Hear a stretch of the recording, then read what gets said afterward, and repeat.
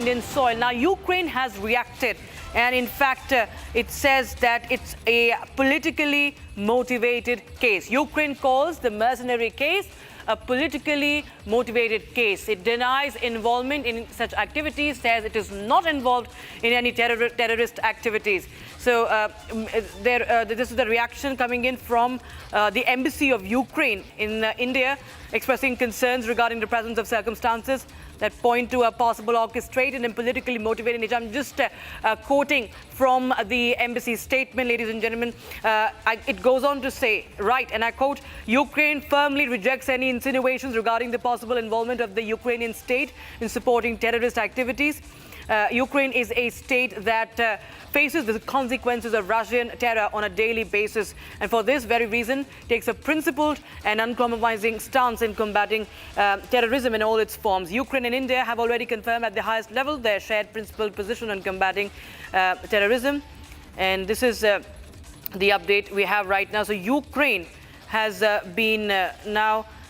Ukraine's embassy has now reacted. It's issued a statement in this regard, and this is pertaining to the case how 6 Ukrainians have been arrested, 1 American mercenary and 6 others, and those are Ukrainians who are in NIA custody for this conspiracy case, for this case pertaining to the violations on Indian soil, and how there could be a possible hand as far as behind that violence in Manipur is concerned. My colleague Shamavi joins us live on the broadcast for more. Shamavi, tell us more details about what I'm picking up. Ukraine now has reacted, denying any involvement of the state of Ukraine. Well, let us tell our viewers what exactly has Ukraine said. The Ukraine has said that there are many reports in the media where they're alleging that out of the 7 arrested foreign nationals, 6 of them, they are Ukrainians, and that they were involved in some terror-related activities. Now, Ukraine has come out and said that there are media reports regarding it, but Ukraine itself is a victim of terrorism, so it would never support any terror-related activity. This is what Ukraine has said. Apart from this, it has said that this entire case where those 7 arrested, 7 foreign nationals arrested by NIA, and there has been talks about how they were using India as a route to bring their drones as well as their other equipments from Europe. Everything seems to be politically motivated and orchestrated, and has also appealed to India to make sure that a fair and transparent proceeding takes place, that all the legal process is followed, and has completely come out and denied any allegation which is related to terror. Now, it was being said since past couple of days, since the 7 foreign nationals were arrested by NIA from 3 different airports in a coordinated effort by NIA after a special input from Russian intelligence, where they've said that they were involved into military training. They were military training the armed groups which are found in border of India and Myanmar. And Ukraine has said that they do not associate themselves from anything. They don't relate to this, and they said that they completely deny that the 6 Ukrainians were involved in terror-related activities because they themselves are a victim of terrorism. Back to you, Rakshita. They are, insinuating that this is an attempt to malign Ukraine. As much as even going on to say that this is a politically motivated case. We clearly see how it's trying to pinpoint at what Russia is doing. This is it says that it is already fighting against the Russian forces, and the fact that this is only an attempt to malign Ukraine. But the fact remains that these 6 people are Ukrainians for a fact. There has been no comment on those individuals. In this statement, if you see, there has been no mention about these individuals. They are not even saying that, no, these are not Ukrainians, or we do not know about them, or we are going to take anything into account. Are we going to investigate or not? Nothing of that sort has been mentioned by Ukraine in this statement. All they are talking about is that we will never be involved in any such terrorist activity. Exactly. It comes as a very umbrella statement, we can say, because they're not, as you very rightly point out, they're not pinpointing to any of such incident. They've just said that they do not associate themselves with terrorism because they themselves are a victim of it. And also, when you look at their statement, they have stressed on the India and Ukraine's strong relations.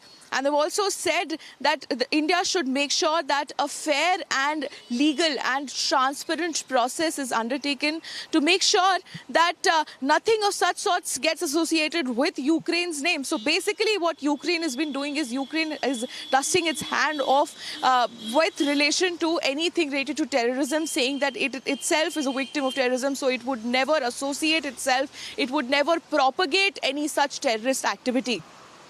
Right. Stay on with us, Shamvi. Also, I'm being joined by my colleague Ishita from the newsroom. Ishita, if you can hear me. Ukraine calls this case motivated. This case is politically motivated. If you could just take us through those important parts of this statement, the first one that is coming in right now from Ukraine on this case. Right, of course, we've got first a written statement from the Embassy of Ukraine on the mercenary case that has been going on in India. We saw 6 Ukrainians were arrested by NIA. They are still in custody till 27th of March. And now Ukraine has come out making big allegations, saying it's a politically motivated case and no allegations of terrorism should be leveled against Kyiv without verified facts. Now, it also says it is Russia. In fact, now we know that there was intelligence provided by Russia, due to which the crackdown was triggered, but now Ukraine says it is an attempt on the part of Russia to, in fact, try and create a divide between India and Ukraine. So those are big allegations that have now been leveled by Kyiv against Ukraine. We are looking at Russia versus Ukraine now spilling over the NIA arrests that have been made in the mercenary case. Now remember, these 6 Ukrainians, they have been involved in transiting drones through India to Myanmar. They were in contact with local networks in Manipur and Mizoram. So now the interrogation is currently on to try and find out their motives, and it seems that there's a larger network as well. There are 14 members who are part of this group, and now Ukraine coming out, it's releasing its first statement saying that these allegations cannot be made without verified facts, transparent procedures and full intergovernmental cooperation. In fact, I'll also read out a few other sentences that have been that are part of the statement. Ukraine emphasizes the necessity of ensuring objectivity, transparency and impartiality in the investigation of this case. They also express their principled readiness for active cooperation between Ukrainian authorities and their Indian counterparts going forward. So we're certainly looking at, as the interrogation continues, the Ukrainian officials also now offering their participation in this probe, which they call is a politically motivated one. Stay on with us, Ishita. I also have with me former diplomat, Ambassador Deepak Vora, joining us on the broadcast. Ambassador Vora, this is the Embassy of Ukraine issuing a statement saying that this is just an attempt to malign Ukraine and that this case is a politically motivated case. While it has been found that these are Ukrainians who have violated the law of entry and the training they were providing, how they embedded themselves in the ethnic group. And there's a larger conspiracy even against the state of India, the government of India, that is being now probed. How do you see this reaction from Kyiv? Well, thank you very much. Can you hear me? Yeah. Yes, sir. It's always a pleasure to be with you on your amazing channel. May I begin by saying the Ukrainians are idiots. If you are the ambassador of Ukraine here, you have an embassy, you don't say things like this. You're making allegations against the government of India. You're asking for free and fair trial. Who do you think you are? Little pipsqueak of a nation? That you think that the trial in India would be not free and fair? Most unworthy of any civilized, decent ambassador. The fellow should be booted out, recalled by his government. We know all about corruption in Ukraine. We know all about how they are getting clobbered. We also know that India will never do anything that is not in its national interest. The suggestion that we are acting on behalf of the Russians, this is ridiculous. On the other hand, we have people saying we're acting on behalf of the Americans as far as the Israel-Iran war is concerned. Who do these people think they are?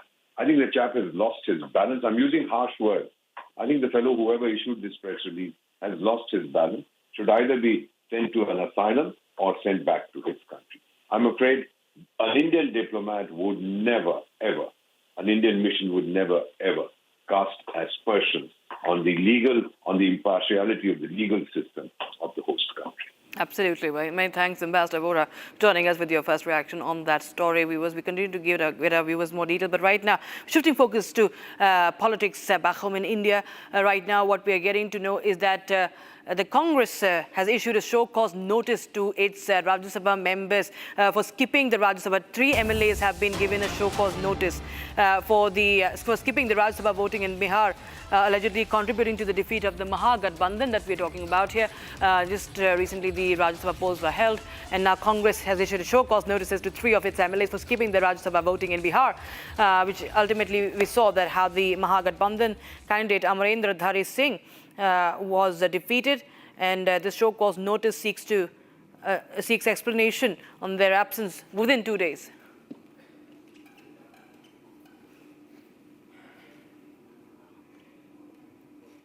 आपके media के साथी के साथ भी बोलेगा आप सम्मान से बड़ा कुछ नहीं होता है, और जब हमारे दल का नेता का ही चुनाव में कहीं कोई भागीदारी नहीं थी तो हमको लगा कि हमारे दल के नेता के साथ, और हमारे जैसे हम भी एक वोट का अधिकारी थे, मगर हम लोग के साथ भेदभाव किया गया था, इसलिए हम वोट गिरा, सम्मान पे ठेस पहुंची, इसलिए वोट गिराने नहीं। जवाब में जो सच्चाई है, जो पूरा चुनाव में देखने के लिए मिला, वो हम जवाब बना के दे रहे हैं, और हमारे दल का नेता स्वतंत्र है, उसका जो भी गाइडलाइंस है उसको मानेंगे।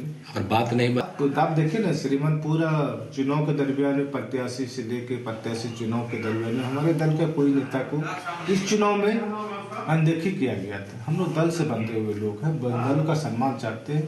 कल कई लोगों से बैठ के हम लोग की बात हो रही थी, ये महत्व।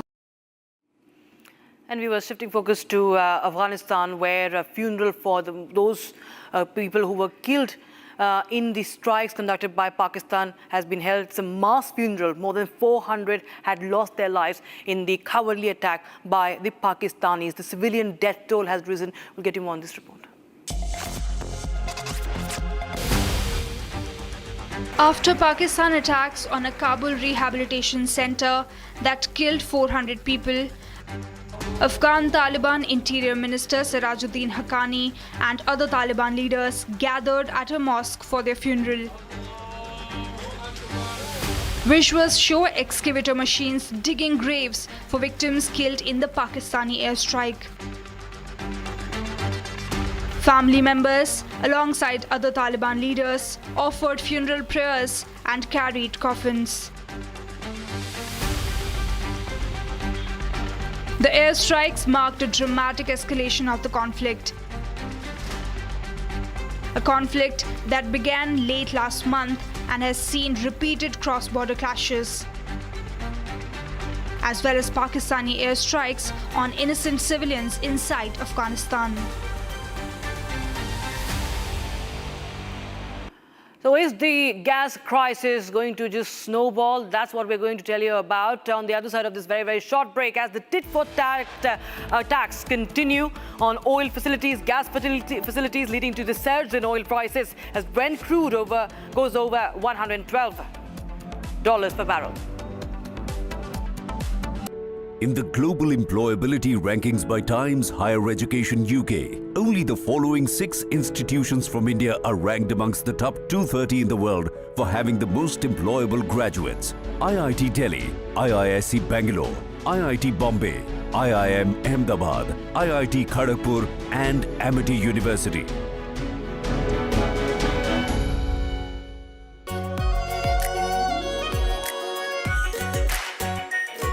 Pure Shahi Paneer Masala.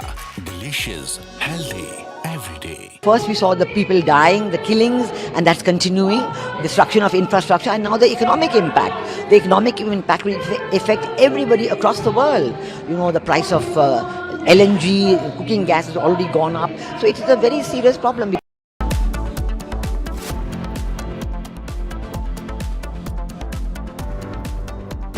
Pure सूजी पास्ता उबालो मिलाओ और खाओ 8 मिनट में तैयार। क्या टेस्ट है सबका राजा आर्नब मसाला। रानी, इस घर में कुछ है जो टूटता नहीं। ये पिलर कभी नहीं टूटेगा। रुंगटा स्टील TMT से बना। रुंगटा नहीं तो घर स्ट्रॉन्ग नहीं। रुंगटा स्टील TMT बार एकदम solid.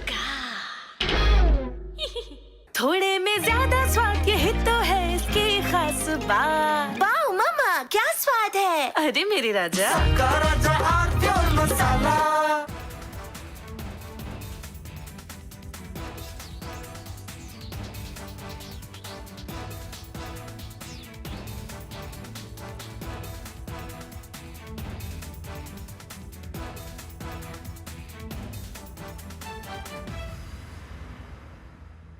First we saw the people dying, the killings, and that's continuing, destruction of infrastructure, and now the economic.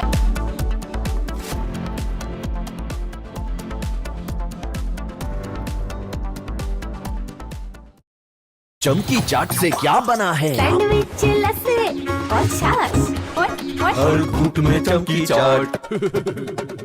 Dry fruit और दही बड़े। चमकी चाट से स्वाद बढ़े। असली स्वाद सिर्फ चमकी चाट। केसरिया से मन जोगी हुआ रे, दिल झूमे देखो मतवारा हुआ रे। केसरिया से मन जोगी हुआ। हर पल मनाओ केसरी त्योहार।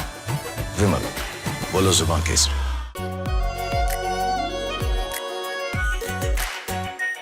Are pure shahi paneer masala, delicious, healthy every day. First we saw the people dying, the killings, and that's continuing, destruction of infrastructure, and now the economic impact. The economic impact will affect everybody across the world.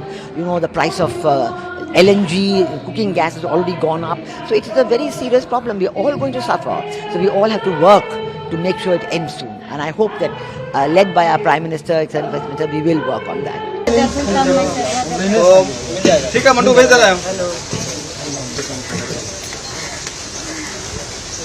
ठीक है ना, भेज रहा मंटू। अरे आलू से नहीं होगा।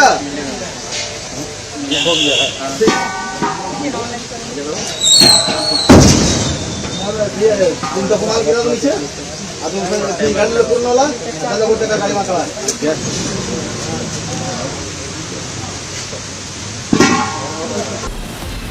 From Asia's largest news headquarters, setting the agenda for Bharat.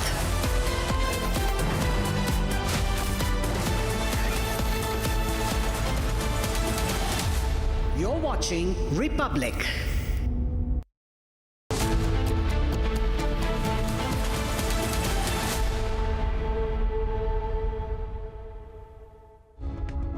Hello and welcome viewers, you're watching live and breaking on Republic TV with me, Ishita Mitra. Now viewers, a big escalation has come in the mercenary case. The Ukraine releases first statement calling it an attempt to malign Kyiv and create a wedge between New Delhi and Kyiv by Russia. We'll get you all the details on that, but first up, let's take a look at the headlines we're tracking for you at this hour.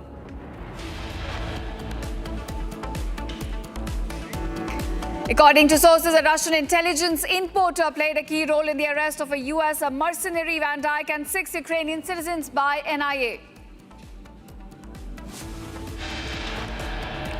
Fresh exclusive visuals from the Strait of Hormuz captured by the captain of an Indian ship stuck in the region, who reports that shellings have now increased in the last 24 hours. US intelligence report claims Pakistan developing missiles with nuclear payload, and Pak advanced missiles now threaten US. The tit-for-tat attacks on gas facilities lead to surge in oil prices. Brent crude over $115 per barrel. Anil Ambani appears before a CBI, expected to be questioned today as well as tomorrow.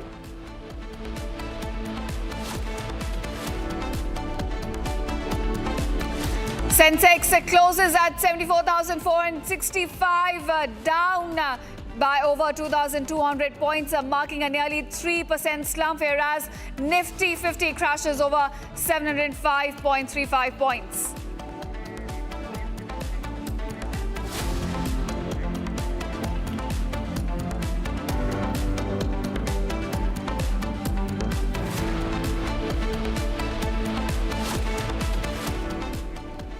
All right, our viewers, our top focus at this hour, the tensions escalating between Taiwan as well as China. Now we've seen a cruise missile test taken by Taiwan in response to the incursions that were in fact followed up by a Chinese PLA. Now this was a low altitude Seung Feng cruise missile flyover during routine Taiwanese defense test. It took place on March 18th.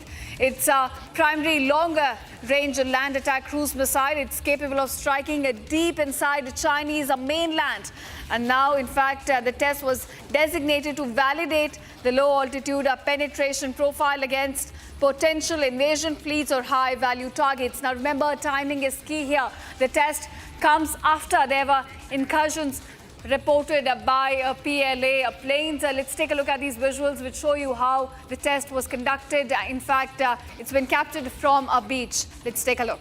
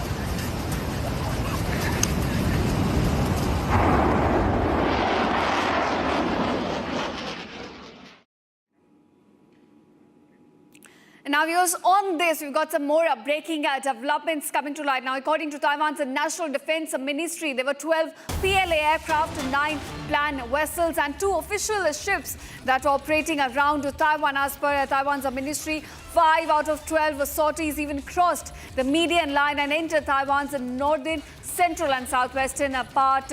That's Aries. In fact, that's the zone regarding its airspace, and this was where there were incursions reported by Chinese planes and vessels as well.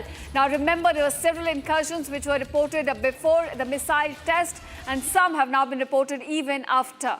There were 5 Chinese sorties that even crossed the median line. So that's the bigger question at this hour. Are we looking at the conflict that's emerging in West Asia, as well as the conflict between Afghanistan and Pakistan? Are these conflicts now emboldening China to also be more aggressive as far as Taiwan is concerned?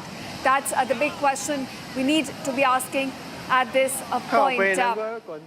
My colleague Ishana joins me with more details. Ishana, do tell us about the test that's now been conducted by Taiwan, as well as the Chinese incursions that have now taken place. We have seen Chinese vessels as Chinese planes now crossing into Taiwan's territory as well. Absolutely. This particular test is of the HF-2E missile. Now, the HF-2E missile is a low-altitude cruise missile specially designed for warfare against Chinese vessels that have been incursions. Now, the Chinese have this unique capability that they have designed, wherein they have started using civilian vessels apart from their PLA vessels to get into the Taiwanese waters and do penetration testing. And by penetration testing, I mean that they will see at which point Taiwan triggers the defensive response. Now, this is what we call the air defense identification zone. So China has been strategically sending their military aircraft into Taiwan's air defense identification zone, wherein they will be providing and looking at the defensive response by the Taiwanese military. And this is what showcases the response of the Taiwanese by developing such cruise missiles as a response to these Chinese incursions. This HF-2E missile is a very special missile. It has been designed to be launched from ground against sea-based targets, and it can also be used to penetrate into China up to 2,000 kilometers. It is a very long-range, very low-flying, stealthy missile that has been developed by the Chinese military. Now, there is a large order that has been placed for these missiles. Approximately 1,000 of these missiles are currently being manufactured, and this order has been placed by the Taiwanese government in early 2025. And the fulfillment have started. And we can see that some of the testing is also being conducted as these are being inducted into the Taiwanese military. And this will be providing a secure defense net to prevent a large-scale invasion against a lot of marine traffic that is being generated by this militia of the Chinese Navy, or PLAN. This militia is basically civilian ships that are designated to provide support to the military in case of an invasion of the Taiwanese island takes place. Now, this is a large-scale exercise that took place on 13th of March, where approximately 1,000 boats of this militia had accumulated near the coastline of Taiwan in a formation that simulated a blockade of the island. And we saw that on 15th of March also there were around 16 aircraft that entered into the Taiwanese air defense identification zone, whereas 10 other aircraft were also in the vicinity, with 7 vessels looking into what the Taiwanese response is. And a few days later, we can see that Taiwan has tested this missile, which showcases this capability of Taiwanese military to respond against the Chinese threat. And this can be seen as clear escalation in the matrix. Back to you, Ishita.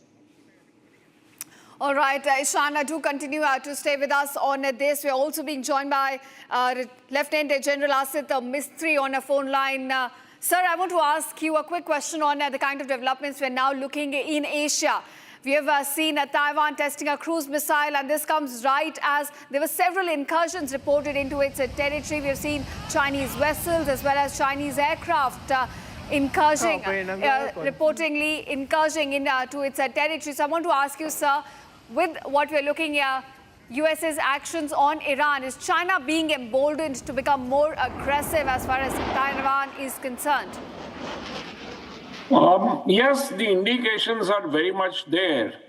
You know, some time back, about 10, 15 years back, the US was to follow a policy of pivot to Asia, that is Asia Pacific, Indo-Pacific region. But because the US has got so badly stuck and mired in the Middle East that it is not able to extract itself from there and pivot to Indo-Pacific as should have been or was their policy, a strategic policy about 10, 15 years back.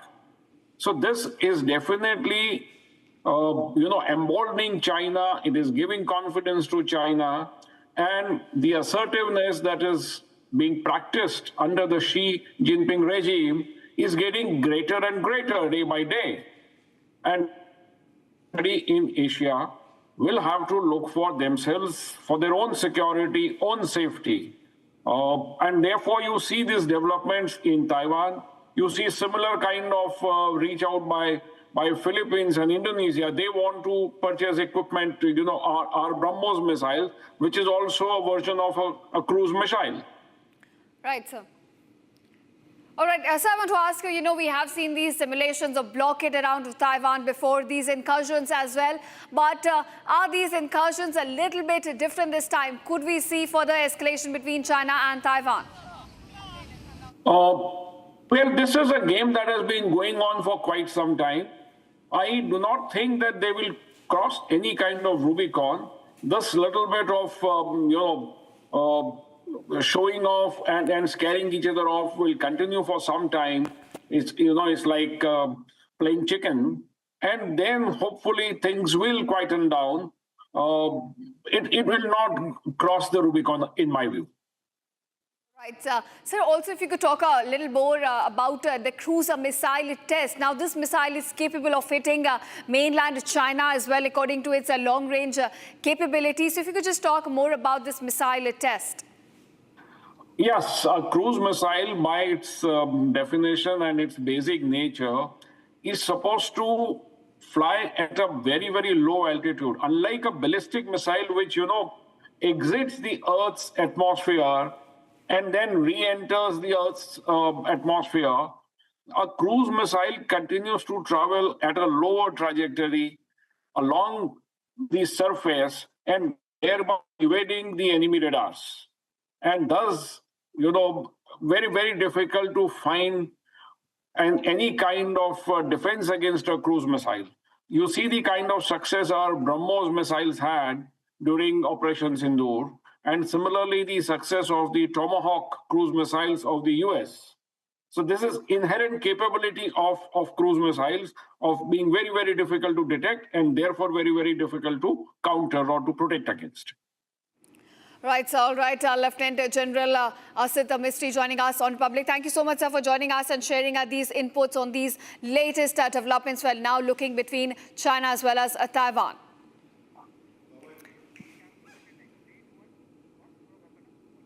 And now, viewers, moving on to another breaking development getting at this hour. Russian oil tanker is now expected to reach India on March 21st. Aqua Titan vessel has now been chartered by MRPL. The arrival date is in fact 21st of March at Mangalore port. It's carrying crude oil and it's a crude oil tanker. Aqua Titan is currently located in near the Laccadive Sea, and it's a current location that we're getting you just about 19 minutes ago, and it's carrying crude oil. It's a crude oil tanker. It's sailing under the flag of Cameroon is what we are given to understand. Now, viewers, that's the breaking news we're getting at this far. India is now diversifying its sources of crude as well as gas, and we're looking at a Russian oil tanker now on its way to India. It's sailing under the flag of Cameroon, and it is now expected to be docking at Mangalore port on 21st of March. So certainly a relief as far as the energy situation is concerned in India. It's a Russian ship titled Aqua Titan. It is now set to dock at Mangalore port.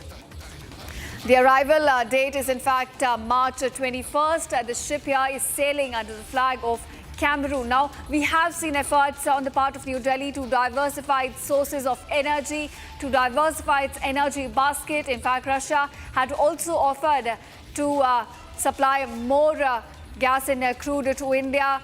As the world over, we're looking at an energy crisis, and now the latest information Republic is picking up is about a Russian crude oil tanker that's now expected to be docking at an Indian port in Mangalore on 21st of March. So certainly big relief in terms of the energy situation in India.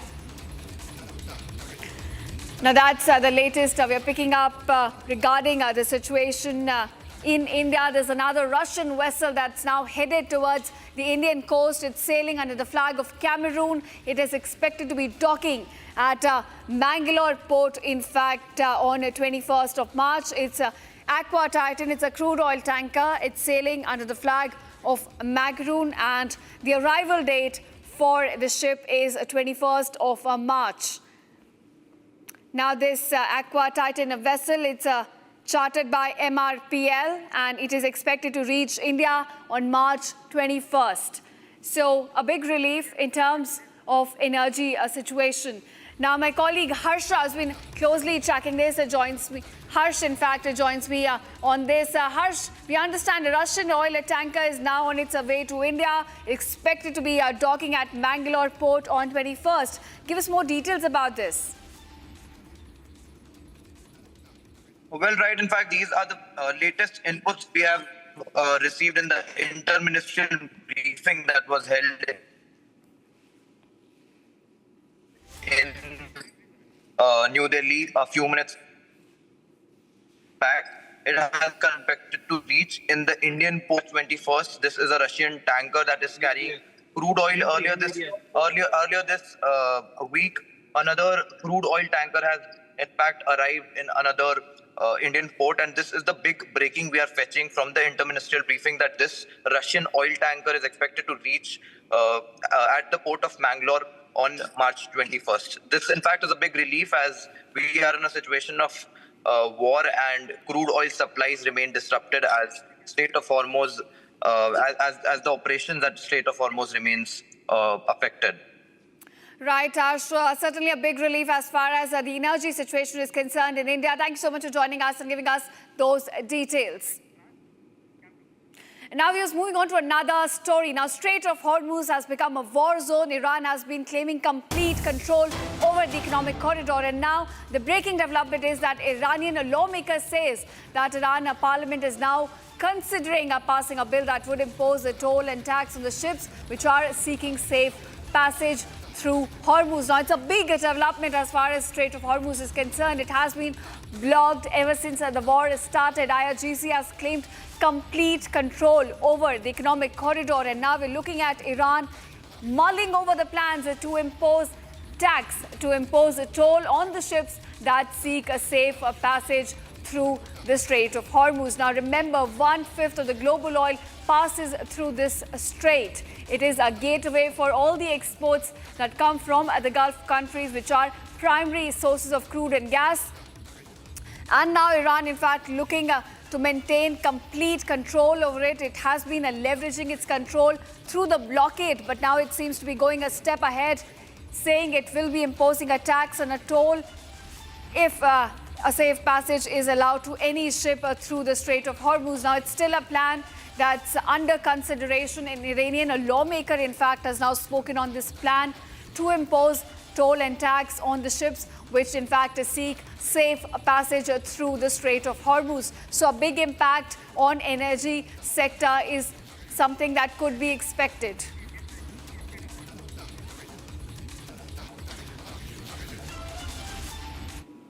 All right, viewers, now India's energy lifeline is under pressure as about 22 Indian-flagged ships carrying over 1.67 million tons of crude oil, LPG as well as LNG remain stranded in the Strait of Hormuz. Now, this comes following the US-Israel strikes on Iran. So while a few vessels have safely reached ports in India, we have seen Nanda Devi Shivalik as well as the Jagladki, including over 600 crew members. They are still awaiting clearance. Officials now say they're closely monitoring the situation as India still works to secure the safe transit of vital energy supplies through this tense maritime corridor. Now, fresh visuals have also emerged, courtesy a captain on board a stranded vessel, in fact, showing us what's the situation currently at the Strait of Hormuz. Take a look at this detailed report. As concerns loom large over Indian energy supplies stranded in the Strait of Hormuz, dozens of Indian ships carrying crude, LPG and LNG continue to remain trapped in the Strait of Hormuz as conflict escalates in the Gulf region. And in the midst of this, adding on to the resultant global energy crisis, fresh visuals emerge from the Strait of Hormuz. These exclusive visuals, captured by Indian seafarers, show the stranded vessels placed along the sea. One captain aboard a stranded vessel goes on to make a claim. He says shelling has reportedly increased in the past 24 hours. While a few vessels have made it to the safety, the majority remain stranded on the west side with over 600 crew members aboard waiting for clearance. But the government is assured that none of these vessels have been struck so far. Earlier this week, 3 LPG carriers, Shivalik, Nanda Devi and Jagladki, completed their voyage to stations at Mundra Port and Kandla Port respectively. Now, viewers, after Saudi Arabia's emergency meeting of foreign ministers from Arab and Islamic countries in Riyadh, Saudi's foreign minister now says the kingdom is not going to succumb to Iranian pressure. Take a listen as to the latest response that's coming from Saudi as Iran escalates its attacks on the Gulf countries. Take a look. While a number of diplomats are meeting, I cannot see as coincidental. And I think that's the clearest signal of how Iran feels about diplomacy. It doesn't believe in talking to its neighbors. It tries to pressure its neighbors. And what I can say categorically, that's not going to work. The kingdom is not going to succumb to pressure. And on the contrary, this pressure will backfire. I care about now is that the attacks on my country and on my neighboring countries that are not involved in this conflict end. That's all I'm interested in. And we're going to use every lever we have, political, economic, diplomatic, and elsewise, to get these attacks to stop. That's what I care about. Any re-engagement with Iran, this conflict, will end at some point. But I have to tell you, what little trust there was before has completely been shattered. All right, viewers, we've got another breaking news coming in. This one comes from Indian Prime Minister Narendra Modi. He's now said that he spoke with his dear friend President Emmanuel Macron on the situation in West Asia and the urgent need for de-escalation as well as a return to dialogue and diplomacy. He also says that both the countries now look forward to continuing their close coordination to advance peace and stability in the region and beyond. So we're looking at a call now taking place between Prime Minister Modi and his French counterpart, wherein both of them have now batted for diplomacy and dialogue to take place between the warring parties in West Asia. They've called for a return from both the sides to the negotiating table. In fact, Prime Minister Modi also stressed on the need for dialogue at this very moment. He stressed on the need to return to dialogue and diplomacy.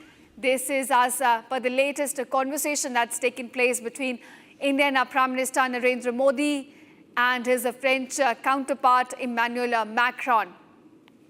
Now, both the leaders took stock of the situation in West Asia. They discussed the latest war developments and stressed on the need for the warring parties to return to the negotiating table and let diplomacy and dialogue lead the way forward.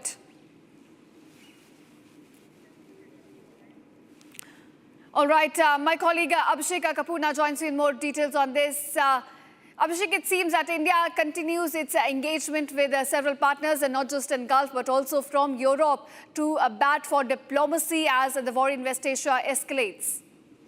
Well, these are very significant phone calls that the Prime Minister has made. Remember, Prime Minister has been engaged in very intense diplomatic dialogue, first to take care of India's own interests in the geography, particularly energy security and the diaspora, and then, of course, to make sure that the conflict does not widen. And in that context, Oman and France become very important. And it seems that there is pressing on the paddle happening insofar as bringing an early end to the war is concerned. Because remember, Oman has played a mediation role between Iran on one side and the United States and Israel on the other. And in fact, we had Omani foreign minister claim that just before the war started, things had tapered off and it seemed like a deal is at hand. So Prime Minister talking to the Oman Sultan is clear indication that we are contributing in our own way to bring the situation back to the negotiation table. Also significant that Prime Minister has spoken to French President Emmanuel Macron, apart from the fact that that's our strongest strategic partnership in Europe.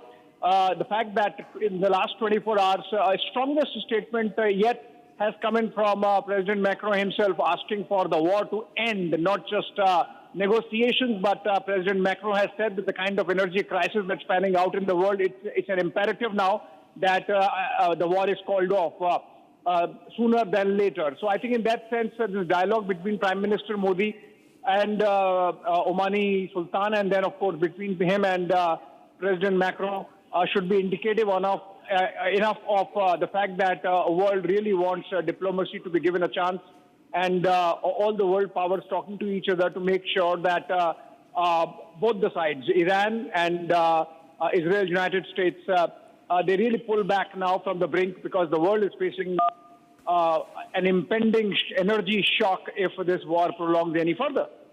Right, so India continues to engage with its Gulf partners as well as European allies and bat for diplomacy as the war escalates. So thank you, Abhishek, for joining us and giving us those crucial inputs.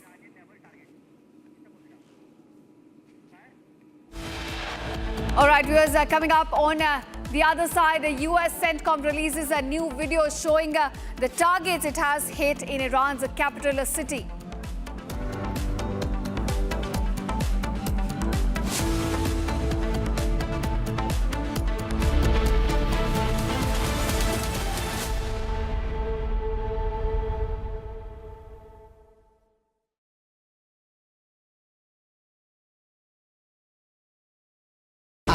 Pure सूजी pasta उबालो मिलाओ और खाओ 8 minute में तैयार क्या taste है सबका राजा आर्नब मसाला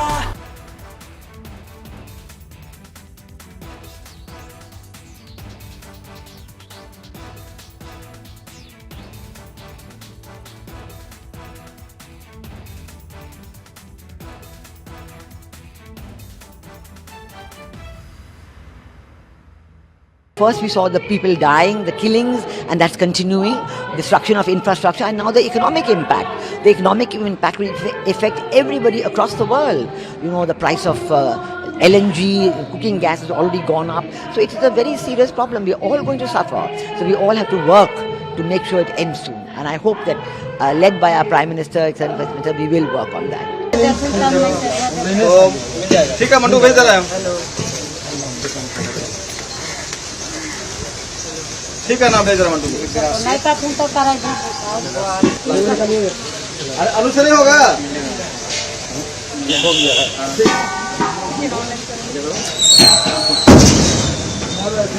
तुम तो कमाल किया तो नीचे अब तुम गाड़ी ले पूर्ण वाला चलो वो तेरा गाड़ी मार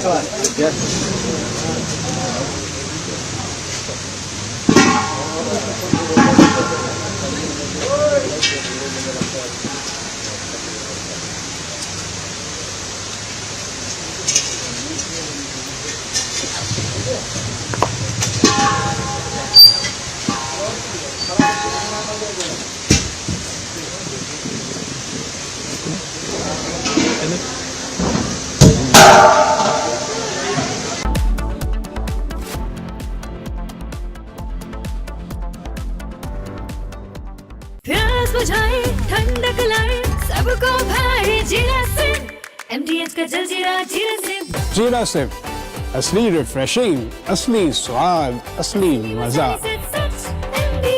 MTH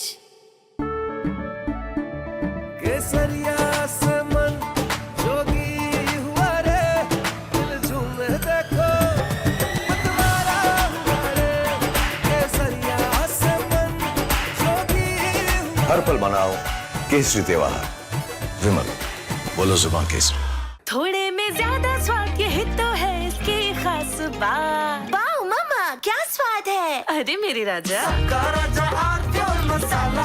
First, we saw the people dying, the killings, and that's continuing, destruction of infrastructure, and now the economic impact. The economic impact will affect everybody across the world. You know, the price of LNG, cooking gas has already gone up. So it is a very serious problem. We're all going to suffer. So we all have to work to make sure it ends soon. And I hope that, led by our Prime Minister, we will work on that. ठीक है मंटू भेज दे रहा है ठीक है ना भेज रहा मंटू अरे अनु से नहीं होगा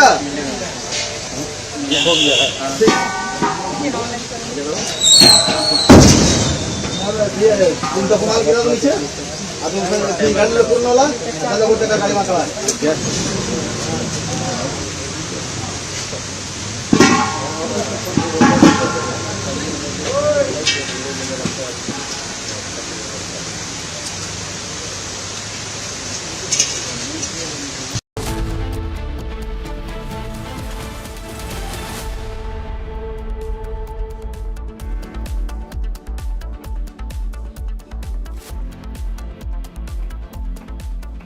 Hello and a very warm welcome. You're watching Republic TV. I'm Gesu Bharadwaj, and viewers, now at least 22 Indian vessels remain on standby in the contentious Strait of Hormuz. Now this comes even as India has been given a green signal from the Iranian aggression to take their vessels through the contentious strait. Getting you all the information on that and a lot more. But first, here's a check on your headlines for the hour. Take a look.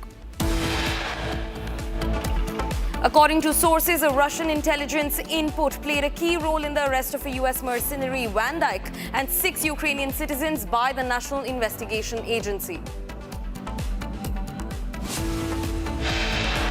Ukraine issues statement on NIA arrest of foreign mercenaries, denies charges, calls it politically motivated. US intelligence report claims Pakistan is developing missiles with nuclear payload and that Pakistan advanced missiles threaten the US. The tit-for-tat attacks on gas facilities lead to surge in oil prices. Brent crude over $112 per barrel now. Anil Ambani appears before CBI, expected to be questioned today and tomorrow.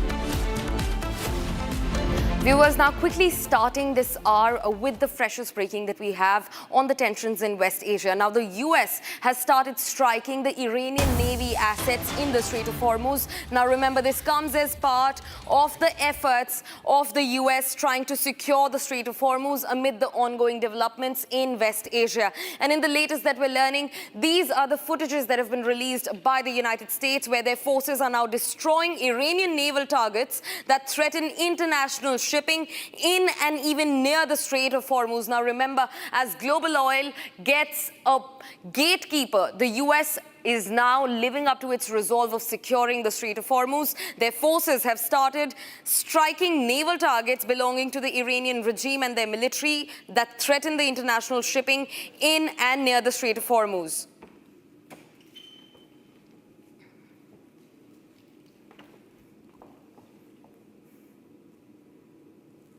Now, viewers, meanwhile, as the war rages on in West Asia, a larger, wider conflict looms large. Now, UAE has been struck once again. At least 7 ballistic missiles have been dealt with, and 15 drones incoming from Iran have been downed by the UAE air defenses.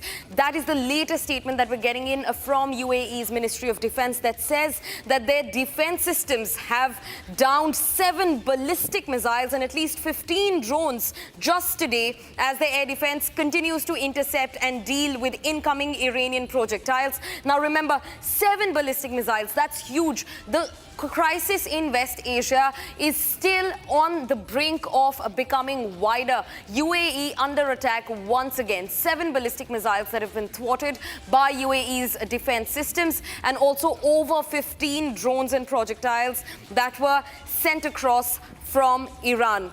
Now, following this attack, the drone attack, the Yanbu port in Red Sea has halted all oil loading operations. That's the latest that we're getting in from UAE. And now, viewers, shifting focus. As energy and oil remain at the center of the ongoing escalations in West Asia, another oil port has been struck. The Yanbu port in the Red Sea has now halted all loading operations. In fact, it is Saudi Arabia's only port for exporting oil outside the Persian Gulf.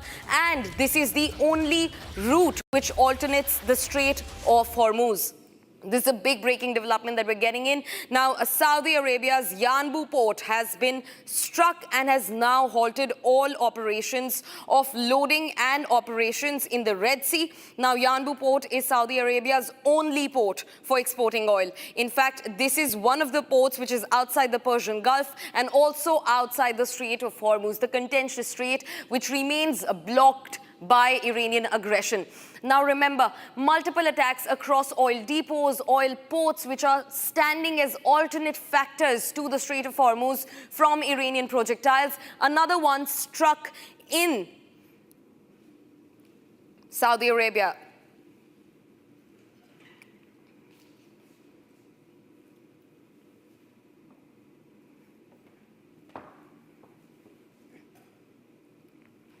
Viewers, now as Iran, Israel and the United States continue to exchange strikes and counterstrikes, the Iranian government has raised fresh alarms, saying that their judicial complex was struck by Israeli and US projectiles. Now, this has happened in Lorestan, which has resulted in the deaths of at least 14 people, including 2 judges and 10 civilians. A judicial complex in Lorestan in Iran, which has now come under attack. 14 people have been confirmed dead, and this includes 2 judges and 10 civilians. A major development in the war's aggression as the war continues to batter civilian infrastructure across borders. Now, this is the latest that we're learning in. A spokesperson from the Iranian government has spoken over the matter. In fact, they have confirmed that 14 people have been killed, including 2 judges and 10 civilians. Now, civilians being caught in the middle of the war, which is now going across a wider region in the West Asian region. That's the latest that we're getting in from Iran.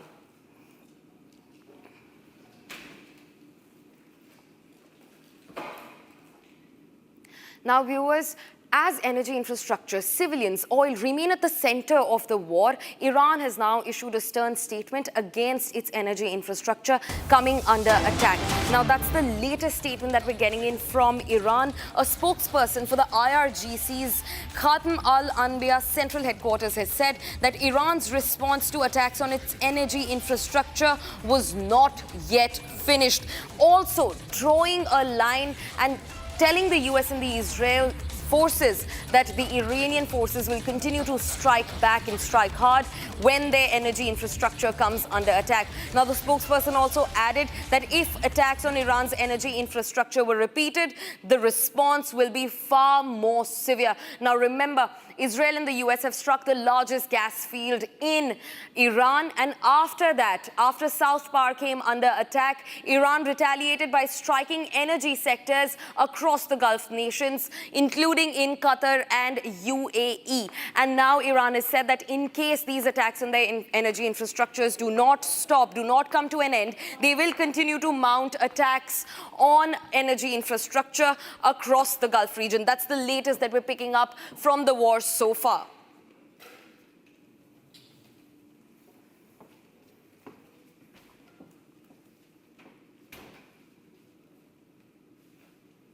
Viewers, now shifting focus and talking about the mercenaries who've been arrested in India. 7 of them, 6 Ukrainians and 1 US citizen, Matthew Aaron Van Dyke. Now remember, the Russian intelligence came to India's help. Russian intelligence and the National Investigation Agency back at home coordinated their intelligences and worked on this operation of nabbing these 7 mercenaries. In fact, the Russian intelligence also suggests that Van Dyke has been in and out of Myanmar since 2024. Based on those intelligence reports, in fact, the NIA began their raid, began sifting out the 7 mercenaries who've been arrested inside India's northeast in the last 3 months. And on the 13th of March, finally, the NIA caught them red-handed. Take a look at this. 7 foreign nationals, 6 Ukrainians and 1 American, Matthew Van Dyke, now in NIA custody till March 27th. Investigation now becoming murkier regarding mercenaries' role in destabilization India plot. Sources reveal it was a Russian intelligence input that triggered the crackdown. The input flagged a foreign network training anti-government armed groups in Myanmar. The input pointed to drone warfare training including assembly, operation and even jamming techniques, equipment routed through India, raising serious national security concerns. A key input from Russian intelligence helped in the arrest of 7 foreign nationals. 7 foreign nationals, including 6 Ukrainians and 1 US citizen. The Russian intelligence flagged off that a group of foreign nationals were giving military training to the armed group, which are usually ethnic armed group, which are usually found in the border of India and Myanmar. Apart from this, they were also giving drone warfare training from assembly to operations to also jamming them, so the whole entire package. And now the spotlight is back on Manipur, a region that has seen years of ethnic violence, hundreds dead, thousands displaced. The probe has now expanded. NIA is looking at sleeper cells in border areas and the role of local contacts in Manipur and Mizoram. Sources say the foreign mercenaries were in touch with local networks and had even travelled to Andhra Pradesh. The foreign mercenaries who went to Myanmar via Northeast didn't just travel through the Northeast, like cities like Guwahati, Imphal or Mizoram, but they also built a local network. Now, as they have been arrested and the investigation is on, investigating agencies are also looking into deeper sleeper modules that could have existed.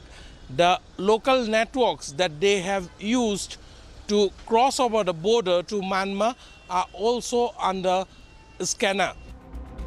Investigators believe this may not be just 7 individuals, but part of a larger group of 40, some of whom may still be in Myanmar. Meanwhile, Sons of Liberty International has responded saying it is in touch with the US State Department and awaiting more details from Indian officials. Sons of Liberty International, the organization founded by Matthew Van Dyke, has reacted to his arrest, saying it is awaiting more details from lawyers and the NIA.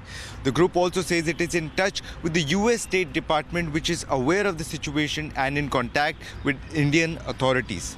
Van Dyke, an American national, is among 7 foreign nationals arrested in the NIA's drone terror probe. His arrest has now added both an international and national security dimension to the entire investigation.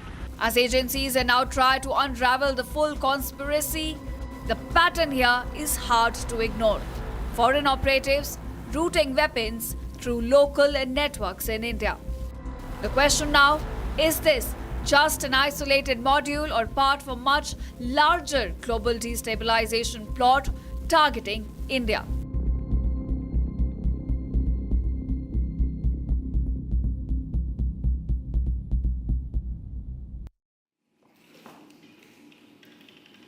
Viewers, now shifting focus. The European Union Foreign Policy Chief Kaja Kallas has spoken over the West Asian tensions. In fact, she said that she's in constant touch with the United Nations to secure the Strait of Hormuz and secure safe transfer of energy through the contentious strait. In fact, listen in to what EU's Foreign Policy Chief Kaja Kallas had to say on the matter.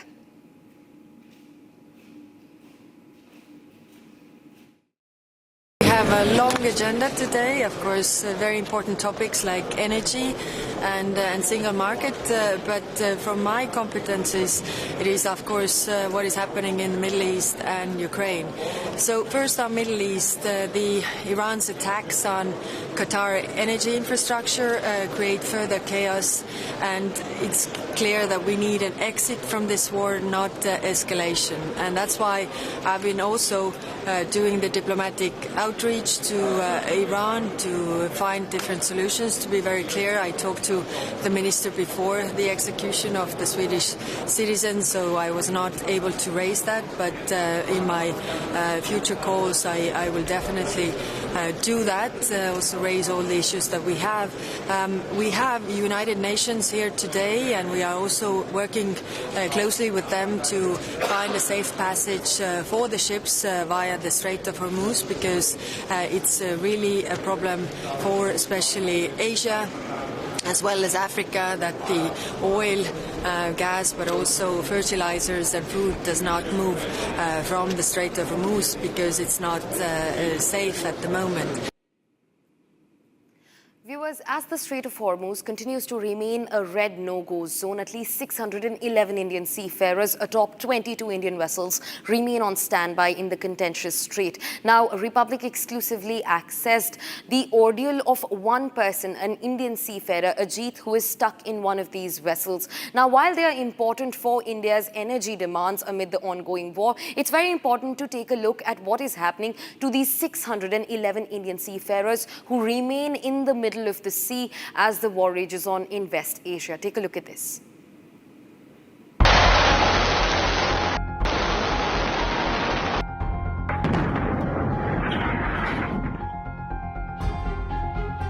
The war between US, Israel and Iran has resulted in the Strait of Hormuz being weaponized.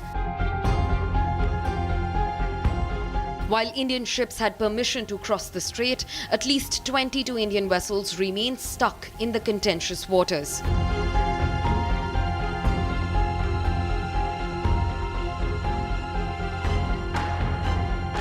Now, Republic has obtained exclusive visuals from the region sent by an Indian ship's captain. The captain reports that shelling has increased in the past 24 hours. We are feeling safe now. Now there is no much panic, as long as the naval ships are patrolling around us, and our all government is helping us, our company is helping us, whatever our requirements are. So that is totally fine. Apart from that, yes, there we have been witnessing the attacks, missile attacks in and out of Iran and other countries, especially the last night, today early morning, there were around hundreds of missiles were fired to the Iran. That was a bit scary and very unfortunate. The Indian ministries have taken cognizance of all Indians aboard, briefing that the crew is safe and sound. सभी भारतीय जहाज और भारतीय नाविक including 611 जो कि west of strait of Hormuz में हैं, 22 इंडियन फ्लैग वेसल्स पे सभी सुरक्षित हैं और कोई घटना की सूचना नहीं है. Iran, meanwhile, has stated that no ship will pass through the Hormuz for the next 24 hours.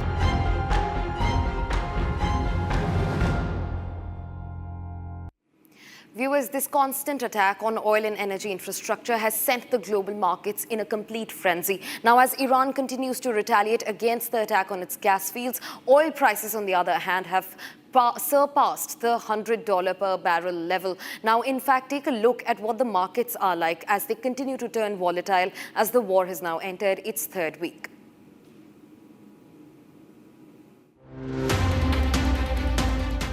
While Iran and Israel target oil facilities, the common man is caught in the crossfire. Since the war began on the 28th of February, the oil prices have been continuously rising and show no signs of sliding down. While the US claims that the oil prices will come down after the war ends. If we have a little high oil prices for a little while, but as soon as this ends, those prices are going to drop, I believe, lower than even before. This, even as European gas prices also surged nearly 30%.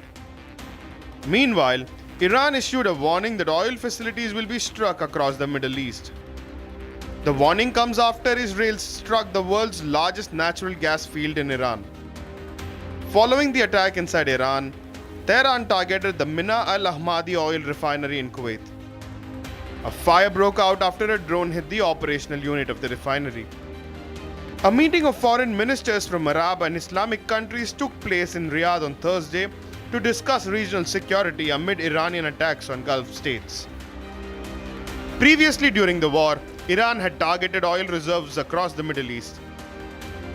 From striking Aramco, which is managing the world's largest hydrocarbon reserves, to Bapco in Bahrain, which produces 400,000 barrels a day.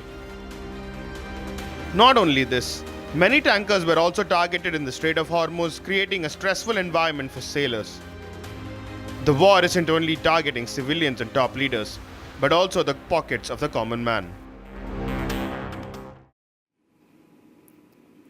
Viewers, now the European Union has, after sending humanitarian aid, held a meeting condemning the strikes in West Asia. At the forefront of this is the French President Emmanuel Macron, who has condemned the reckless escalations that are ongoing in West Asia. In fact, this happened right before he entered a roundtable meet with other EU chiefs. Now remember, this comes at the heels of the European Union also sending about $545 billion of humanitarian aid to Iran, and also after the EU completely rejected Donald Trump's demand for entering the wider war. Now, Macron has condemned the escalation that's been ongoing in West Asia, calling it reckless. Listen into what the French president said.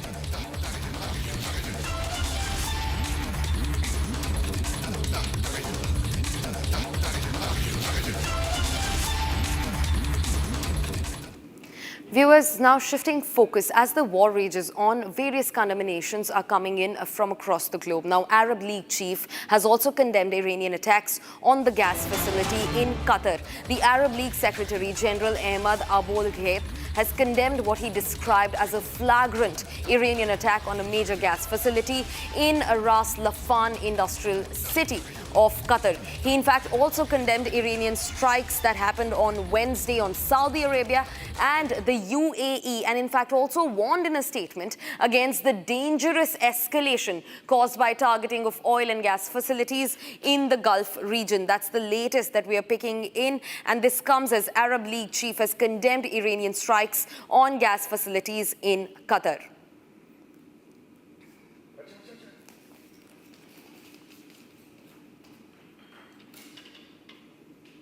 Viewers, now after Saudi Arabia's emergency meeting of foreign ministers from Arab and other Islamic countries in Riyadh, Saudi Arabia's foreign minister says that the kingdom is not going to succumb to Iranian pressure. Listen into this. While a number of diplomats are meeting, I cannot see as coincidental. And I think that's the clearest signal of how Iran feels about diplomacy. It doesn't believe in talking to its neighbors. It tries to pressure its neighbors. And what I can say categorically, that's not going to work. The kingdom is not going to succumb to pressure. And on the contrary, this pressure will backfire. What I care about now is that the attacks on my country and on my neighboring countries that are not involved in this conflict end. That's all I'm interested in. And we're going to use every lever we have, political, economic, diplomatic, and elsewise, to get these attacks to stop. That's what I care about. Any re-engagement with Iran, this conflict, will end at some point. But I have to tell you, what little trust there was before has completely been shattered. Viewers, that's all that we could wrap in this edition of the News Bulletin. But don't go anywhere. On the other side, we decode how the US forces have now started striking Iranian naval targets in and around the Strait of Hormuz, with their larger resolve of now taking full control of the shipping route. Getting you all the details on that and a lot more after this short break. Stay tuned to Republic TV.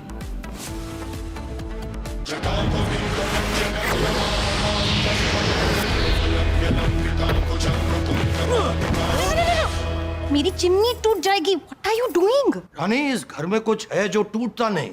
ये pillar कभी नहीं टूटेगा। Rungta steel TMT से बना। रुंगटा नहीं तो घर strong नहीं। रुंगटा स्टील TMT बार एकदम solid.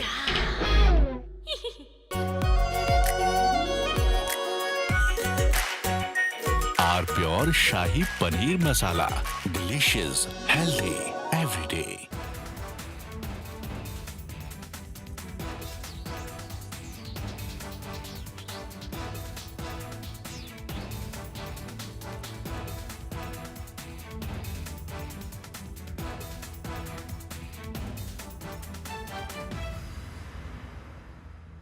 First we saw the people dying, the killings, and that's continuing, destruction of infrastructure, and now the economic impact. The economic impact will affect everybody across the world. You know, the price of LNG, cooking gas has already gone up. So it is a very serious problem. We are all going to suffer. So we all have to work to make sure it ends soon. And I hope that, led by our Prime Minister, Executive Minister, we will work on that. ठीक है mandu भेज दे रहे हैं ठीक है ना भेज रहा मंडू आलू से नहीं होगा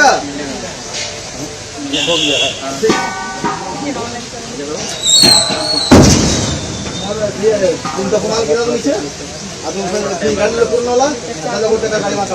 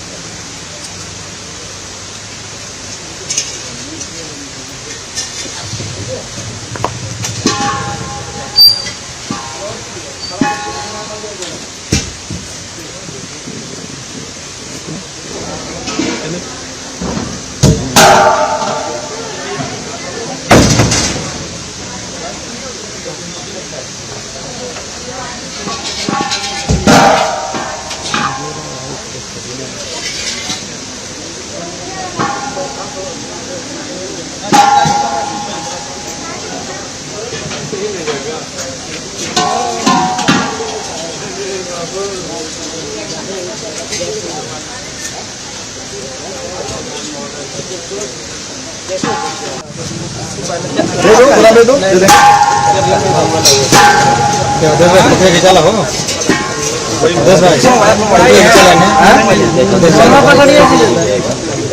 ठीक है ना हम बात करेंगे क्या हुआ ठीक है ना भैया बोलेंगे आप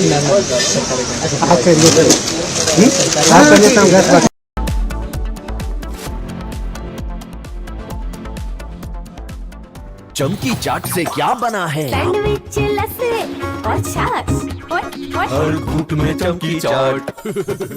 अब बताओ स्वाद आया? आया। असली स्वाद सिर्फ चमकी चाट।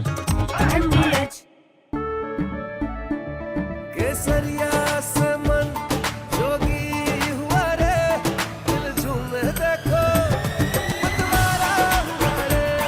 केसरिया से मन जोगी हुआ। हर पल मनाओ केसरी त्योहार। विमल, बोलो जुबान Kesari.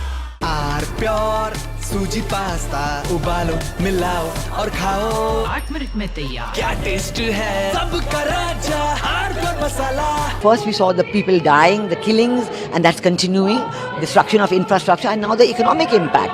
The economic impact will affect everybody across the world. You know, the price of LNG, cooking gas has already gone up. So it is a very serious problem. We are all going to suffer. So we all have to work to make sure it ends soon. And I hope that, led by our Prime Minister, Executive Minister, we will work on that. ठीक है mandu भेज दे रहे हैं। ठीक है ना भेज रहे हैं मंडू। आलू से नहीं होगा? हो गया।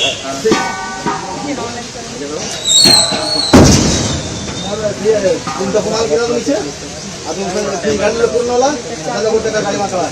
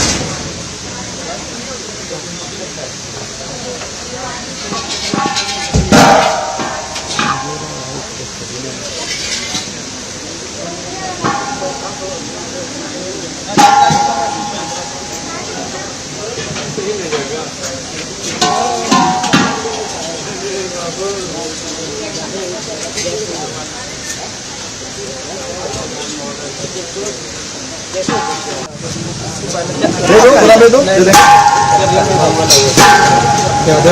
चला हो 10 ठीक है ना हम बात करेंगे कहीं क्या हुआ ठीक है ना भैया बोलेंगे आप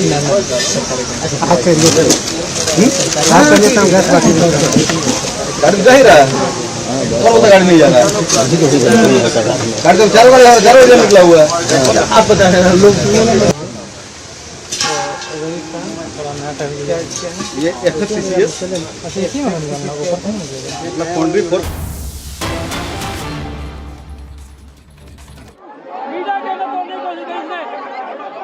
Visuals from Palam where Aam Aadmi Party's Saurabh Bharadwaj is meeting the victims of the Palam fire. Remember, Aam Aadmi Party has been criticizing the fire department's response following the massive blaze in Delhi's Palam area that has claimed the lives of at least 9 individuals. And you have Saurabh Bharadwaj there. You can see there are a lot of people also that have gathered. There is anger against the system as well. If you see what has happened, that tragic loss of lives, youngest surviving son oblivious of the 9 family members. There's elderly, 3 generations in fact have been affected in this building that housed a shop as well in the basement, and the family lived on the upper floors, and 9 people were killed in this fire. And Aam Aadmi Party leader meeting the victims there. A lot of commotion, what we can capture on our cameras right now live on your screens. And there were frantic rescue attempts, and what we know is that Delhi government has also announced ex-gratia of victims. The fire broke out in residential building in Sadnagar area of Palam, allegedly due to a short circuit in the wee hours on Wednesday. And this is there is in fact the Prime Minister had also announced on Wednesday an ex-gratia of 2 lakh to the next of kin of each deceased in the Palam residential building fire.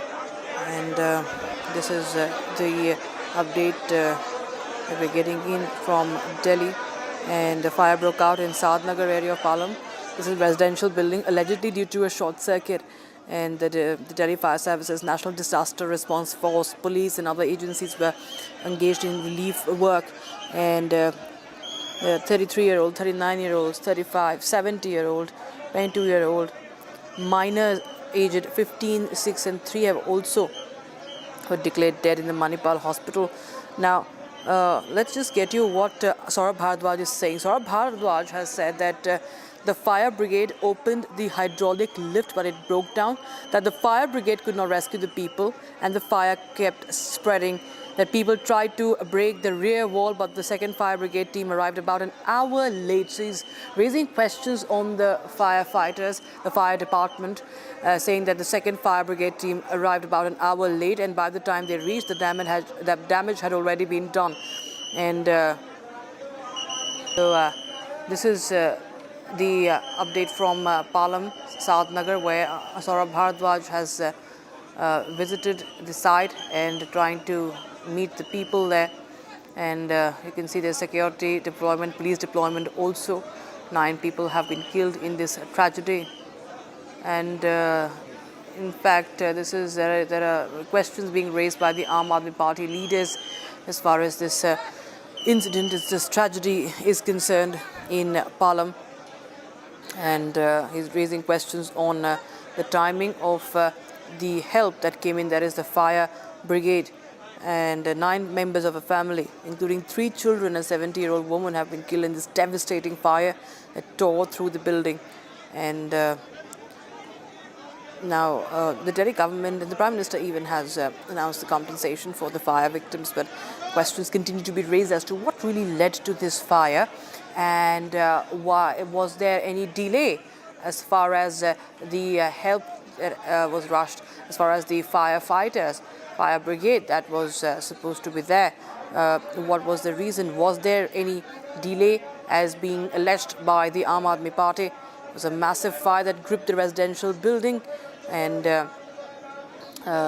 what we know is that building has been completely damaged from inside, and the rescue operation became a big challenge.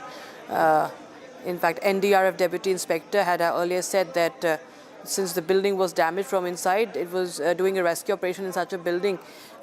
It was a big challenge, and our colleague Gesu joins us live on the broadcast for more. Gesu, well, this is a tragedy that has happened in the national capital. 9 people have lost their lives, including children and an elderly woman. But now protests are being held at Palam, and Aam Aadmi Party upping the ante against the firefighter for the fire department.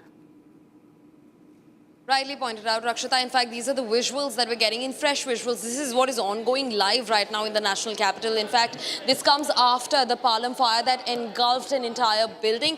Not just that, at least 9 people, among 3 children also, killed by the fire that raged on in Palam. And also, Rakshita, very important to remember, the Chief Minister has ordered a magisterial probe in the matter. But this protest is over the scrutiny of the fire department themselves. Now, remember, they are dealing with 2 charges. One, that they came late, even though multiple calls were made, and the fire was raging on in this residential building, this area in Palam in the national capital. The second accusation that they are dealing with and have not given any answer for is related to the hydraulic lift getting stuck even as the rescue operations remained underway in Palam. Look at the visuals of the people completely angry, out and about on the streets protesting. 9 people that have been killed because of the fire, including 3 young children who were killed in the fire that broke out in Palam in New Delhi. Now remember, even as Chief Minister Rekha Gupta has ordered a magisterial probe, nothing has come out as of now. In fact, while the agency says that they're working round the clock to get to the bottom of the incident and to give relief to the families of those who've been killed by the dangerous fires, people are out here protesting not just against the fire but also the department for their delay over the rescue operations. Not just that, their hydraulic lift also getting stuck at the moment where they say that had it been working, a lot many lives could have been saved in the fire that engulfed 9 people, including 3 children that were killed in the bloody fires that took place in Palam in the national capital. Back to you, Rakshita. Right. Of course, this is one of the deadliest fires that we see deadliest fires that National Capital has witnessed as 9 members of a family die in this massive blaze. But you can see Saurabh Bharadwaj right at the center over there. He's holding a sit-in, what we understand, and he's holding a protest there along with other Aam Aadmi Party members. And there's a security deployment also. The presence of the media and the people of the residential, the residents of the area of Saad Nagar in Palam. We will continue to get you more details on that. But right now, MEA is holding a press conference right now. Spokesperson Ranveer Kaijwal is speaking. तो भारत का क्या reaction?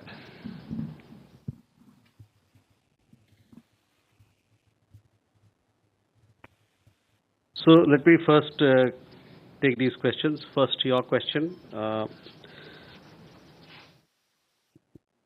There is a lot of, obviously, you all know about the case, and we are also aware of the case. As you know, that this is a legal matter. The relevant GOI agencies are investigating it presently. We had a related question from Keshav as to whether we have received consular access request. Yes, we have received consular access request, and these will be addressed keeping in mind the legal requirements that are involved in this particular case. Your second question regarding Chabahar, I had commented and remarked on this particular issue earlier as well, so I would repeat what I had said before. The US side has given a guidance extending the conditional sanctions waiver for Chabahar port until 26th of April 2026. The government remains engaged with all concerned in order to address the implications of these developments. So that is what we have. On the ongoing crisis in West Asia, we've made several statements as to where we stand, what is our position, how we look at it. We've called for restraint, we've called for de-escalation, we've called for dialogue and diplomacy so that there can be early end to this particular conflict. So that is where we are on the West Asia crisis. Siddhant, your question regarding over the last several days or so, we've seen strikes from Pakistan into Afghanistan. We have condemned these strikes because they have targeted civilian infrastructure and they have caused a lot of misery to people. You would have seen our statement. We once again unequally condemn these barbaric airstrikes from Pakistan into Afghanistan. Obviously, it vitiates the atmosphere in the region. It is not helpful at all. Keshav, on your consular access bit, I just responded. About energy, we have received requests from several of our neighboring countries, and I had spoken about it earlier as well. We have received requests from Bangladesh, from Sri Lanka, from Maldives, and some other neighboring countries. As I had indicated earlier, India has been supplying diesel to Bangladesh since 2007 through various modes of transportation.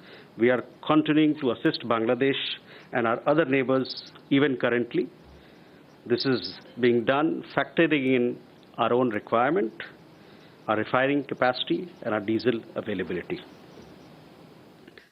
Akhilesh ji, किन किन देशों से मदद की मांग आई है? मैंने कहा बांग्लादेश से, श्रीलंका से, मालदीव से हमारे पास अनुरोध आया है कि हम उनकी मदद करें। बहुत सारे देशों के साथ हमारे पहले से ही ऊर्जा के क्षेत्र में साझेदारी चल रही है, तो वो साझेदारी चल रही है और अभी के परिप्रेक्ष्य में उन्होंने मांगा है मदद, उस पर हम लोग बांग्लादेश के जैसे बताया हमने कि उनकी पूर्ति की जा रही है और अन्य देशों का जो भी अनुरोध है उसको हम लोग एग्जामिन कर रहे हैं।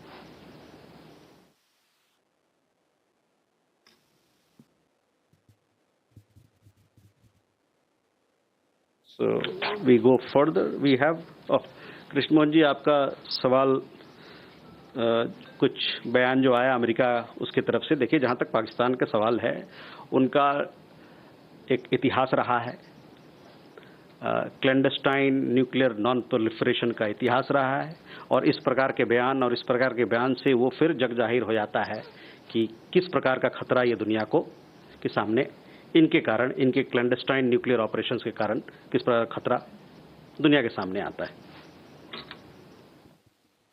Ayushi.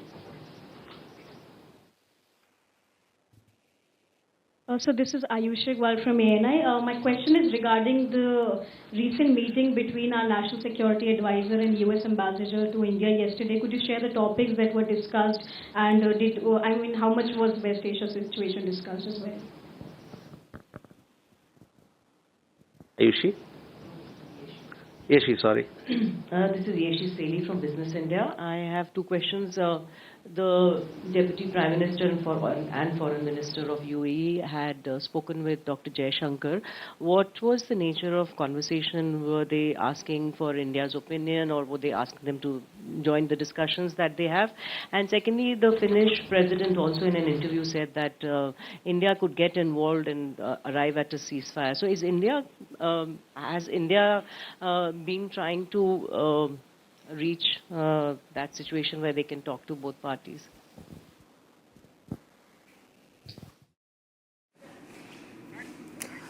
All right, now we are going across to the latest breaking news that we have from Bengal. The BJP has released its latest list of candidates, 111 candidates for the upcoming elections in Bengal. Second list from the BJP is out, and going to just share more details on that as we track each and every detail in the run-up to this the crucial polls.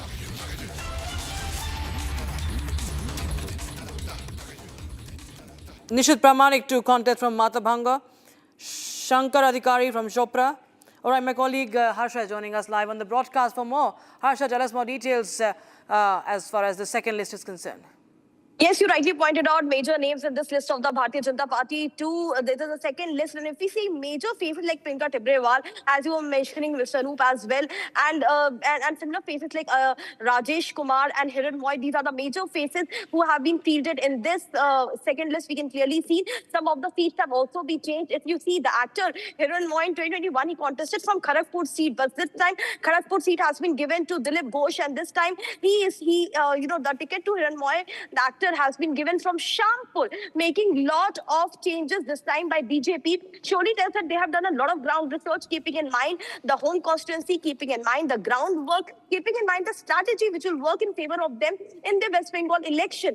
Earlier, 144 candidates list was announced by BJP, and this is the 111 candidates list announced by BJP. In total, 255 candidates announced till now.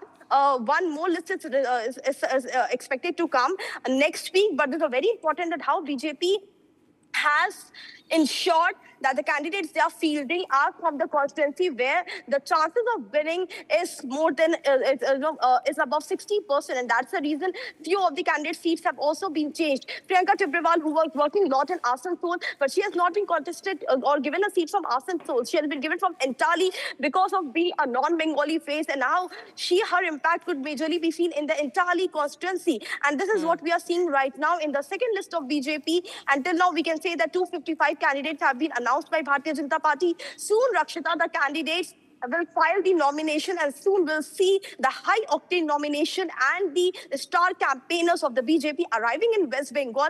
We are also expecting that Prime Minister Narendra Modi's rally will also be planned in the first week of April. And after this list, it is being stated that the manifesto of BJP will be launched in the this week of Navratri itself, before Navratri concludes. And this week only, expected that the manifesto now of BJP will be out on 27th or 28th. This is what BJP top sources tell us. And also, likewise, the star campaigners will start arriving in the West Bengal from 1st of April, when the nomination will be filed by all the star candidates. Major faces will be seen during the nominations as well. So the second list of the BJP is out, making lot of noise, exactly how the strategy has been worked out by BJP. Back to you. Right, many thanks, Harsha, for joining us with those details coming in on that story. Shifting our focus back to the case regarding the mercenaries on Indian soil. Now, new developments have emerged in this case, and what we are getting to know is that the arrest was in fact led by, or rather one could say that the Russian intelligence inputs had helped in the arrest of these 6 Ukrainians and the American mercenary, and to which, of course, Ukraine calls it a it is called a politically motivated move. The NIA is right now investigating the case, but we'll tell you more details also as to how the agencies had reached these mercenaries and arrested them. 7 foreign nationals, 6 Ukrainians and 1 American, Matthew Van Dyke, now in NIA custody till March 27th. Investigation now becoming murkier regarding mercenaries' role in destabilization India plot. Sources reveal it was a Russian intelligence input that triggered the crackdown. The input flagged a foreign network training anti-government armed groups in Myanmar. The input pointed to drone warfare training including assembly, operation and even jamming techniques, equipment routed through India, raising serious national security concerns. A key input from Russian intelligence helped in the arrest of 7 foreign nationals. 7 foreign nationals, including 6 Ukrainians and 1 US citizen. The Russian intelligence flagged off that a group of foreign nationals were giving military training to the armed group, which are usually ethnic armed group, which are usually found in the border of India and Myanmar. Apart from this, they were also giving drone warfare training from assembly to operations to also jamming them, so the whole entire package. And now the spotlight is back on Manipur, a region that has seen years of ethnic violence, hundreds dead, thousands displaced. The probe has now expanded. NIA is looking at sleeper cells in border areas and the role of local contacts in Manipur and Mizoram. Sources say the foreign mercenaries were in touch with local networks and had even travelled to Andhra Pradesh. The foreign mercenaries who went to Myanmar via Northeast didn't just travel through the Northeast, like cities like Guwahati, Imphal or Mizoram, but they also built a local network. Now, as they have been arrested and the investigation is on, investigating agencies are also looking into deeper sleeper modules that could have existed. The local networks that they have used to cross over the border to Myanmar are also under scanner. Investigators believe this may not be just 7 individuals, but part of a larger group of 14, some of whom may still be in Myanmar. Meanwhile, Sons of Liberty International has responded, saying it is in touch with the US State Department and awaiting more details from Indian officials. Sons of Liberty International, the organization founded by Matthew Van Dyke, has reacted to his arrest, saying it is awaiting more details from lawyers and the NIA. The group also says it is in touch with the US State Department, which is aware of the situation and in contact with Indian authorities. Van Dyke, an American national, is among 7 foreign nationals arrested in the NIA's drone terror probe. His arrest has now added both an international and national security dimension to the entire investigation. As agencies now try to unravel the full conspiracy, the pattern here is hard to ignore. Foreign operatives routing weapons through local networks in India. The question now, is this just an isolated module or part of a much larger global destabilization plot targeting India?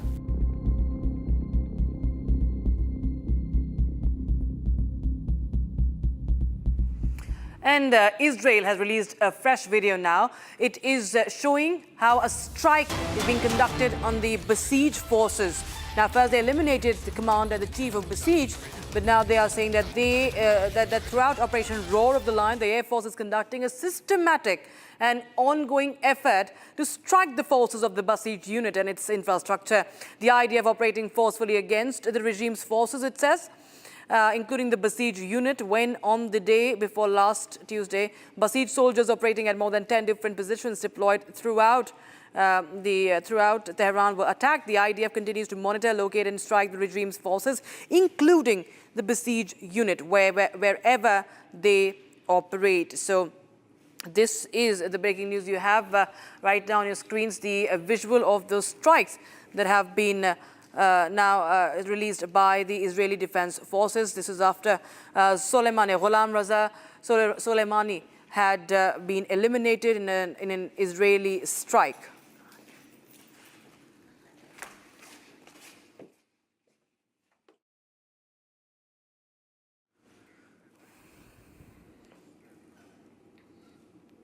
All right, viewers. Now, reports claim that 2 people have been killed in Israeli airstrikes on Adlun. This is the update we're getting in from the war zone. This is in southern Lebanon that we're talking about. 2 people have been killed in an Israeli airstrike. And this is the visual that has been once again now released by the Israelis. It's on a house on the outskirts of Adlun, about 17 kilometers south of the southern Lebanese city of Sidon. And 2 people have been killed, 8 others wounded in separate Israeli airstrikes on southern Lebanon's Tyre district. Move kar dena isko. Please move kar. And on to the energy crisis across the globe. In fact, Russia has now reacted, saying that this West Asian conflict is rattling the global energy markets. Spokesperson Dmitry Peskov said the escalating war in West Asia has led to extreme destabilization across the region, and asking to comment. And in fact, he also commented on the soaring oil prices, noting that the entire world has felt the impact of the widening conflict and unsettled energy markets. Russia's economy, says, relies on energy earnings and already had earned billions of dollars from the surge in global oil prices. That's Dmitry Peskov, the spokesperson there, speaking on this issue of energy crisis. Russia says that West Asia conflict rattling the energy markets. Please move it. Please move it. The energy lifeline of the country is under pressure as 22 Indian-flagged ships have carrying over 1.6 million tons of crude oil, LPG and LNG remain stranded in the Strait of Hormuz following the US-Israel strikes on Iran. While a few vessels have reached ports in India, the majority, including a 600 crew that includes 600 crew members in total, await clearance. And authorities are closely monitoring the situation, they say, as India works to secure the safe transit of vital energy supplies through this tense maritime corridor, that is the Hormuz Strait. And fresh visuals have now emerged, courtesy a captain on board a stranded vessel, sharing these visuals exclusively to Republic TV. Take a look. As concerns loom large over Indian energy supplies stranded in the Strait of Hormuz, dozens of Indian ships carrying crude, LPG and LNG continue to remain trapped in the Strait of Hormuz as conflict escalates in the Gulf region. And in the midst of this, adding on to the resultant global energy crisis, fresh visuals emerge from the Strait of Hormuz. These exclusive visuals, captured by Indian seafarers, show the stranded vessels placed along the sea. One captain aboard a stranded vessel goes on to make a claim. He says shelling has reportedly increased in the past 24 hours. While a few vessels have made it to the safety, the majority remain stranded on the west side with over 600 crew members aboard waiting for clearance. But the government is assured that none of these vessels have been struck so far. Earlier this week, 3 LPG carriers, Shivalik, Nanda Devi and Jagladki, completed their voyage to stations at Mundra Port and Kandla Port respectively. All right, viewers, we sipped a very, very short break, but don't go anywhere. We get you how the Brent crude oil prices have gone up. Tit-for-tat attacks on gas facilities have led to the surge. Brent crude now over $112 per barrel.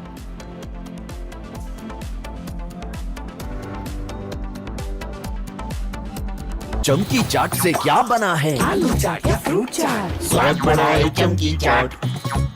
क्या बात है? स्वादिष्ट पकोड़े और फरसान, अरे चंकी चाट है इसकी जान। असली स्वाद सिर्फ चंकी चाट।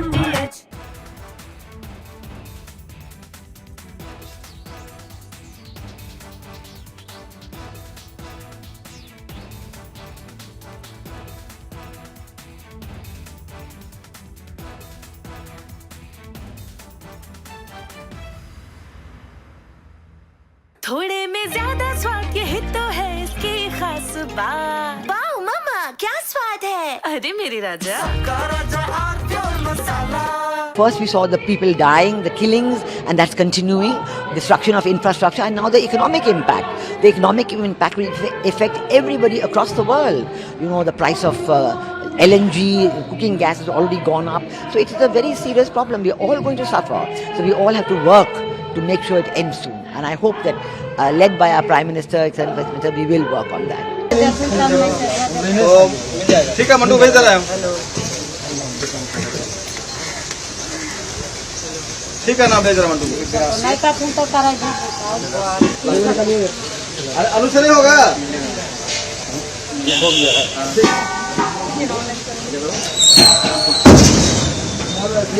तुम तो कमाल किया तो नीचे गाड़ी पूर्ण वाला गाड़ी माता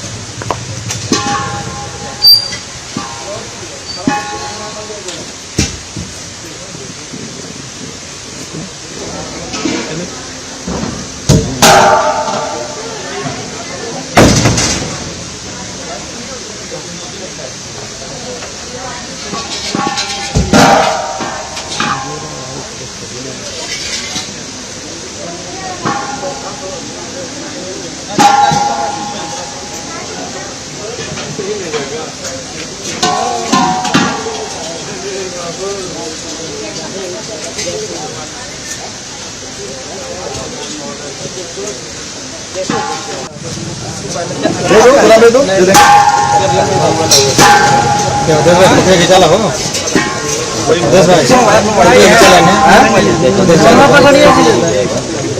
ठीक है ना हम बात करेंगे क्या हुआ ठीक है ना भैया बोलेंगे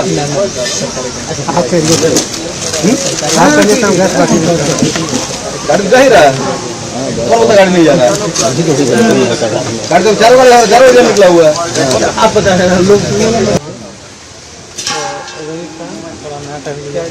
ये FFCCS foundry for cooperative society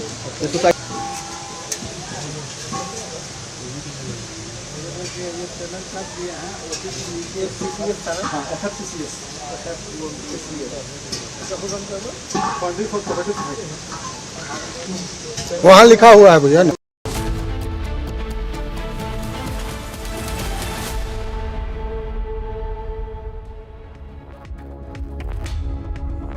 A very good evening, viewers. You're watching Live and Breaking. I am Rakta Mishra with you, getting you all the latest updates from the war that's right now escalating in West Asia, the impact of the energy crisis, and also the latest inputs on the mercenaries plot on Indian soil. First, the headlines. According to sources, Russian intelligence input played a key role in the arrest of the US mercenary Van Dyke and the 6 Ukrainian citizens by the NIA. Ukraine issues statement on NIA arrest of foreign mercenaries that includes the Ukrainians, denies charges, calls it politically motivated. US intelligence report claims Pakistan is developing missiles with nuclear payload and that Pakistan advanced missiles threaten the United States. The tit-for-tat attacks on gas facilities lead to a surge in oil prices. Brent crude over $112 per barrel. Anil Ambani appears before CBI, expected to be questioned today and tomorrow.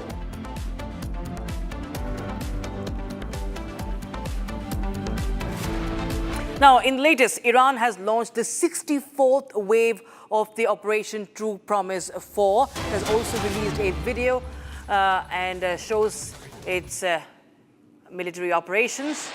The video released by Iran, the 64th wave of the operations. So clearly, Iran trying to send out a message that it is not going to step back, that even the elimination of Ali Larijani or Ghulam Raza Soleimani is not going to deter Iran. And the message being sent out via this video from the IRGC from Iran is that Iran will continue to fight, that it is not even seeking a ceasefire, is not going to come on the negotiating table. That's what Iran has maintained on all along. Meanwhile, the tit-for-tat attacks on the energy infrastructure continues, but and so do the wars. A new wave of missile being fired at Israel in the Gulf, and I'll try and get you more updates on that. So, meanwhile, Iran's South Pars gas field in Persian Gulf, that's world's largest known gas field, was under attack by Israel, post which retaliatory strikes have been launched by Iran on Israel.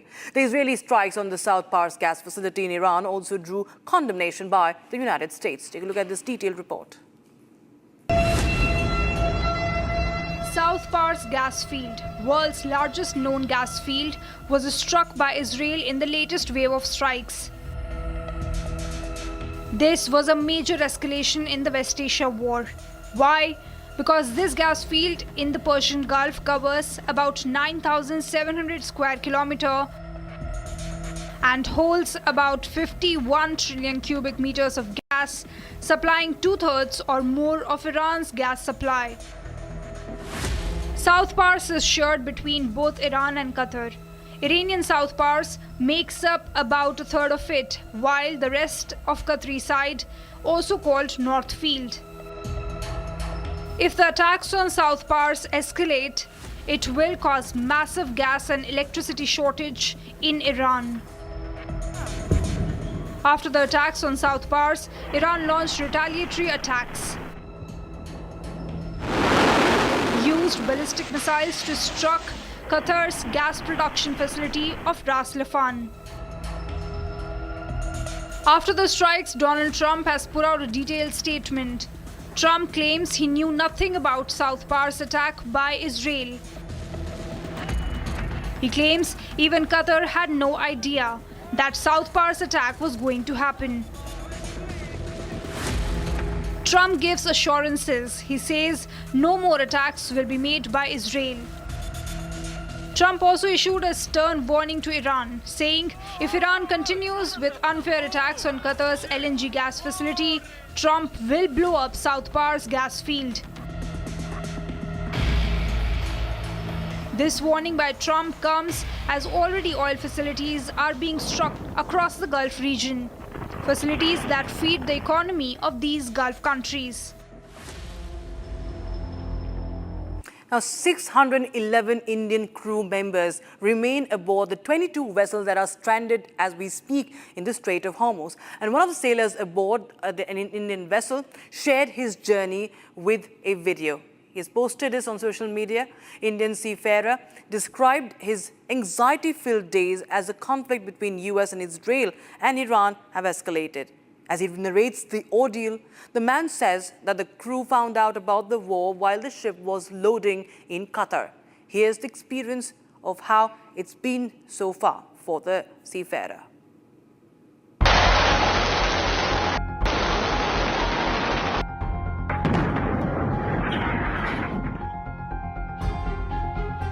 The war between US, Israel and Iran has resulted in the Strait of Hormuz being weaponized. While Indian ships had permission to cross the strait, at least 22 Indian vessels remain stuck in the contentious waters.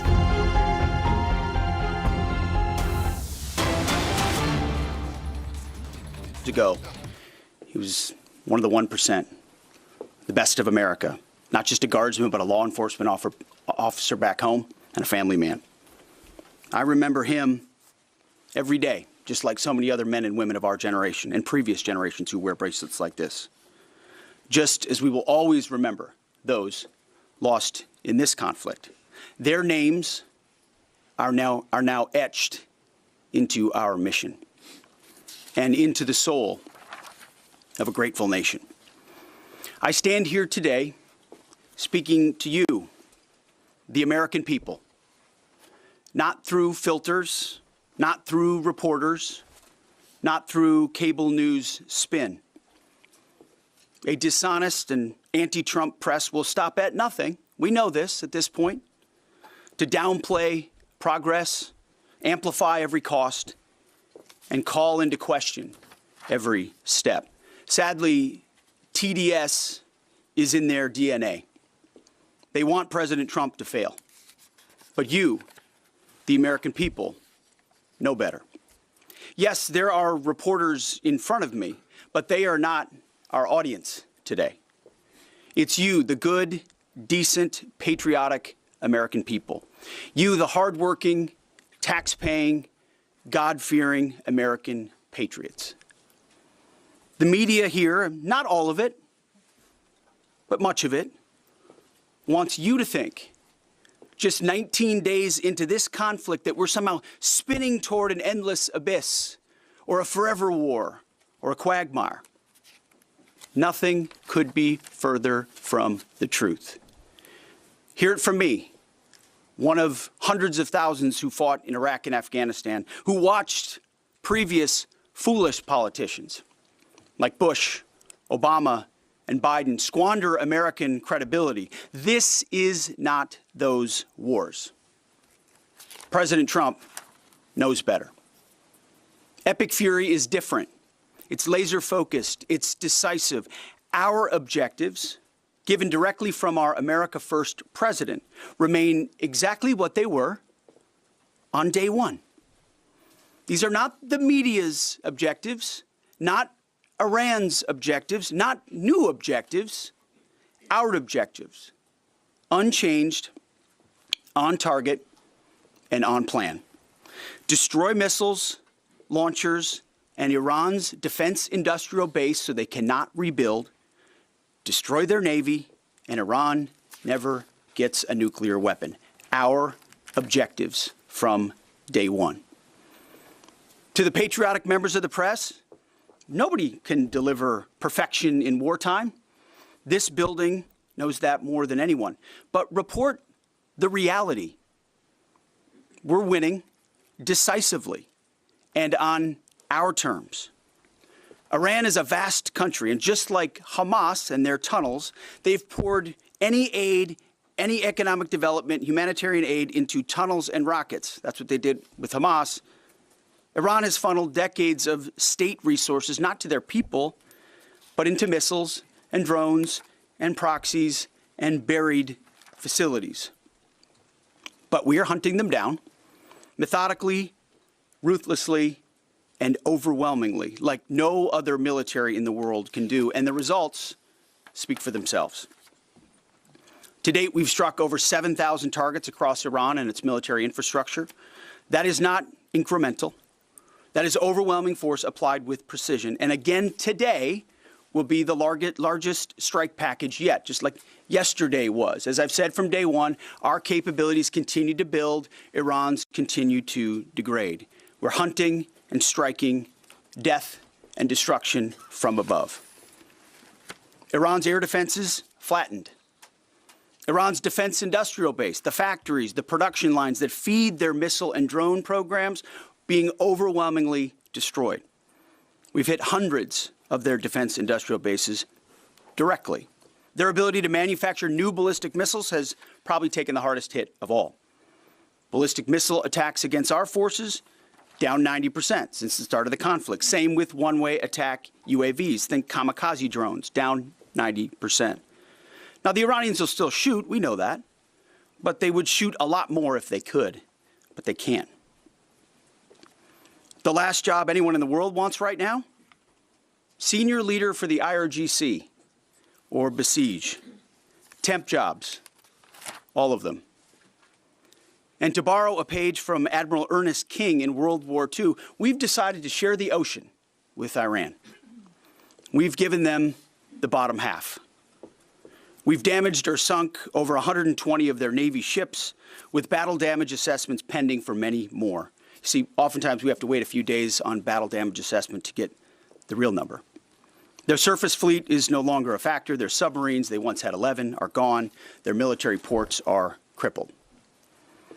Iran has terrorized the United States and our interests for 47 years. Their core industries, not steel or agriculture, or tourism, their core industries are state-sponsored terrorism, proxy militias, underground networks, ballistic missiles, and a violent, messianic, Islamist ideology chasing some sort of apocalyptic endgame. A regime like that, refusing to abandon its nuclear ambitions, is not just a regional problem. It's a direct threat to America, to freedom, and to civilization. The world, the Middle East, our ungrateful allies in Europe, even segments of our own press should be saying one thing to President Trump. Thank you. Thank you for the courage to stop this terror state from holding the world hostage with missiles while building or attempting to build a nuclear bomb. Thank you for doing the work of the free world.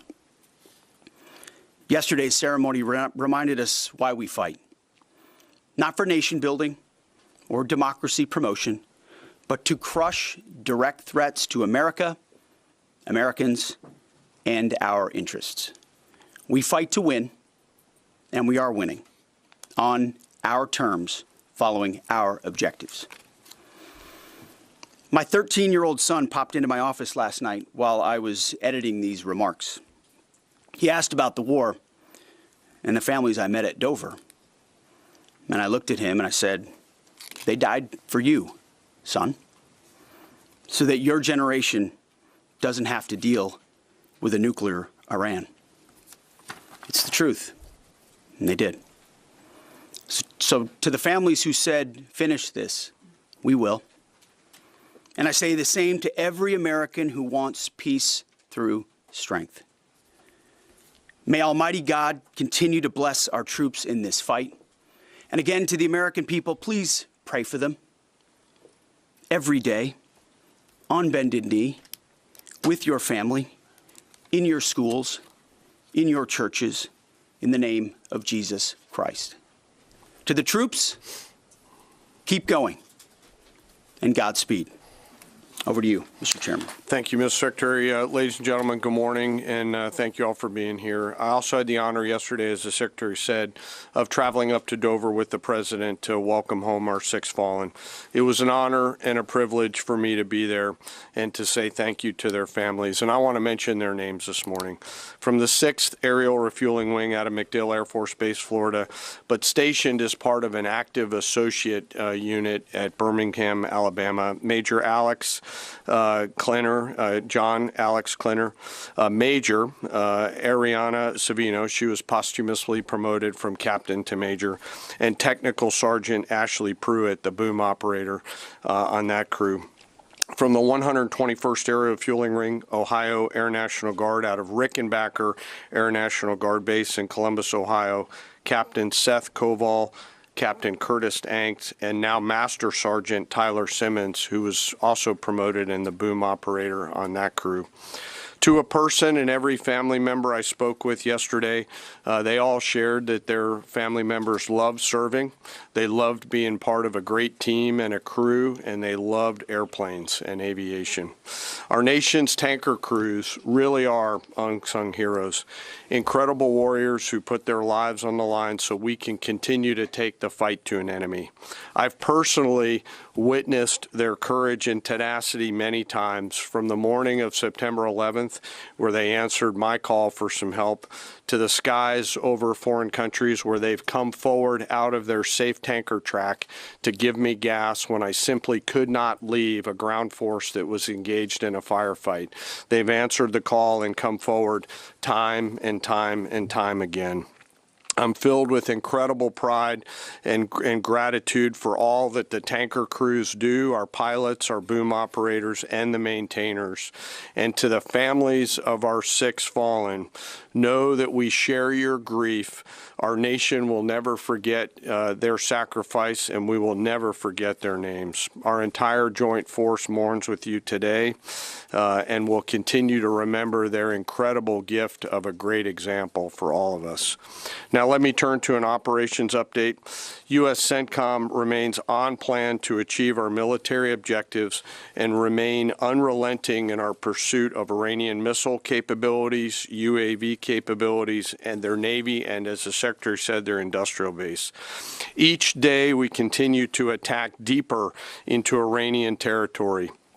As reported by U.S. Central Command yesterday, the U.S. military dropped 5,000-pound penetrator weapons into underground storage facilities, storing coastal defense cruise missiles and other support equipment. These weapons are bespokely designed to get through concrete and/or rocks and function after penetrating those barriers. We continue to hunt and kill mine storage facilities and naval ammunition depots. We continue to hunt and kill afloat assets, including more than 120 vessels and 44 mine layers, and the pressure will continue. We're flying further to the east now and penetrating deeper into Iranian airspace to hunt and kill one-way attack garrisons, destroying Iran's ability to project power outside of its borders. The A-10 Warthog is now in the fight across the southern flank and is hunting and killing fast attack watercraft in the Straits of Hormuz. In addition, AH-64 Apaches have joined the fight on the southern flank, and they continue to work on the southern side, and that includes some of our allies who are using Apaches to handle one-way attack drones. Breaking is coming in right now. This is a SpiceJet aircraft that has suffered a pressurization snag during approach to Fujairah. It's in West Asia, Boeing 737 with 150 people on board. This was a flight to Fujairah, and this is in this is in United Arab Emirates, Fujairah city in UAE, and the SpiceJet aircraft experienced a snag while approaching Fujairah. That's the breaking news we're getting in right now.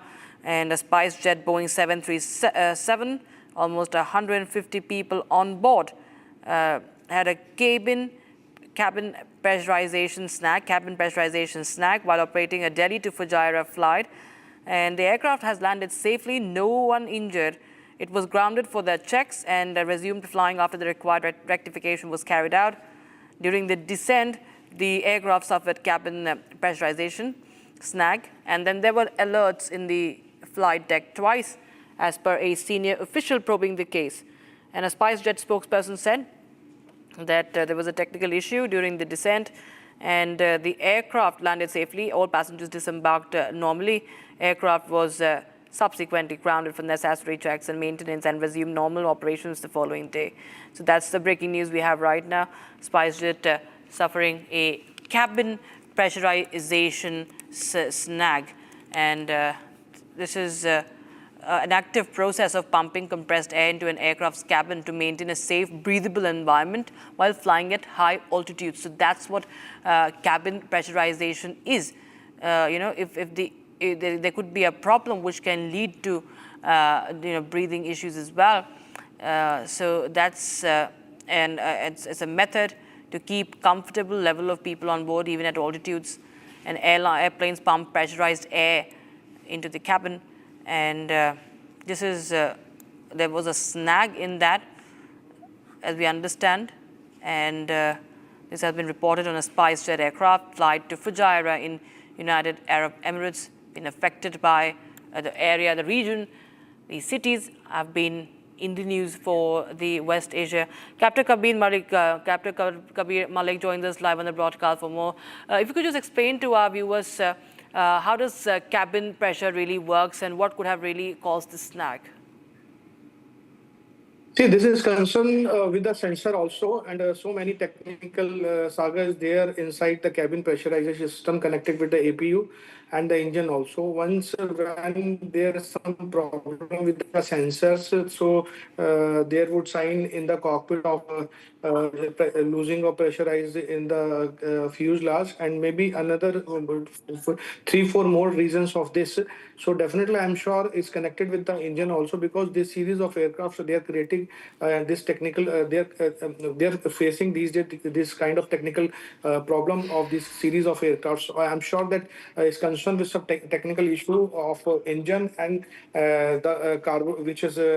There is a machinery inside which is generate the artificial air for the cabin, which maintain the pressure inside the fuselage. Definitely, some connecting wires or some the sensors or some leakage would be there. That's why it had happened, and I'm sure that this kind of aircraft it not would be in use of further in the industry, because you can see in every month or every week such kind of problems are we are facing of this series of aircrafts. Right. Captain Malik, this could be, really, really harmful, as far as the passengers is concerned. If you could just explain the physiological effects, because it could lead to even breathing issues, isn't it? As per my concern and my experience, what I just noticed in past many years, even in 25 and 26 also.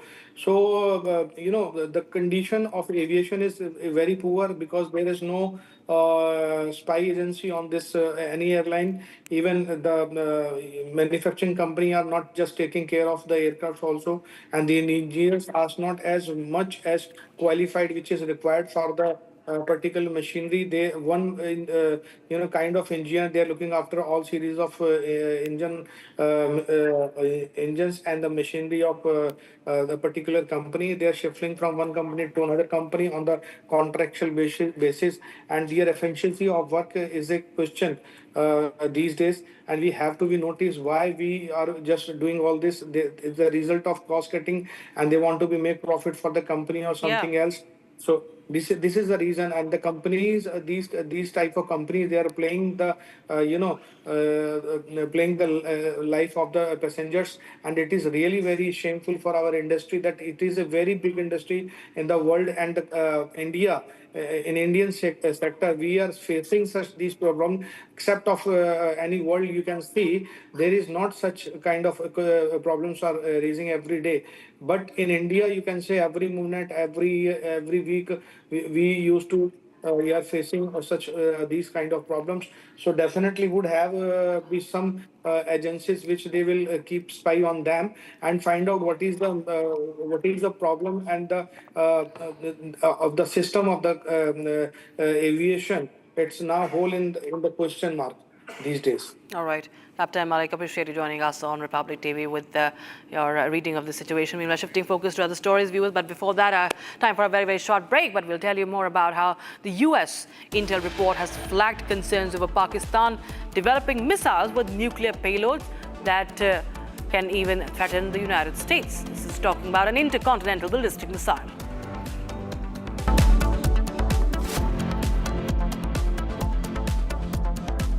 प्यास बुझाए ठंडक लाए सबको भाई जीरा से MDH का जलजीरा जीरा से जीरा सिप असली रिफ्रेशिंग, असली स्वाद, असली मजा। MDH केसरिया से मन जोगी हुआ रे, दिल झूमे देखो मतवारा हुआ रे। केसरिया से मन जोगी हर पल मनाओ केसरी त्योहार। विमल, बोलो जुबान केसरी।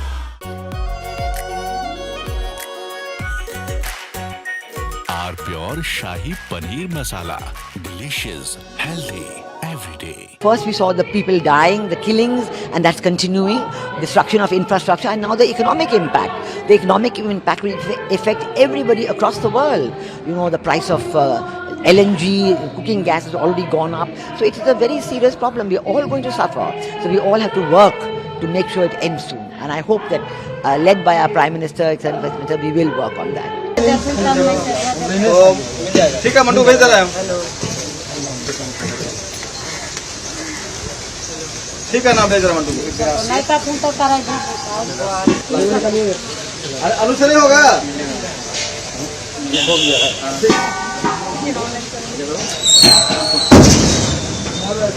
तुमचा कुमाल केला तो नीचे अजून गाडीला पूर्ण होला त्याला गोटे का गाडी माकळा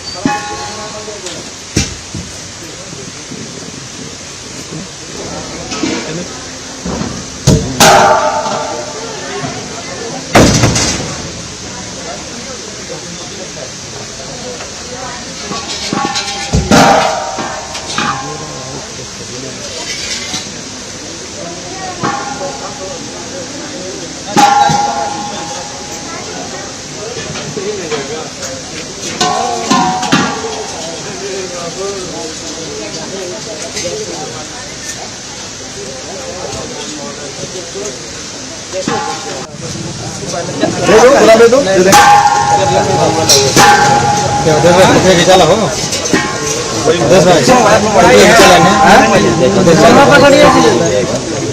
ठीक है ना हम बात करेंगे कहीं क्या हुआ ठीक है ना भैया बोलेंगे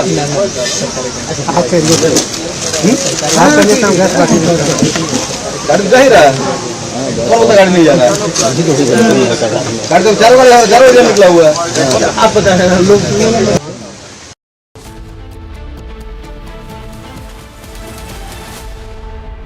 चमकी चाट से क्या बना है सैंडविच लस्सी और छाछ हर घूंट में चमकी चाट ड्राई फ्रूट और दही बड़े चमकी चाट से स्वाद बढ़े असली स्वाद सिर्फ चमकी चाट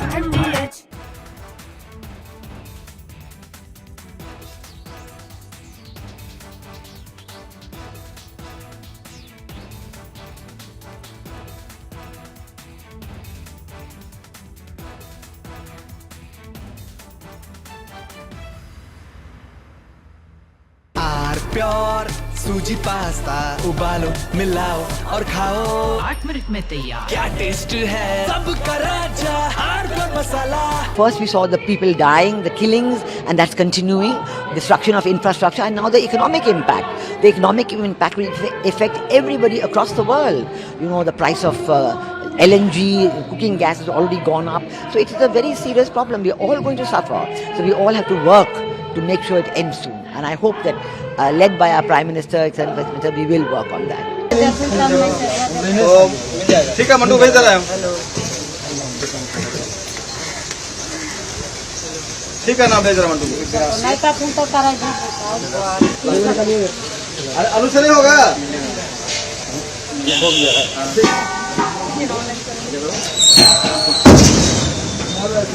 तुमचा कुमाल केला तो नीचे अजून गाडीला पूर्ण होला त्याला गोटे का गाडी माकळा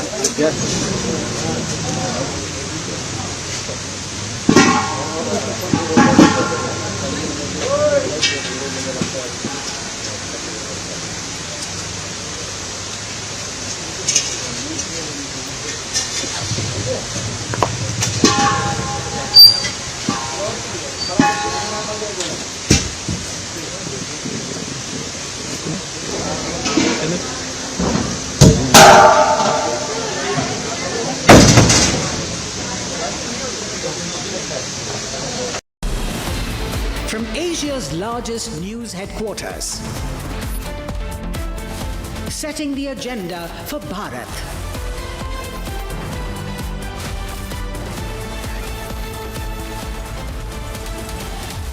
You're watching Republic.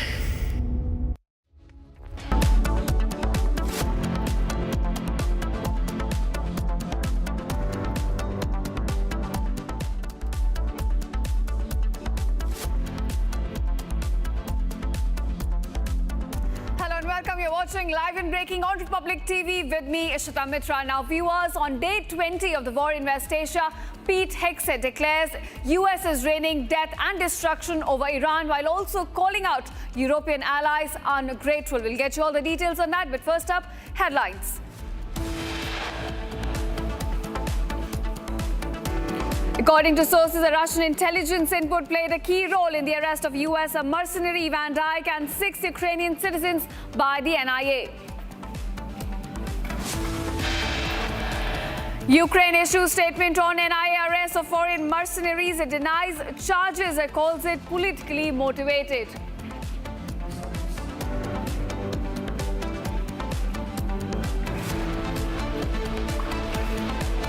US intelligence report claims Pakistan developing missiles with nuclear payload and adding that Pakistan advanced missiles now threaten United States.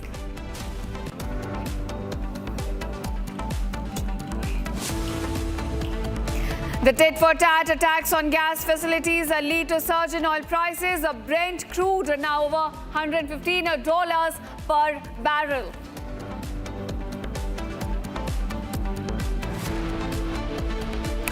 Anil Ambani appears before CBI, questioned today as well as questioning to continue tomorrow.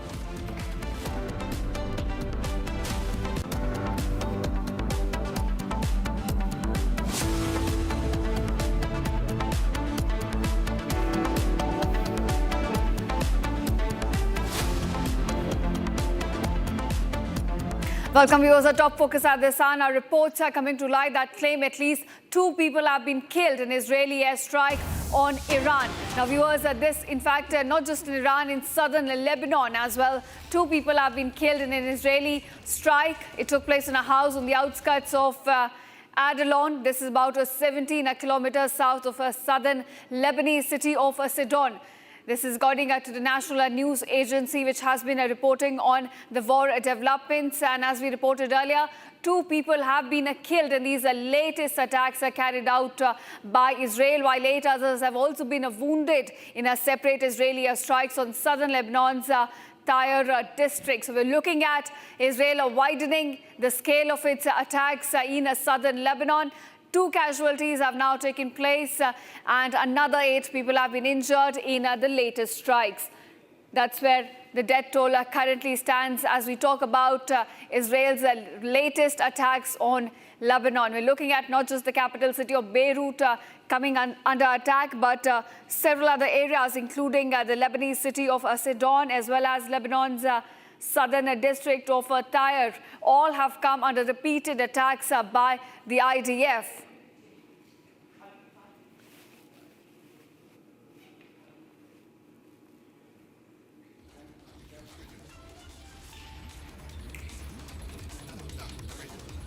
And now viewers, India's energy lifeline is under pressure as about 22 Indian flagged ships carrying over 1.67 million tons of crude oil, LPG as well as LNG remain stranded in the Strait of Hormuz following the US-Israel strikes on Iran.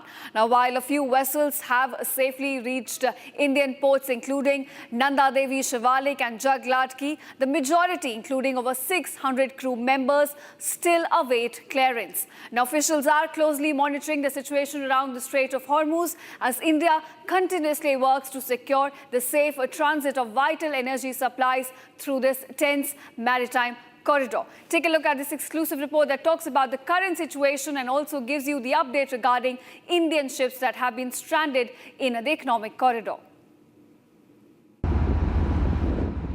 As concerns loom large over Indian energy supplies stranded in the Strait of Hormuz, dozens of Indian ships carrying crude, LPG and LNG continue to remain trapped in the Strait of Hormuz as conflict escalates in the Gulf region. And in the midst of this, adding on to the resultant global energy crisis, fresh visuals emerge from the Strait of Hormuz. These exclusive visuals, captured by Indian seafarers, show the stranded vessels placed along the sea. One captain aboard a stranded vessel goes on to make a claim. He says shelling has reportedly increased in the past 24 hours. While a few vessels have made it to the safety, the majority remain stranded on the west side with over 600 crew members aboard waiting for clearance. But the government is assured that none of these vessels have been struck so far. Earlier this week, 3 LPG carriers, Shivalik, Nanda Devi and Jagladki, completed their voyage to stations at Mundra Port and Kandla Port respectively. And now here's some more on this. About 611 Indian crew members remain aboard the about 22 vessels that are stuck in the Strait of Hormuz. Now, one of the sailors aboard has shared his journey with us on Republic. In a video posted on social media, Indian seafarer Ajit talks about his anxiety-ridden ordeal. The man says that the crew found out about the war while ship was loading in Qatar. Now, he shared experience about being stuck in the Strait of Hormuz and the situation regarding the other ships as well. Take a listen.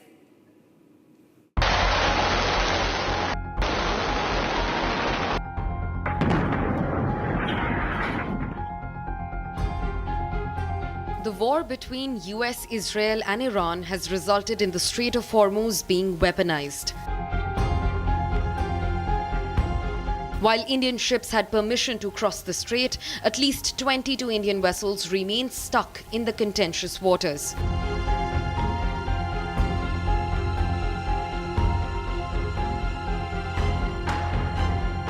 Now, Republic has obtained exclusive visuals from the region sent by an Indian ship's captain. The captain reports that shelling has increased in the past 24 hours. We are feeling safe now. Now there is no much panic as long as, the naval ships are patrolling around us and our all government is helping us, our company is helping us. Whatever our requirements are. So that is totally fine. Apart from that, yes, we have been witnessing the attacks, missile attacks in and out of Iran and other countries, especially the last night, today early morning, there were around hundreds of missiles were fired to the Iran. That was a bit scary and very unfortunate. The Indian ministries have taken cognizance of all Indians aboard, briefing that the crew is safe and sound. सभी भारतीय जहाज और भारतीय नाविक including 611 जो कि west of strait of Hormuz में हैं, 22 इंडियन फ्लैग वेसल्स पे सभी सुरक्षित हैं और कोई घटना की सूचना नहीं है. Iran, meanwhile, has stated that no ship will pass through the Hormuz for the next 24 hours.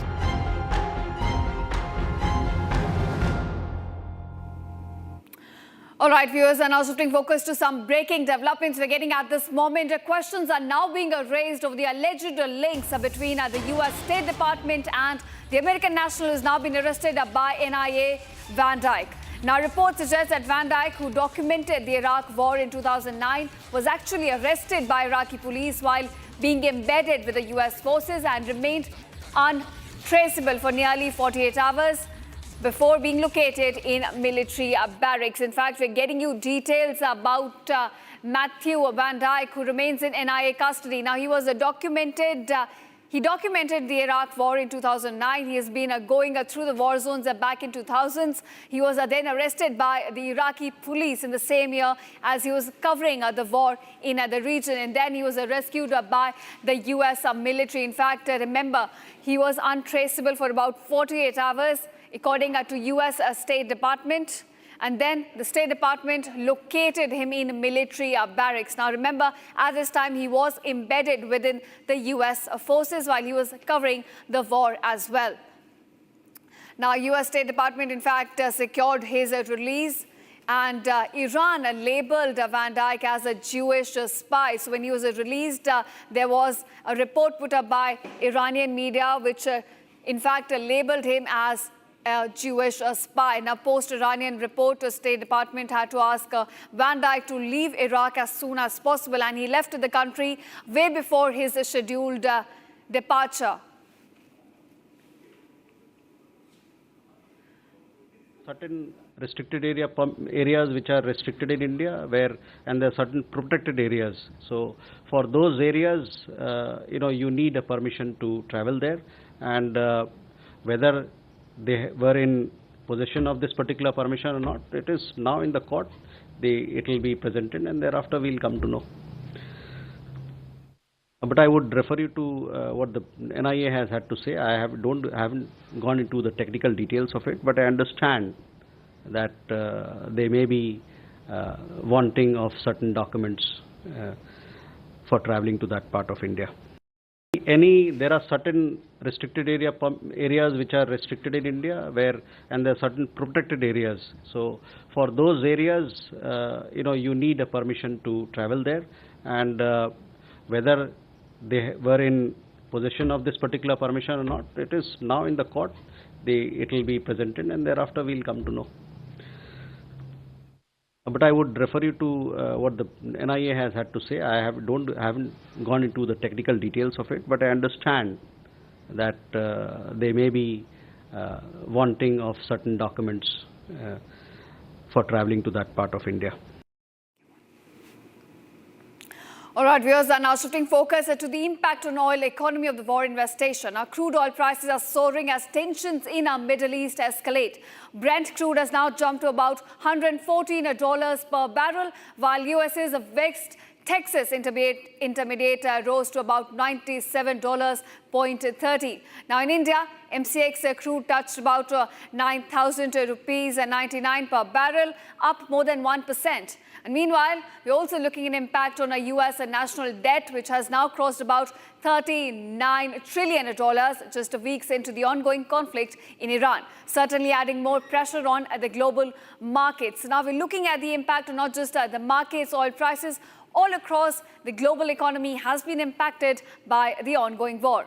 And I'm now being joined by Arnab Goswami, a Chief Analyst and Head of Research Global Risk Management on this. All right, Rasmussen, thank you so much for joining us on Republic TV. I want to ask you, we've seen crude prices now jumping about $115 per barrel. And this comes as Iran has now vowed to attack oil facilities all across the Gulf nations. So how do you gauge this recent spike in oil prices, and where do you see it going forward? Thank you for inviting me. Yeah, I think it reflects that we are seeing a severe escalation in the conflict now. We have moved into a phase where we are attacking energy installations. We are moving up the escalation ladder. And I think the market is starting to realize, especially the futures market that we are looking at here, are starting to realize that this crisis may extend for a longer period of time. Not only may the war extend, but the closure of the strait may extend also beyond, let's say, if the US stop bombing. And we are starting to see an effect on physical installations. Oil production may not recover as fast. Refinery capacity may not recover. LNG supplies may certainly not recover as fast as believed just a few days ago. And the bombings, the escalation yesterday was certainly something I guess shocked the market. Right. Now we've already seen about 48% rise in the prices of crude since the war began. And there were warnings issued by Iran saying it could also touch $120 per barrel. Do you also see it going in that direction in the coming few days? I don't know how we are going, but we are certainly moving into a phase where what is going to sort of stabilize the market, what is going to clear the market. And it is basically that we need to see what you call demand destruction. We basically need demand to give in to the high prices. And I'm not sure we are there yet with Brent around 115. In that respect, there's probably more upside. We are probably starting to see demand destruction in some gas, LPG, where the market is clearing, but we have to move higher. But of course, we see there are various initiatives to push more oil into the global market. We had the strategic reserves.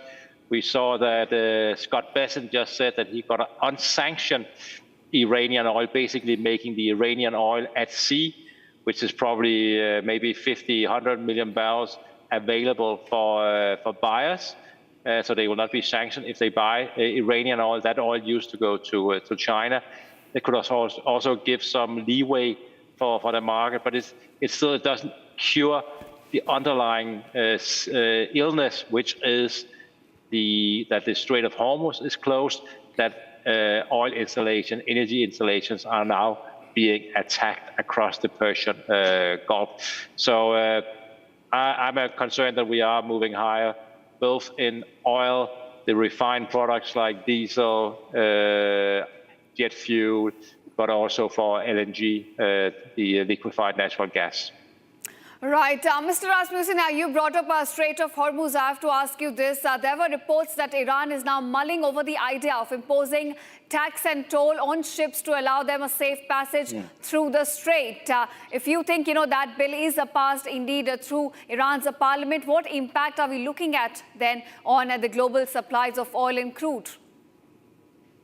First of all, I think we have seen a few ships going through, a few vessels, but they go very close to the, as far as I understand, to the Iranian coastline. And there are some concerns that does this actually reflect that the rest of the strait is mined. We don't know, very few people know if it is mined or not. This about taxing passage is, of course, something that I think they have introduced to put more pressure on the system. And I could imagine that they would tax Western companies more than sort of friendly countries. But of course, it's a small opening that we may see more oil passing through the strait.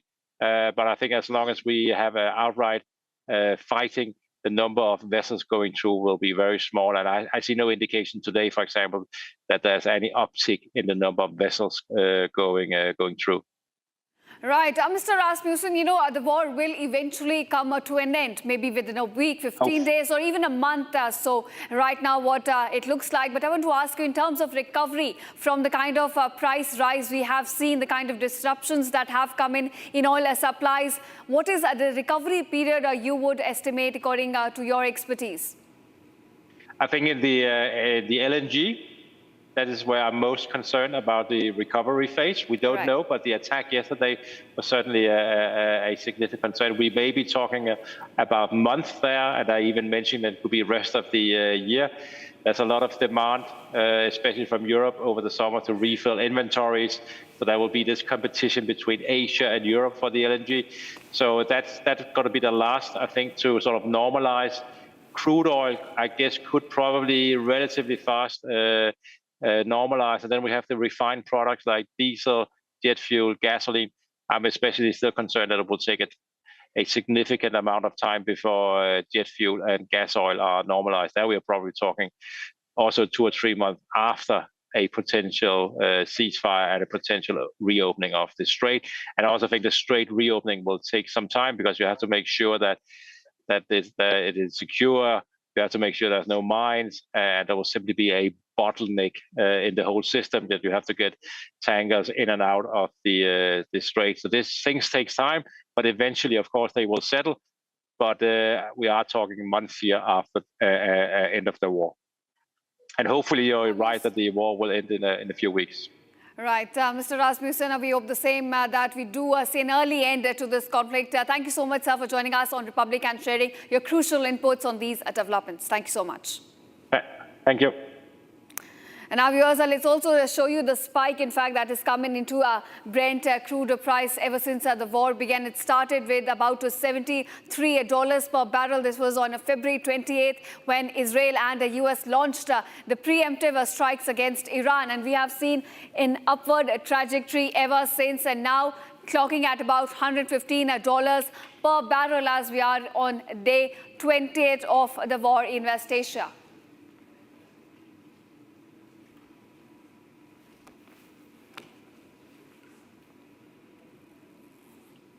Now, viewers, new developments are coming to light. They have emerged in the NIA probe regarding the foreign mercenaries present in India. Now, drone warfare training, cross-border networks, and even sleeper cell links have come to light. And now, sources say it was a Russian intelligence input that helped track and then arrest an American national and 6 Ukrainians. Now, all accused of training armed groups are back in Myanmar and also with possible spillover into India's northeast. Now, on these allegations, Ukraine has also hit back, saying that these are politically motivated allegations against its nationals. We'll get you all the details in this report. Take a look. 7 foreign nationals, 6 Ukrainians and 1 American, Matthew Van Dyke, now in NIA custody till March 27th. Investigation now becoming murkier regarding mercenaries' role in destabilization India plot. Sources reveal it was a Russian intelligence input that triggered the crackdown. The input flagged a foreign network training anti-government armed groups in Myanmar. The input pointed to drone warfare training, including assembly, operation, and even jamming techniques, equipment routed through India, raising serious national security concerns. A key input from Russian intelligence helped in the arrest of 7 foreign nationals.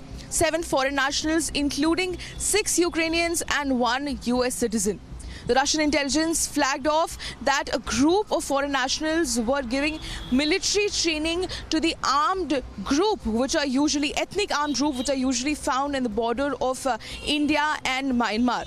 Apart from this, they were also giving drone warfare training from assembly to operations to also jamming them, so the whole entire package.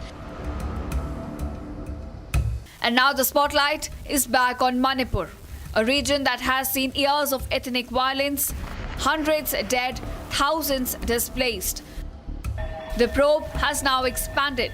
NIA is looking at sleeper cells in border areas and the role of local contacts in Manipur and Mizoram. Sources say the foreign mercenaries were in touch with local networks and had even traveled to Andhra Pradesh. The foreign mercenaries who went to Myanmar via Northeast didn't just travel.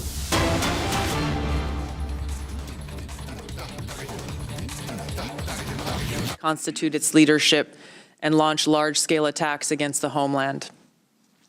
Strict U.S. border enforcement measures and increased deportations of individuals with suspected links to Islamist terrorists have reduced access to the homeland and removed some potential sources of future terror attacks. Since January, U.S. officials have only had a handful of encounters at our borders with individuals associated with terrorist groups. This is a positive trend. However, our interagency coordinated efforts to identify, locate, and remove known or suspected terrorists who are already in the U.S. continues with vigilance. In 2025, there were at least 3 Islamist terrorist attacks in the U.S. Law enforcement disrupted at least 15 U.S.-based Islamist terrorist plotters. Roughly half of last year's disrupted plotters had some online contact with Islamist terrorists inspired by Islamist foreign terrorist organizations abroad.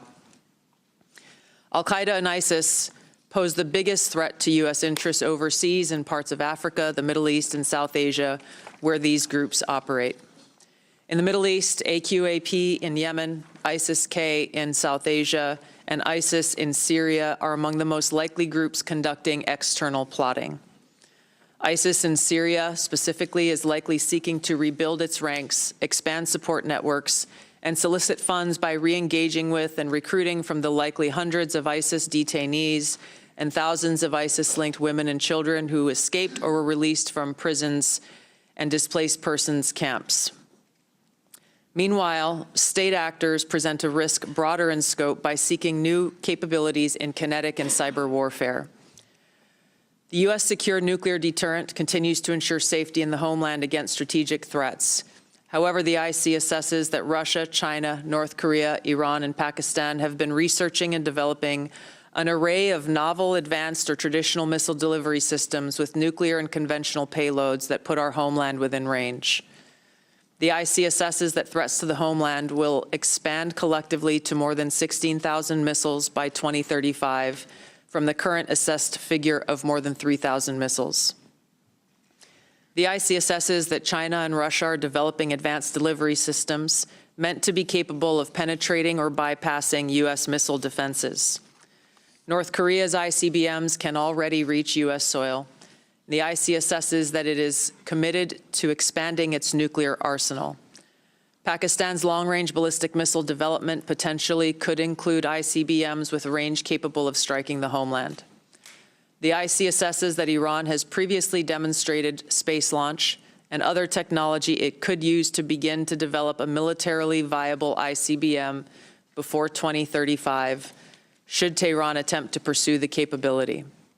However, these assessments will be observed and updated as the full impact of Operation Epic Fury's devastating strikes on Iran's missile production facilities, stockpiles, and launch capabilities is determined. Shifting to the cyber domain, the IC assesses that China, Russia, Iran, North Korea, and non-state ransomware groups will continue to seek to compromise U.S. government and private sector networks, as well as critical infrastructure, to collect intelligence and create options for future disruption and for financial gain. The IC assesses China and Russia present the most persistent and active threats and are continuing R&D efforts. North Korea's cyber program is sophisticated and agile. In 2025 alone, North Korea's cryptocurrency heist probably stole $2 billion, which is helping to fund the regime, including further development of its strategic weapons program. Financially or ideologically motivated non-state actors are becoming more bold, with ransomware groups shifting to faster, high-volume attacks that are harder to identify and mitigate. Innovation in the field of artificial intelligence will likely accelerate the threats in the cyber domain. They will increasingly shape cyber operations, with both cyber operators and defenders using these tools to improve their speed and effectiveness. For example, in August of 2025, cyber actors used an AI tool to conduct data extortion against international government, healthcare, and public health emergency service sectors and religious institutions. Shifting to the Arctic, the IC assesses that Russia, and to a lesser extent China, aim to strengthen their presence in the region through increased maritime trade, natural resource extraction, and military activity. Russia, which has the longest coastline in the Arctic, has long sought recognition of its quote-unquote polar great power status and is deploying more military forces and building new permanent infrastructure. China, though not an Arctic country, is engaged in more limited efforts in the region to advance its strategic and economic interests. On the technology front, artificial intelligence capabilities are rapidly advancing and changing the threat landscape. As this is a defining technology that enables computers and machines to simulate human learning, comprehension, problem-solving, creativity, and autonomy, it'll be critical to ensure that humans remain in control of how AI is used and of the machines that may threaten to autonomously violate the interests of the American people across all domains. The IC assesses that China is the most capable competitor in this field and aims to displace the U.S. as the global AI leader by 2030. AI adoption at scale across the spectrum of usage poses serious risks. AI has the potential to aid in weapons and systems design and has been used in recent conflicts to influence targeting and streamline decision-making, underscoring the risk and likely threats that could manifest on the battlefield. Early developers in quantum computers will give countries an extraordinary technological advantage over others to quickly process national security information and break current encryption methodology used to protect sensitive finance, healthcare, and government information. The global security landscape is volatile and complex, with armed conflict growing more common and posing potential threats against U.S. interests. The space domain is becoming increasingly contested, with China and Russia developing counter-space capabilities to challenge U.S. space efforts. The threat of nuclear proliferation and advancing chemical and biological warfare capabilities continues to grow. I'll turn now to the Western Hemisphere, where flagging economies, high crime rates, pervasive organized crime, migration flows, corruption, and narcotics trafficking present a broad spectrum of risks to U.S. interests, and where strategic competitors seek to gain greater influence in the region. The IC assesses that Latin America and the Caribbean almost certainly will see hotspots of volatility in the coming year, with the potential to undermine or distract from some countries from improving economies and living conditions and tackling illicit drug flows and cartels. The U.S.-Mexico-Canada agreement review in 2026 will likely increase uncertainty in many Latin American countries, especially those that rely on Mexico as an export destination for intermediate goods for manufacture and onward export to the U.S. China, Russia, and Iran are seeking to sustain economic, political, and military engagement with Latin America. The IC assesses that China's demand for raw materials is likely to drive continued economic outreach, while Russia likely wants to expand its current security and diplomatic ties with Cuba and Nicaragua. The IC assesses that China aims to elevate its own political, economic, military, and technological power to increase its own regional positioning, global influence, and to fend off threats to their interests. While there are challenging areas where interests diverge, President Trump's diplomatic engagements with President Xi have enabled progress on areas where mutual interests align. The IC assesses that China continues to rapidly modernize its military forces across all domains in pursuit of its goal to achieve world-class status by mid-century. This includes building a force with the aim of being capable of deterring U.S. and allied forces in the region, and to achieve their stated objective of having the capability to seize Taiwan by force if necessary. However, the IC assesses that China likely prefers to set the conditions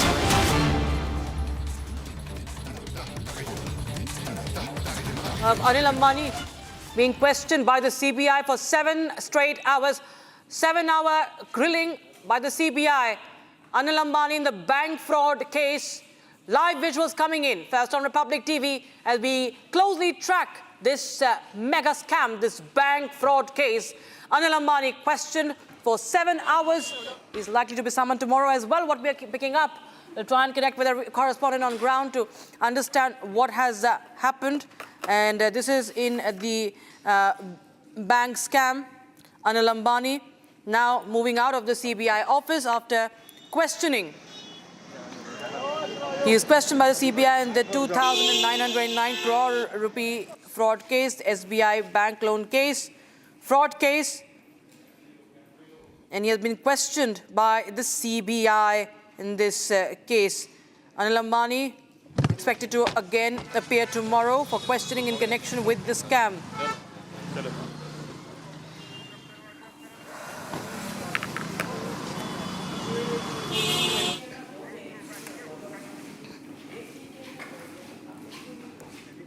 All right, Republic TV tried to confront Anil Ambani after his questioning concluded for the day. And Republic TV getting you these shots first on Republic TV. And Republic TV tried to confront Anil Ambani. No answers.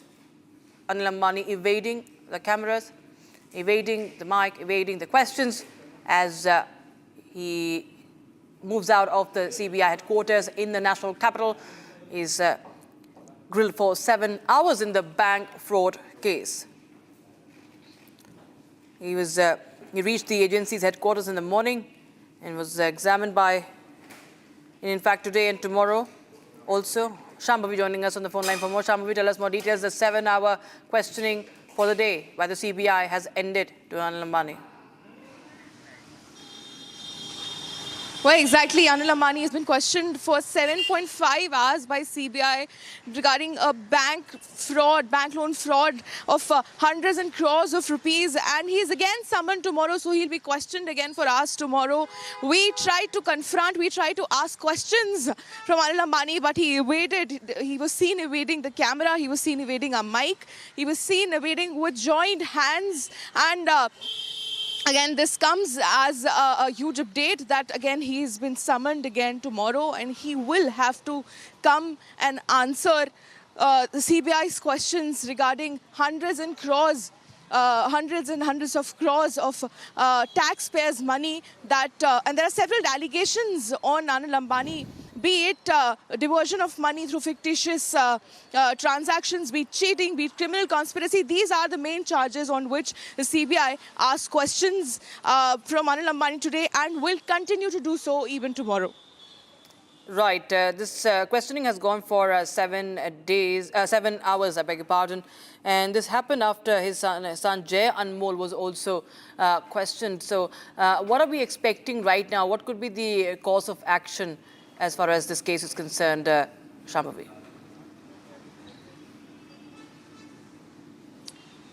So again, not just his son, but his wife was also summoned, and there are several summons that has been issued against the entire Ambani family by ED as well. Not just by CBI, but ED is being probed extensively on multiple matters by ED and CBI. Both his son Anil Ambani and his wife Tina Ambani, they've evaded summons a lot of times as well when summoned by ED, but he was not able to protect himself from the summon today, and he had to appear, he had to answer questions. And as I mentioned, there are several allegations that CBI is accusing Anil Ambani and his associates of. One is cheating, the other is criminal conspiracy, and third is diversion of loan money through fictitious transactions. These are the three main charges that CBI is accusing Anil Ambani of.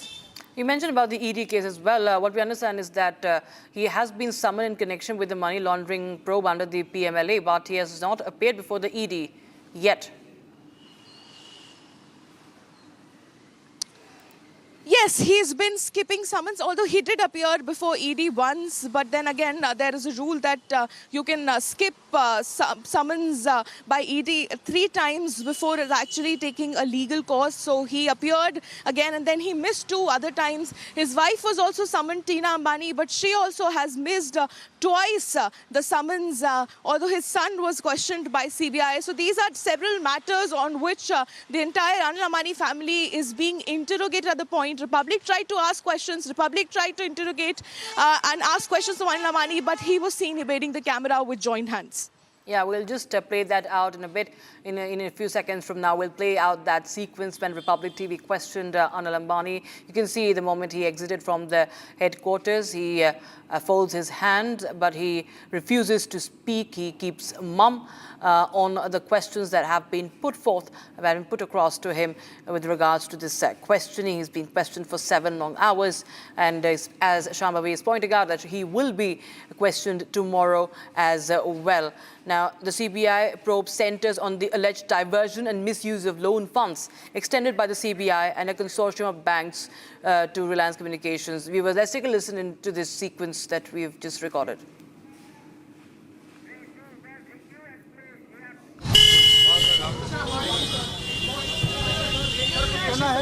Sir आप पर जो allegation है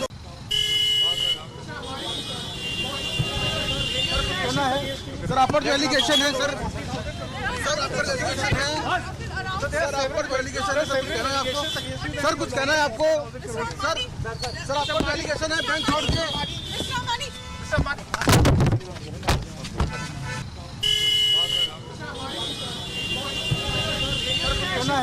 sir आप पर जो allegation है sir आप पर एलिगेशन है सर आप पर जो एलिगेशन है सर कहना है आपको सर कुछ कहना है आपको सर आप पर एलिगेशन है बैंक छोड़ के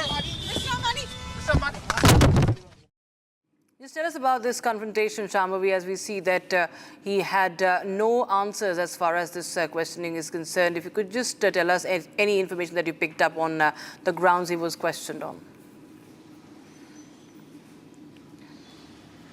See, the main grounds that he was questioned on was cheating, criminal conspiracy, and transfer of loan funds, diversion of loan funds through fictitious transactions. And also, the agency has conducted searches at his residence before, at his office before, and has secured key documents from there. So those could also possibly be the grounds on which he would have been questioned. Apart from that, and this is in regards to hundreds and crores of money, let me tell our viewers, hundreds and crores of money that have been diverted through fictitious transactions, through shell companies and through other routes which are illegal, where he and his family and his associates have been allegedly involved and is being probed by not just CBI but by ED as well. Several summons has been issued since 2025.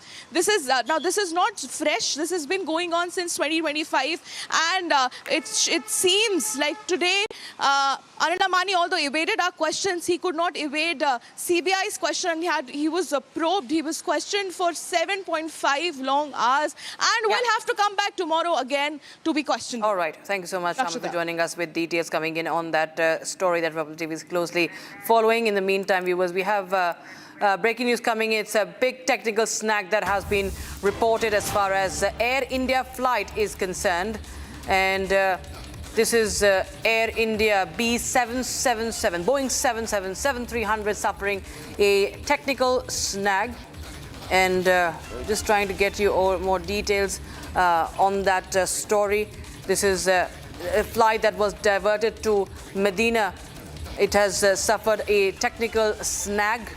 And this is, we'll try and understand what really had happened. Okay, so the flight is still airborne.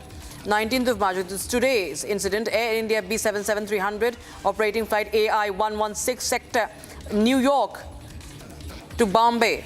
This is a flight New York to Bombay, New York to Mumbai. The aircraft diverted to Medina owing to AFT cargo fire warning. The fire bottle also discharged. And further details are awaited in this matter. So this is a big technical snag. There was a fire warning that was put out there on the flight. The flight is still airborne. And my colleague Harsha joins us on the broadcast for more. Harsha, there was a fire warning, AFT fire warning. What does it mean and how big of a snag is this?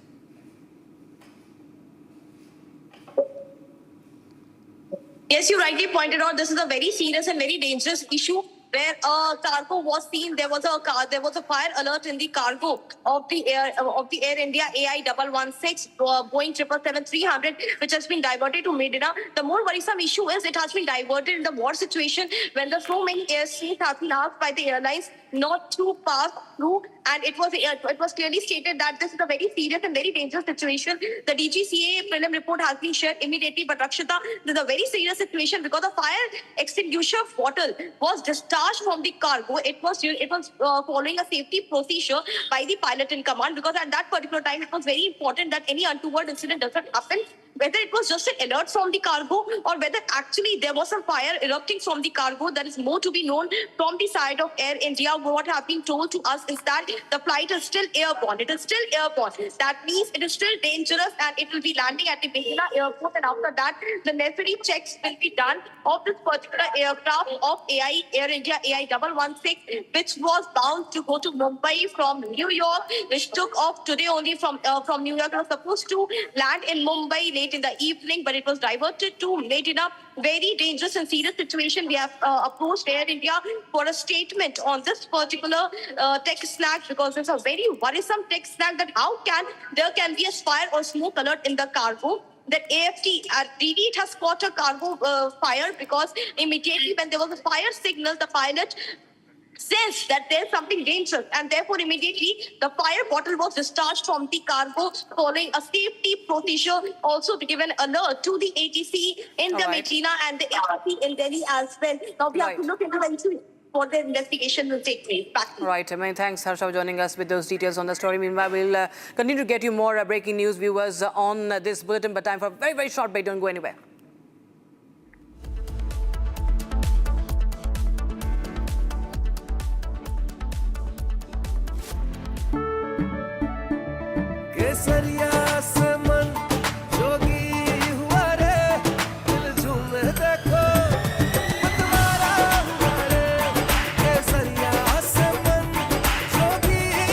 हर पल मनाओ केसरी त्योहार विमल बोलो जुबान केसरी थोड़े में ज्यादा स्वाद, यही तो है इसकी खास बात। वाओ मम्मा, क्या स्वाद है? अरे मेरी राजा।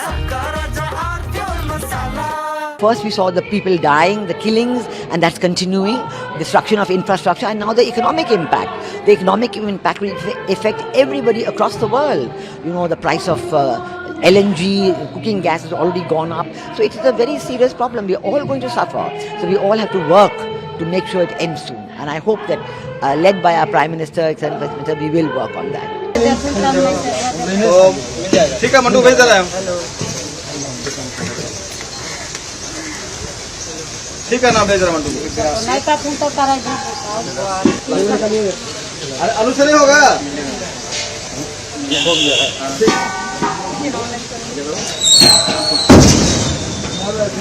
तुमचा कुणाल गेला तो नीचे अजून गाडीला पूर्ण होला त्याला बोलते का गाडी मागवा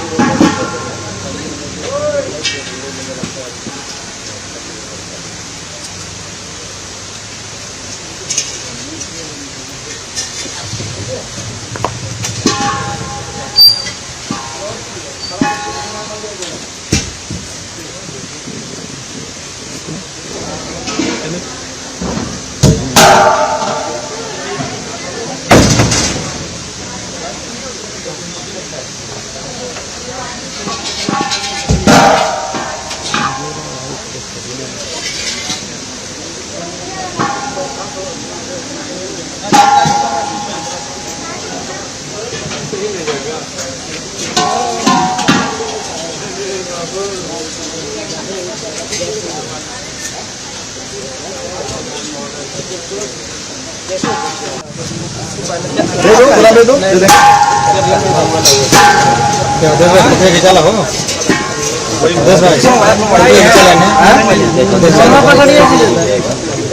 ठीक है ना हम बात करेंगे कहीं चल क्या हुआ ठीक है ना भैया बोलेंगे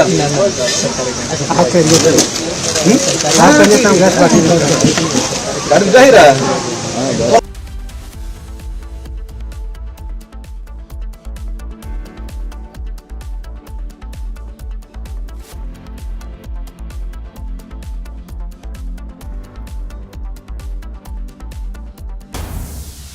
Yeah, breaking news coming in right now. Now, amid the war, Russian journalist Steve Sweeney and his camera person have been injured in southern Lebanon after a strike hit near them while they were reporting.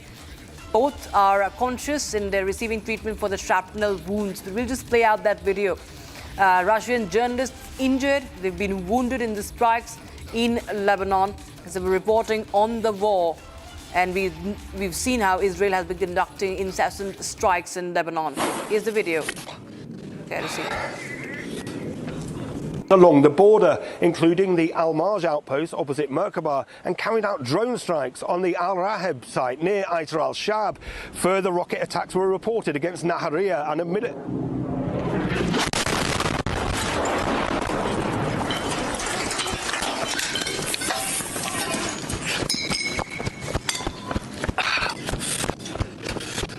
fucking hell.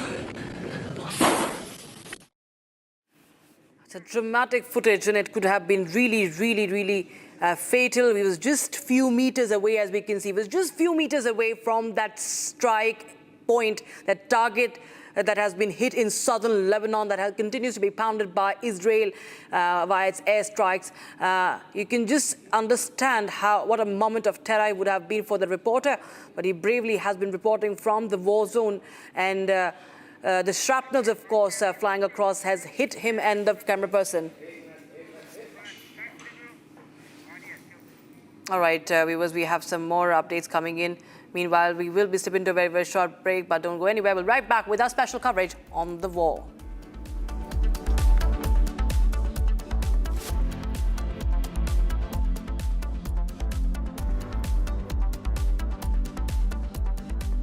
थोड़े में ज्यादा स्वाद ये तो है इसकी खास बात। वाओ मामा क्या स्वाद है? अरे मेरी राजा। In the global employability rankings by Times Higher Education UK, only the following 6 institutions from India are ranked amongst the top 230 in the world for having the most employable graduates. IIT Delhi, IISc Bangalore, IIT Bombay, IIM Ahmedabad, IIT Kharagpur and Amity University. चमकी चाट से क्या बना है? आलू चाट या fruit चाट, स्वाद बनाए चमकी चाट। क्या बात है? स्वादिष्ट पकोड़े और फरसान, अरे चमकी चाट है इसकी जान। असली स्वाद सिर्फ चमकी चाट। केसरिया से मन जोगी हुआ रे, दिल झूमे देखो मतवारा हुआ रे। केसरिया से मन जोगी हर पल मनाओ केसरी त्योहार। विमल, बोलो जुबान केसरी।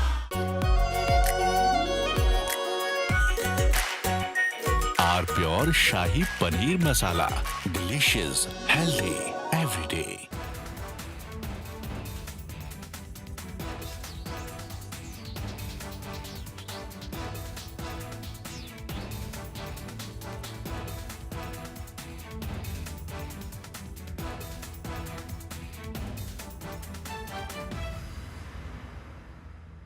प्यास बुझाए ठंडक लाए सबको भाए जीरा से MDH का जलजीरा जीरा से जीरा सिर्फ असली रिफ्रेशिंग, असली स्वाद, असली मजा।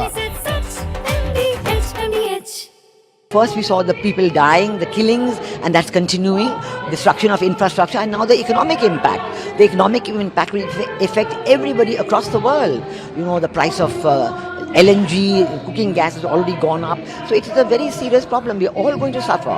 So we all have to work to make sure it ends soon. And I hope that, led by our Prime Minister, etc., we will work on that. ठीक है मंडू भेज दे रहा है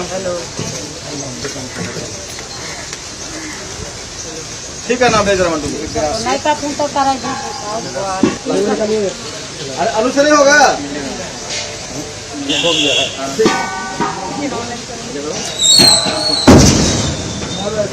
तुमचा कुणाल गिरा तो नीचे अजून गाडी पूर्ण होला त्याला कुठे का गाडी मागवा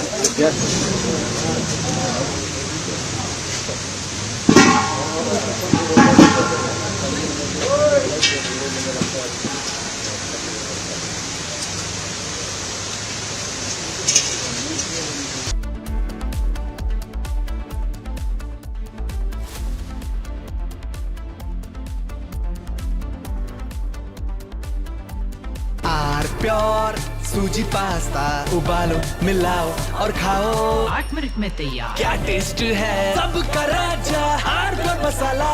रानी इस घर में कुछ है जो टूटता नहीं। ये पिलर कभी नहीं टूटेगा। रुंगटा स्टील TMT से बना।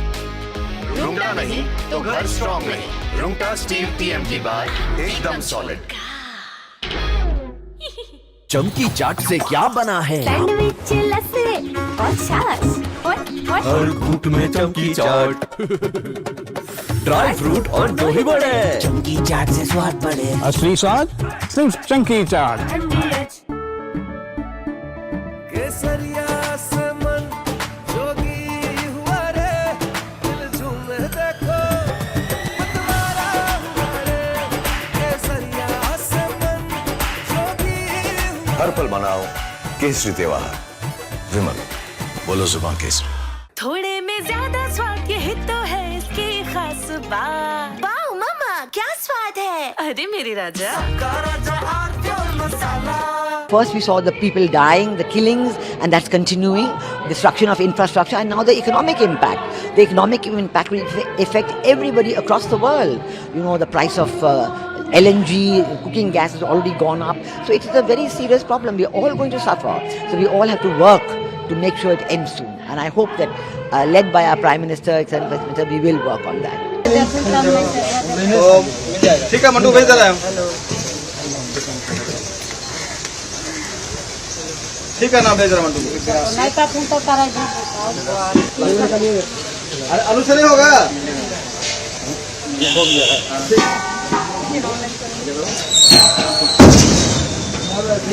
तुमचा कुणाल गिरा तो नीचे अजून गाडी पूर्ण होला त्याला कुठे का गाडी मागवा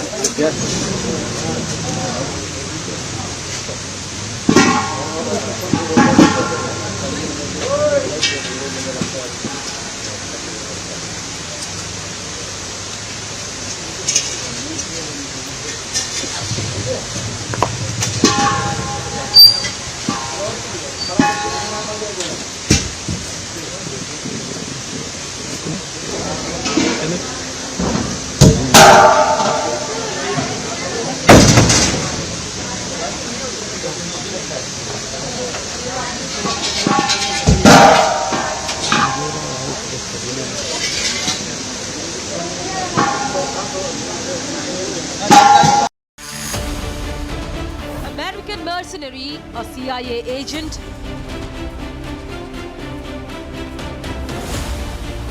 Ukraine versus Russia fight breaks out.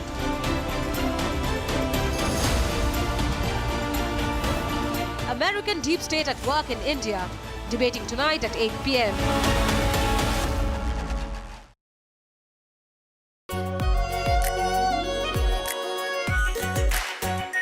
Are pure shahi paneer masala, delicious, healthy every day. In the global employability rankings by Times Higher Education UK, only the following 6 institutions from India are ranked amongst the top 230 in the world for having the most employable graduates: IIT Delhi, IISc Bangalore, IIT Bombay, IIM Ahmedabad, IIT Kharagpur and Amity University. चमकी चाट से क्या बना है? Sandwich लस्सी और छाछ हर घूंट में चमकी चाट। अब बताओ स्वाद आया? आया।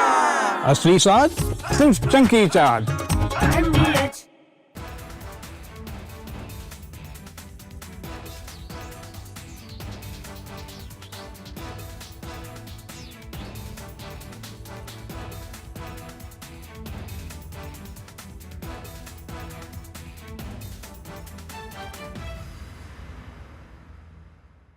प्योर सूजी पास्ता उबालो मिलाओ और खाओ 8 मिनट में तैयार। क्या टेस्ट है सबका राजा R pure masala. First we saw the people dying, the killings, and that's continuing, destruction of infrastructure, and now the economic impact. The economic impact will affect everybody across the world. You know, the price of LNG, cooking gas has already gone up. So it is a very serious problem. We're all going to suffer. So we all have to work to make sure it ends soon. And I hope that, led by our Prime Minister, etc., we will work on that.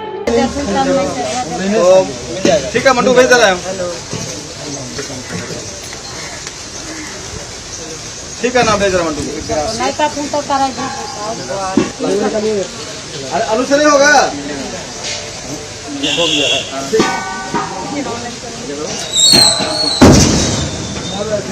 तुम तो कमाल गिरा दो नीचे। अब उसमें गाड़ी में पूर्ण वाला, ज़्यादा कुछ का गाड़ी में चला है।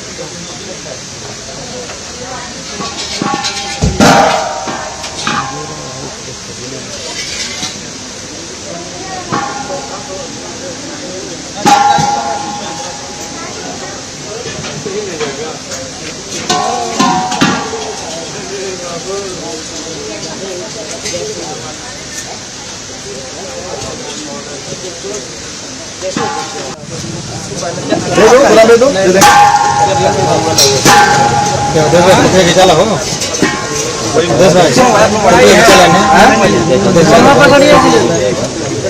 ठीक है ना हम बात करेंगे क्या हुआ ठीक है ना भैया बोलेंगे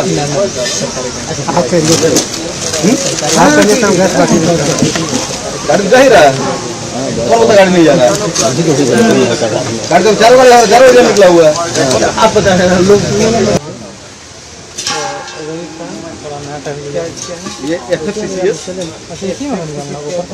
मतलब foundry for cooperative society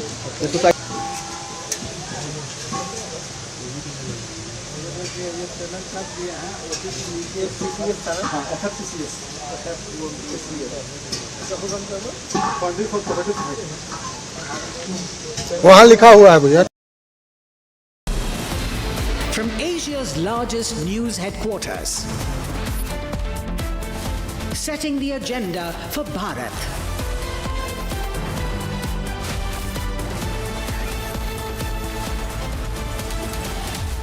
You're watching Republic.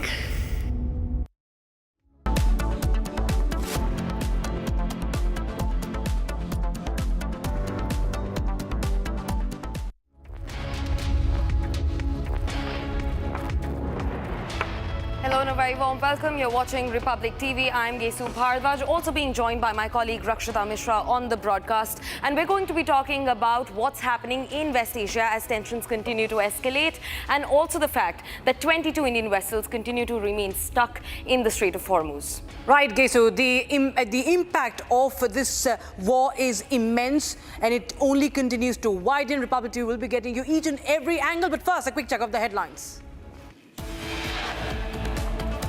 The world, the Middle East, our ungrateful allies in Europe, even segments of our own press should be saying one thing to President Trump. Thank you. U.S. Defense Secretary addresses the media as war against Iran rages on in its third week. He terms the US European allies as ungrateful. Tehran releases new video showcasing the launch of the 64th wave of the Operation True Promise 4 against Israel.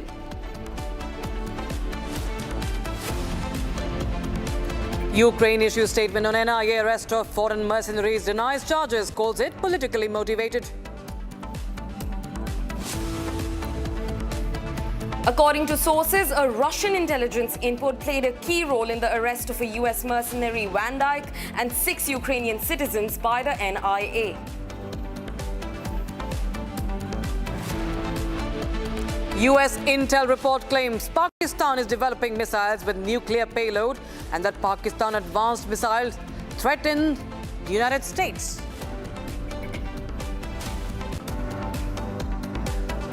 The tit-for-tat attacks on gas facilities lead to surge in oil prices. Brent crude over $112 per barrel.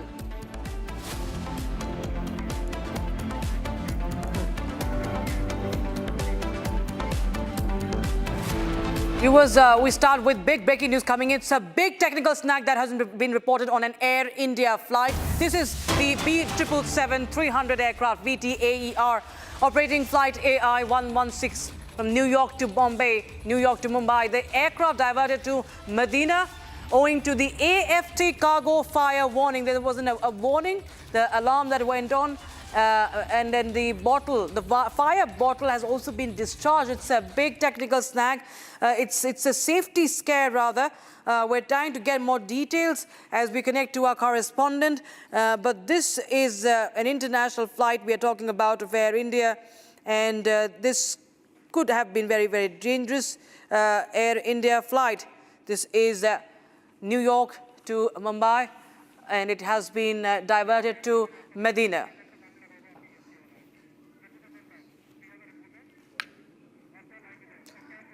Okay, Harsha joining us live on the broadcast. For more, Harsha, tell us more details about this flight. We understand that this is an airborne flight. How long, or has it already landed? What has been gathered till now? So, Rakshita, while I'm talking to you right now, the flight has now, which was diverted to Medina, has landed at Medina Airport just few minutes back. There's an update we have got through Flight Radar and after speaking to Air India sources as well.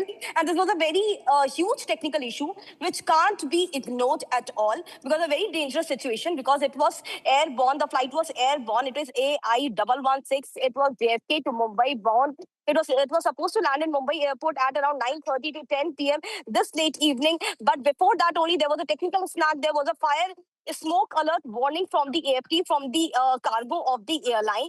And immediately, the pilot in command sensed that it is something dangerous and the plane could not be taken to Mumbai, which was its original destination. And immediately, the ATC informed, the pilot in command informed the ATC, and the ATC only looked that there is an airspace issue also which is going right now, and Air India has also already been told that there's an airspace which is because of the war situation. Therefore, it's a very risky situation, and therefore it has immediately been diverted to Medina, not to say because after sensing that any untoward incident could have taken place. What pilot in command did was very intellect and smart on his side. As soon as he sensed the cargo smoke warning, fire warning from the cargo of the aircraft, immediately fire bottles were discharged by him as a safety measure, as a precautionary measure to ensure that passengers are safe. The fire bottles are discharged, keeping in mind that the fire extinguisher agents are discharged at that time. These are the halogen gas shot. These are the helium gas shot.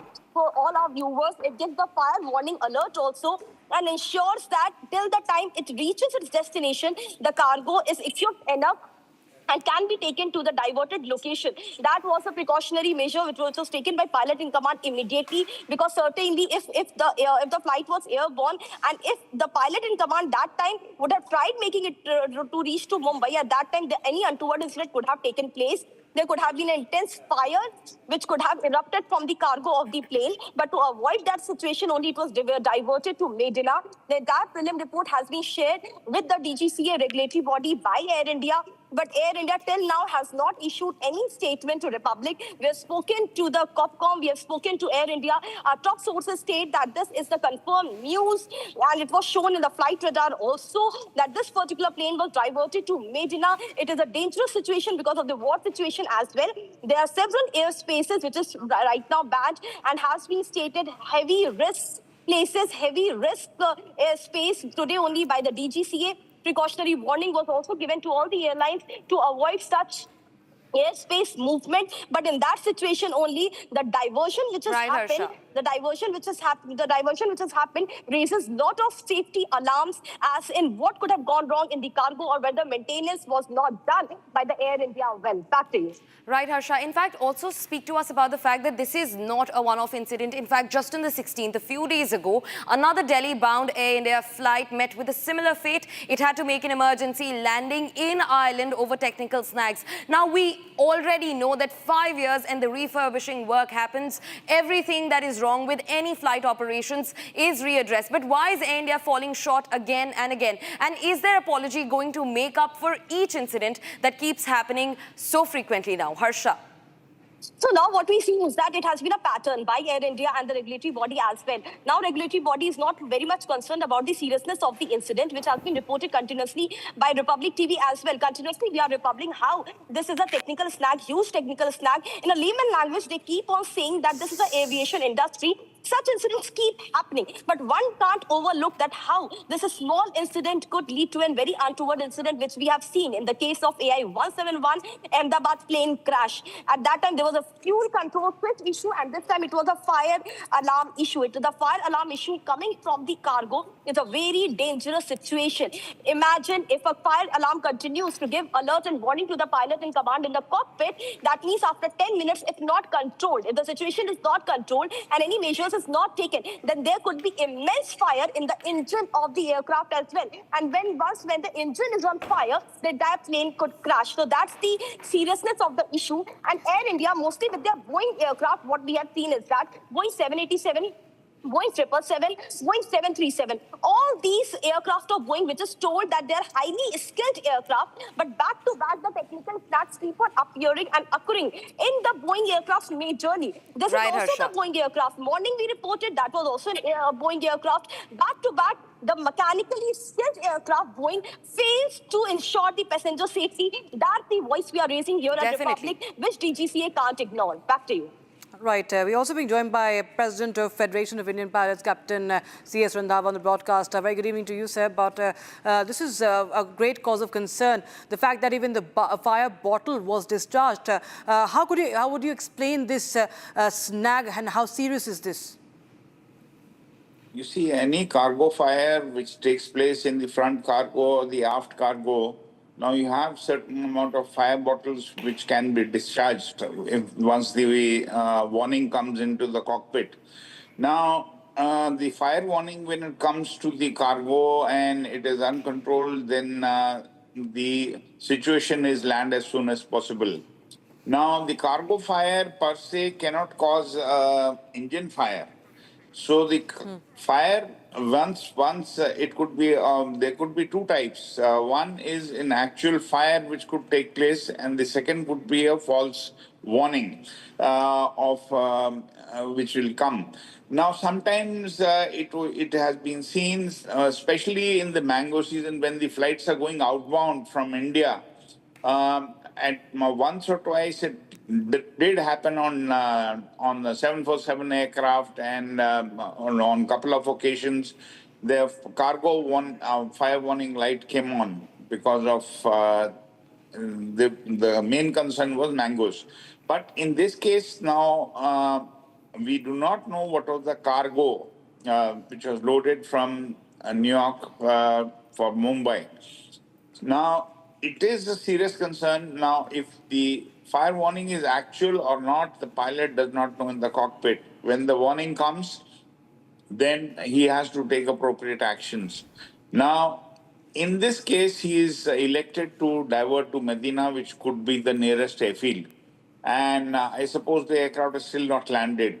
Now, as far as the seriousness is concerned, Air India has been constantly having a lot of snags, and it has been it has come to light even by the DGCA, where they had flagged this issue last year, the number of snags which are there on the Air India aircraft.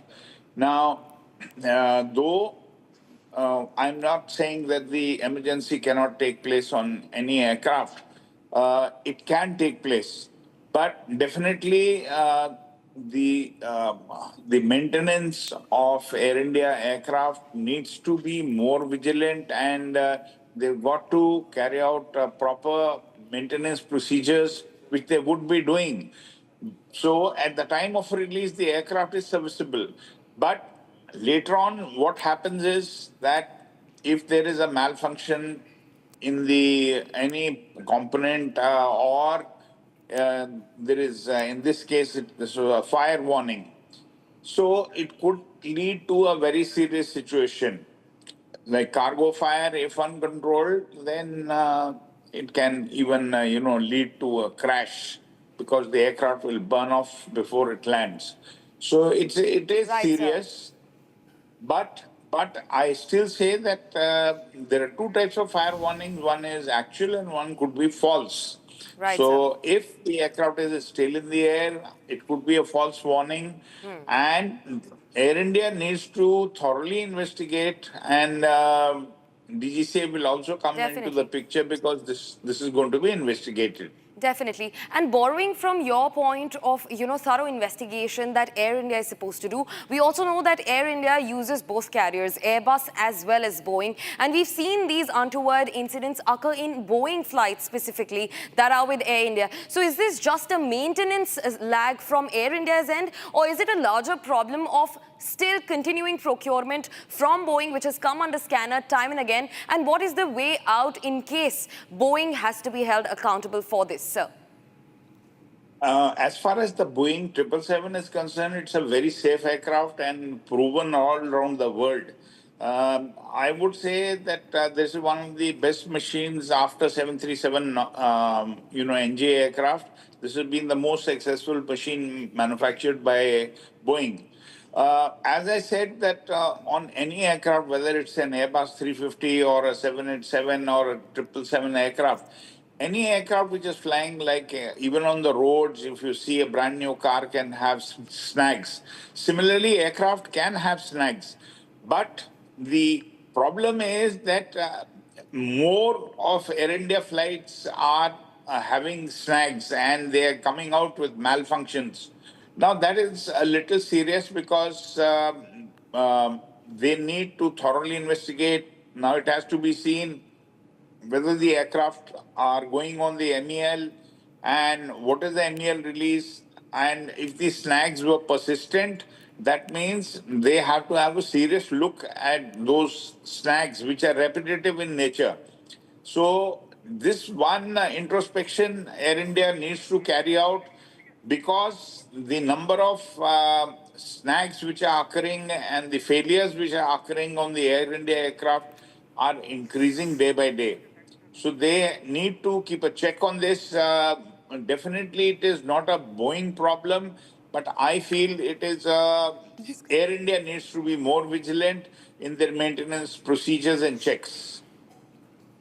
Right, many thanks, Mr. Captain Randhawa, for joining us with your reading of the situation. Right now, viewers, we shift our focus now to the war zone, showing you those powerful images that actually make you understand the impact of this war, the scale of the war. And war reporting, of course, is something that you can really see the dangers, the risks that come in with it. RT correspondent Steve Sweeney, along with his camera person, were injured after a strike in southern Lebanon. We're going to play out that visuals, what really followed, how a shrapnel wounded the group.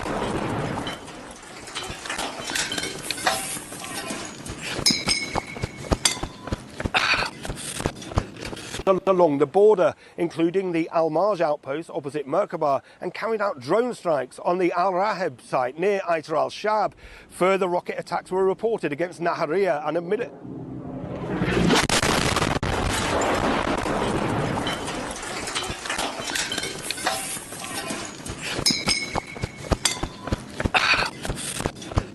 along the border, including the Al-Marj outpost opposite Merkaba, and carried out drone strikes on the Al-Raheb site near Aitar al-Shab.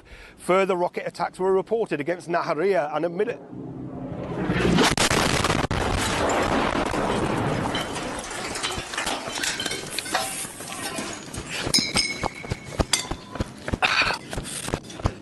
along the border, including the Al-Marj outpost opposite Merkaba, and carried out drone strikes on the Al-Raheb site near Aitar al-Shab. Further rocket attacks were reported against Nahariya and a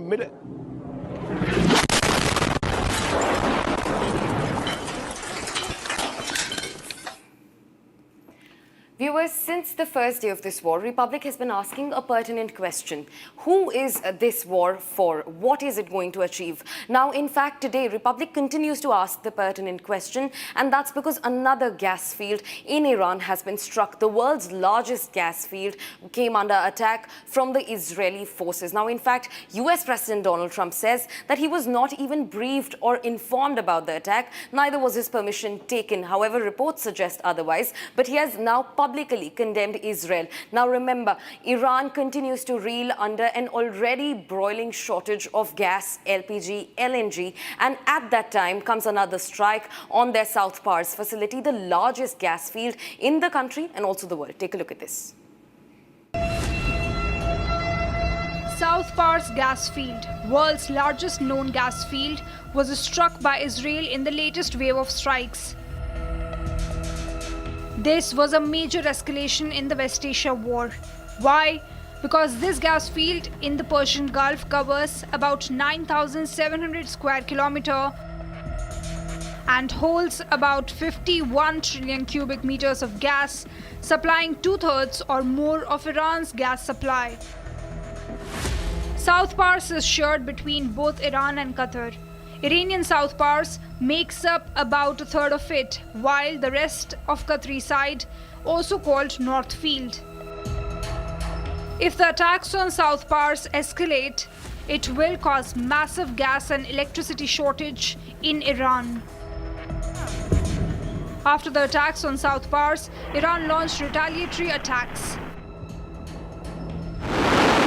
used ballistic missiles to struck Qatar's gas production facility of Ras Laffan. After the strikes, Donald Trump has put out a detailed statement. Trump claims he knew nothing about South Pars attack by Israel.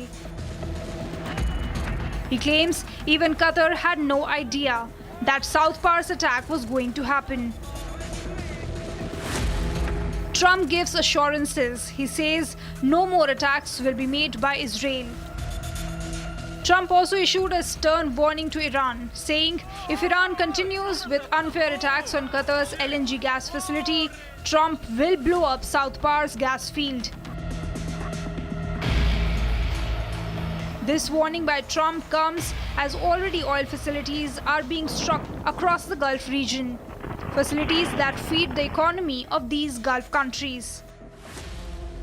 That's the world's largest gas field. It puts 20% of world's LNG supply also at risk. So we're showing you that video, viewers, that is coming in from South Pars, how Israel struck the gas field and triggered fires, disrupted energy production, and we saw how the prices went up. The oil prices also went up. The gas prices, of course, the gas crisis that is only escalating. This is a visual from the war zone Asuleh in Iran. And this is, again, a testament to the fact that how this gas field has been attacked, the impact of that strike, which now Trump says he had no knowledge about.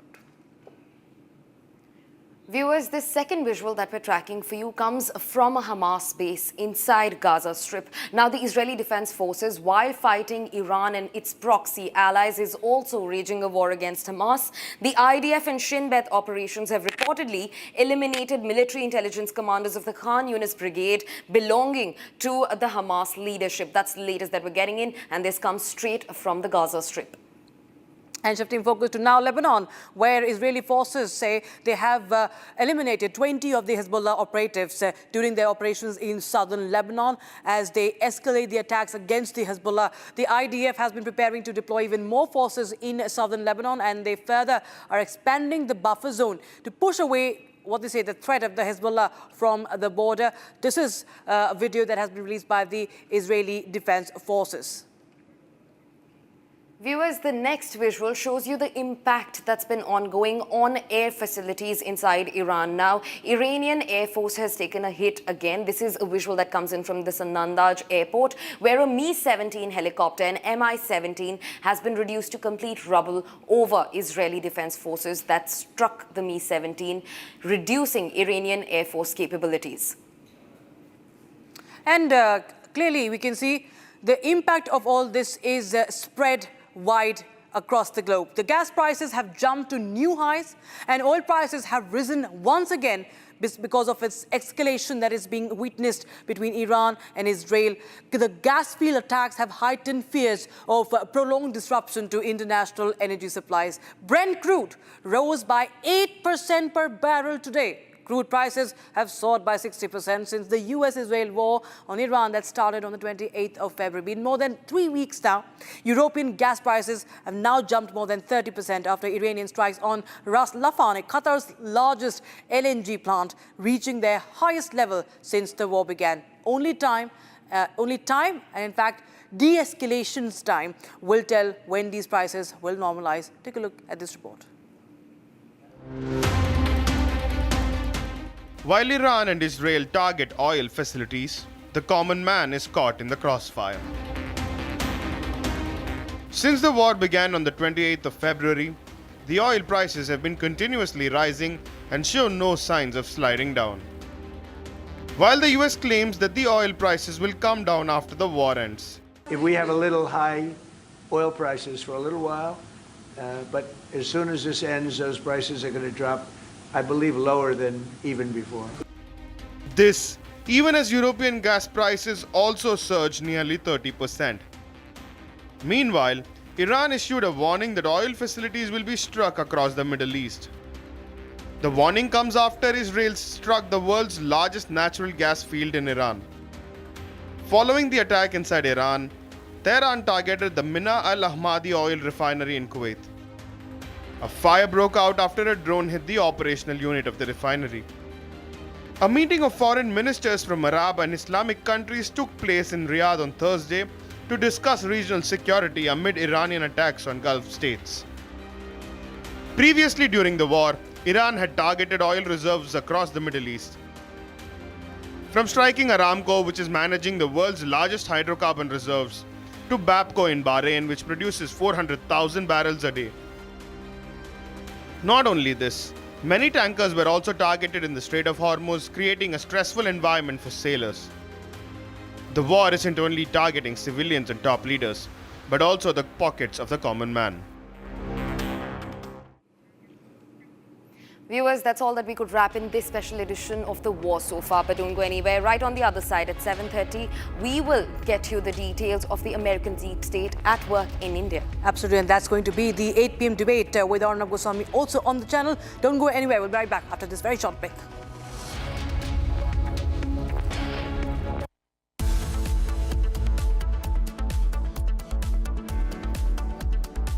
थोड़े में ज्यादा स्वाद, ये तो है इसकी खास बात। वाओ मम्मा, क्या स्वाद है? अरे मेरी राजा, राजा और प्योर मसाला।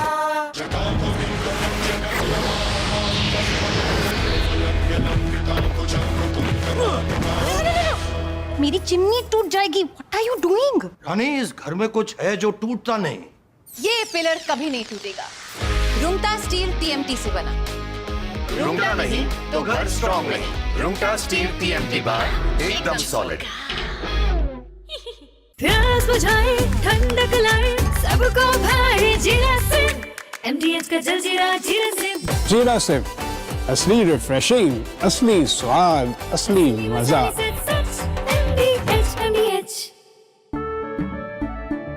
केसरिया से मन जोगी हुआ रे, दिल झूमे देखो मतवारा हुआ रे। केसरिया से मन जोगी हुआ। हर पल मनाओ केसरी त्योहार। विमल, बोलो जुबान केसरी। चमकी चाट से क्या बना है? आलू चाट या फ्रूट चाट, स्वाद बढ़ाए चमकी चाट। क्या बात है? स्वादिष्ट पकोड़े और फरसान, अरे चंकी चाट है इसकी जान। असली स्वाद सिर्फ chunky chaat.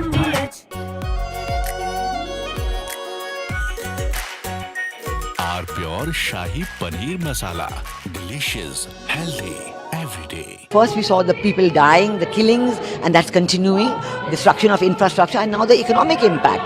The economic impact will affect everybody across the world. You know, the price of LNG, cooking gas has already gone up. So it is a very serious problem. We are all going to suffer. So we all have to work to make sure it ends soon. And I hope that, led by our Prime Minister, Executive Minister, we will work on that. ठीक है mandu भेज दे रहा है। ठीक है ना भेज रहा मंडू। आलू से नहीं होगा।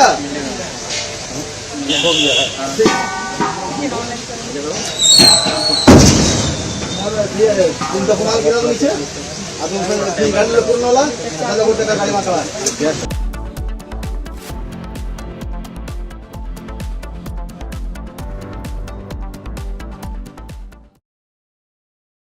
Co-powered by Century Ply Club Prime. रहो बेफिक्र। आर प्योर सूजी पास्ता उबालो मिलाओ और खाओ 8 मिनट में तैयार। क्या टेस्ट है सबका राजा R pure masala. In the global employability rankings by Times Higher Education UK, only the following 6 institutions from India are ranked amongst the top 230 in the world for having the most employable graduates. IIT Delhi, IISc Bangalore, IIT Bombay, IIM Ahmedabad, IIT Kharagpur and Amity University. चमकी चाट से क्या बना है? Sandwich लस्सी और छाछ और हर घूंट में चमकी चाट। ड्राई फ्रूट और दही बड़े। चमकी चाट से स्वाद बढ़े। असली स्वाद सिर्फ चंकी चाट। केसरिया से मन जोगी हुआ रे, दिल झूमे देखो मतवारा हुआ रे। केसरिया से मन जोगी हुआ। हर पल मनाओ केसरी त्योहार। विमल, बोलो जुबान केसरी। थोड़े में ज्यादा स्वाद, यही तो है इसकी खास बात। वाओ मामा क्या स्वाद है। अरे मेरे राजा। First we saw the people dying, the killings, and that's continuing, destruction of infrastructure, and now the economic impact. The economic impact will affect everybody across the world. You know, the price of LNG, cooking gas has already gone up. So it is a very serious problem. We are all going to suffer. So we all have to work to make sure it ends soon. And I hope that, led by our Prime Minister, Executive Minister, we will work on that. ठीक है mandu भेज दे रहा है। ठीक है ना भेज रहा मंडू। आलू से नहीं होगा।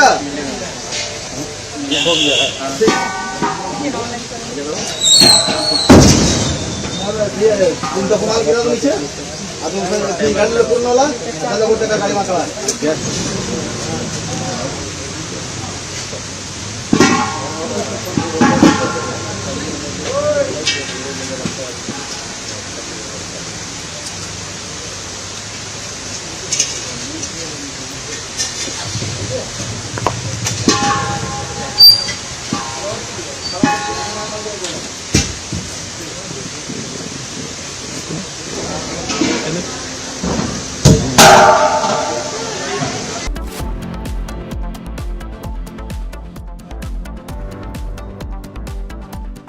Co-powered by Century Ply Club Prime.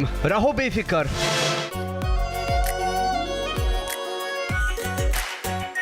Are pure shahi paneer masala, delicious, healthy every day. केसरिया से मन जोगी हुआ रे, दिल झूमे देखो मतवारा हुआ रे। केसरिया से मन जोगी हुआ। हर पल मनाओ केसरी त्योहार। विमल, बोलो जुबान केसरी। प्यास बुझाए ठंडक लाए सबको भाई जीरा से MDH का जलजीरा जीरा से। जीरा सिप, असली रिफ्रेशिंग, असली स्वाद, असली मजा।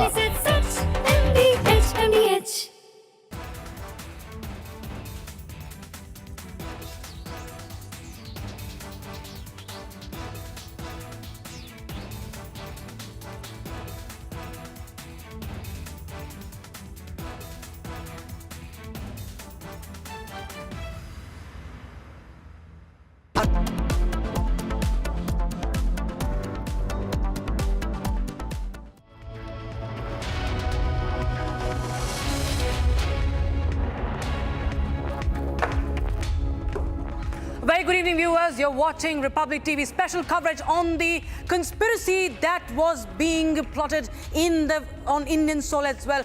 Is the American deep state behind the mercenaries who have been arrested by the NIA? 6 Ukrainians, one US citizens. Is there more to the story? We'll tell you. My colleague Gesu joins us on the studio. In fact, also the fact that there has been a clear link that has now emerged between the US citizen Matthew Aaron Van Dyke and the US State Department. We're getting you all the details on that. But first, here's a check on the headlines that we're tracking for this. Take a look. US Defense Secretary addresses the media as war against Iran rages on its 3rd week. He terms the US's European allies as ungrateful. Tehran releases new video showcasing the launch of the 64th wave of the Operation True Promise 4 against Israel.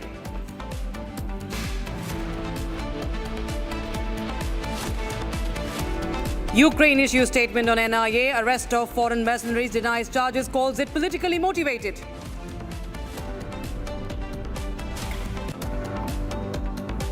According to sources, a Russian intelligence input played a key role in the arrest of a US mercenary Van Dyke and 6 Ukrainian citizens by the NIA.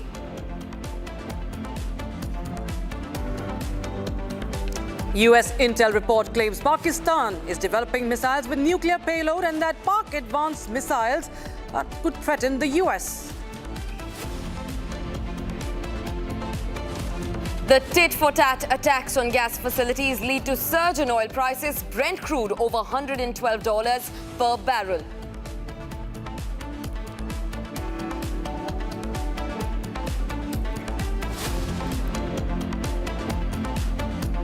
So we start with the latest development in this case, viewers. Breaking news coming in suggests that there is a clear link that is visible here between the US State Department and Van Dyke, the American mercenary who has been arrested. Now, the State Department, Gesu, had rescued Van Dyke in Iraq, and after he was arrested in Iraq, he received the US State Department help. Now, Van Dyke also appeared for a CIA interview back in 2004. Now, that's the latest that we're getting in. A clear link that has now come forward between the US State Department and Matthew Aaron Van Dyke, the one US citizen who has been nabbed by NIA under UAPA, the Prevention of Unlawful Activities Act, specifically Section 18. Non-bailable and in fact over the grounds of conspiring a terror plot in India. Now remember, he has appeared for a CIA interview in 2004 and was also rescued by the State Department, US State Department, from Iraq. Right. In fact, Iran had even labeled Van Dyke as Jewish spies. Post-Iranian reports, State Department had asked Van Dyke to even leave Iraq. He has been in foreign prisons. In 2009, arrested in Iraq. 2010, arrested in Afghanistan. In the Afghanistan intervention and US military. It was US military who had secured his release. In fact, our correspondents on ground are joining us on the broadcast. Lintoy and Shambhavi are joining us on the broadcast for more. In fact, Lintoy, I'll just go across to you. Now, clearly, Lintoy, we can see that there is the American deep state at play. With this case, we find that there is a clear link that has been established if one goes into the history of this man called Van Dyke. Yes, Rakshita. NIA has arrested 7 foreign nationals, including American Matthew Van Dyke and 6 Ukrainians. So with provinces suspecting links to training of armed ethnic groups across the Myanmar border.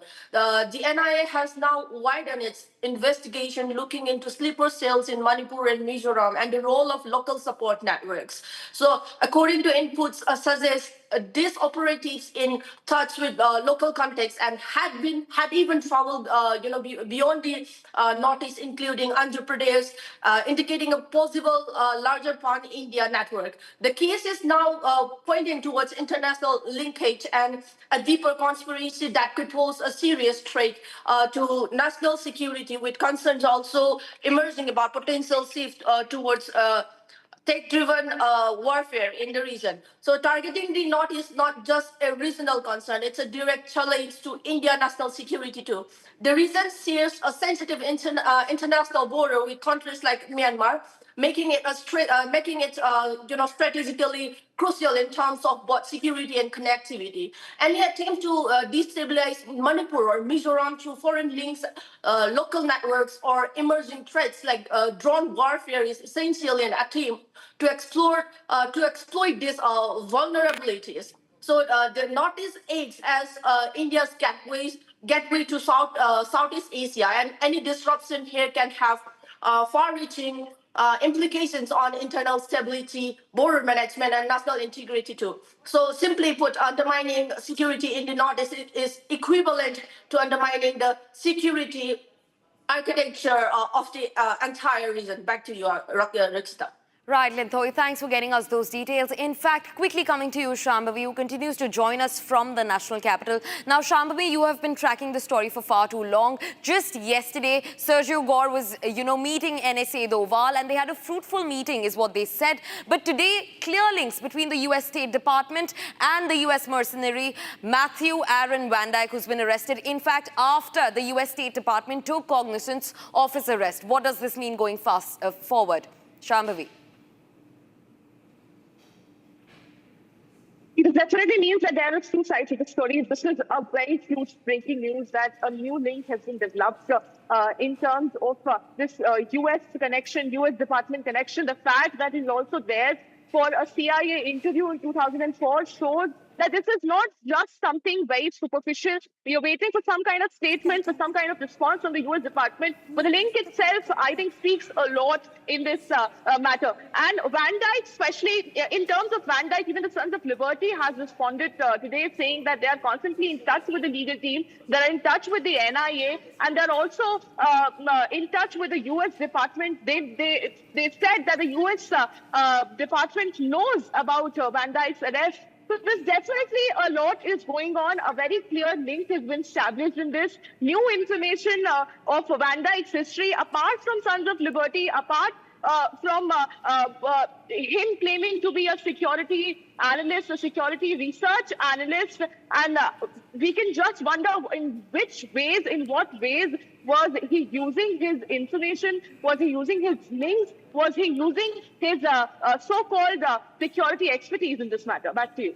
Right, Shambhavi. I'll just go across to Sahil now. Sahil, well, we have seen, Sarthak, I beg your pardon, we have seen that there has been violence in Manipur for a long time, and now there is a foreign hand that is being pointed towards. And the timing of this discovery, or what we understand, this probe is also very, very ripe. Now that we understand there was training going on, drone training is going on, not just the American, but also Ukrainians have been involved. If you could just shed some light on the responses, the statements that have come in from US and Ukraine. Yes, so far NIA has arrested 7 individuals. One is an American, and there are 6 Ukrainians who have been taken into custody by NIA. And the Americans, the U.S. Department has admitted to the fact that, okay, somebody has been arrested from a U.S. national has been arrested and taken into custody by NIA, and they have acknowledged that. However, they have not made any adverse statements or remarks on that. On the contrary, Ukraine has raised some serious concerns over the arrest of its 6 nationals. What Ukrainians suggest that the case may be politically motivated. And they are also trying to bring a Russian angle into it. Ukraine claims that this entire case may have been triggered by some inputs from the Russian side. They are completely denying the terror link at this point, and they strongly reject any link to terrorism. At this point, what we know of Ukrainians say that they are themselves are the victims of Russian terror. And however, they are at this point calling for transparency, some sort of impartial investigation done by the Indian authorities, by NIA at this point. along with that, Ukraine has also said that they are ready for full cooperation with Indian authorities. And they say that they cite some mutual legal assistance treaty with India as well.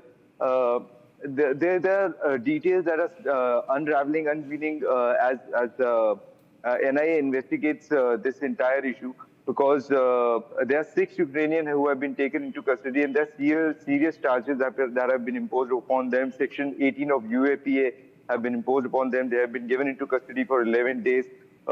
They have been charged with smuggling drones and other modern warfare equipments from India to Myanmar, and NIA is investigating if they have any links with some insurgent groups, not only in Myanmar, but here in India as well. Republic was also at the forefront in successfully extracting more details on it, and we also got the visuals of some training being provided by some foreign nationals, Right, Sarthak. In the northeastern region of the country. So there are a lot more details that the NIA is trying to extract, and that is something only time will tell. Back to you. Right, Sarthak. Thanks for getting us those details. In fact, Sarthak, Linthoy and Shambhavi continue being with us. We're also getting another breaking development. Now, Sons of Liberty International, a so-called non-profit organization run by the US mercenary who's been arrested, Matthew Aaron Van Dyke, has released their first statement on Van Dyke's arrest. Now, they've said that they are in close coordination with the US State Department over Van Dyke's arrest. In fact, they have also said that they are looking after the case very, very thoroughly along with the US State Department. In fact, that's not the only statement. They also said that this non-profit security consulting firm was founded by Matthew Van Dyke. In fact, the arrest of an American national in India has now uncovered several crucial leads in a high-level investigation encompassing national security angles. Right. So this is the very first reaction that we are playing out for you.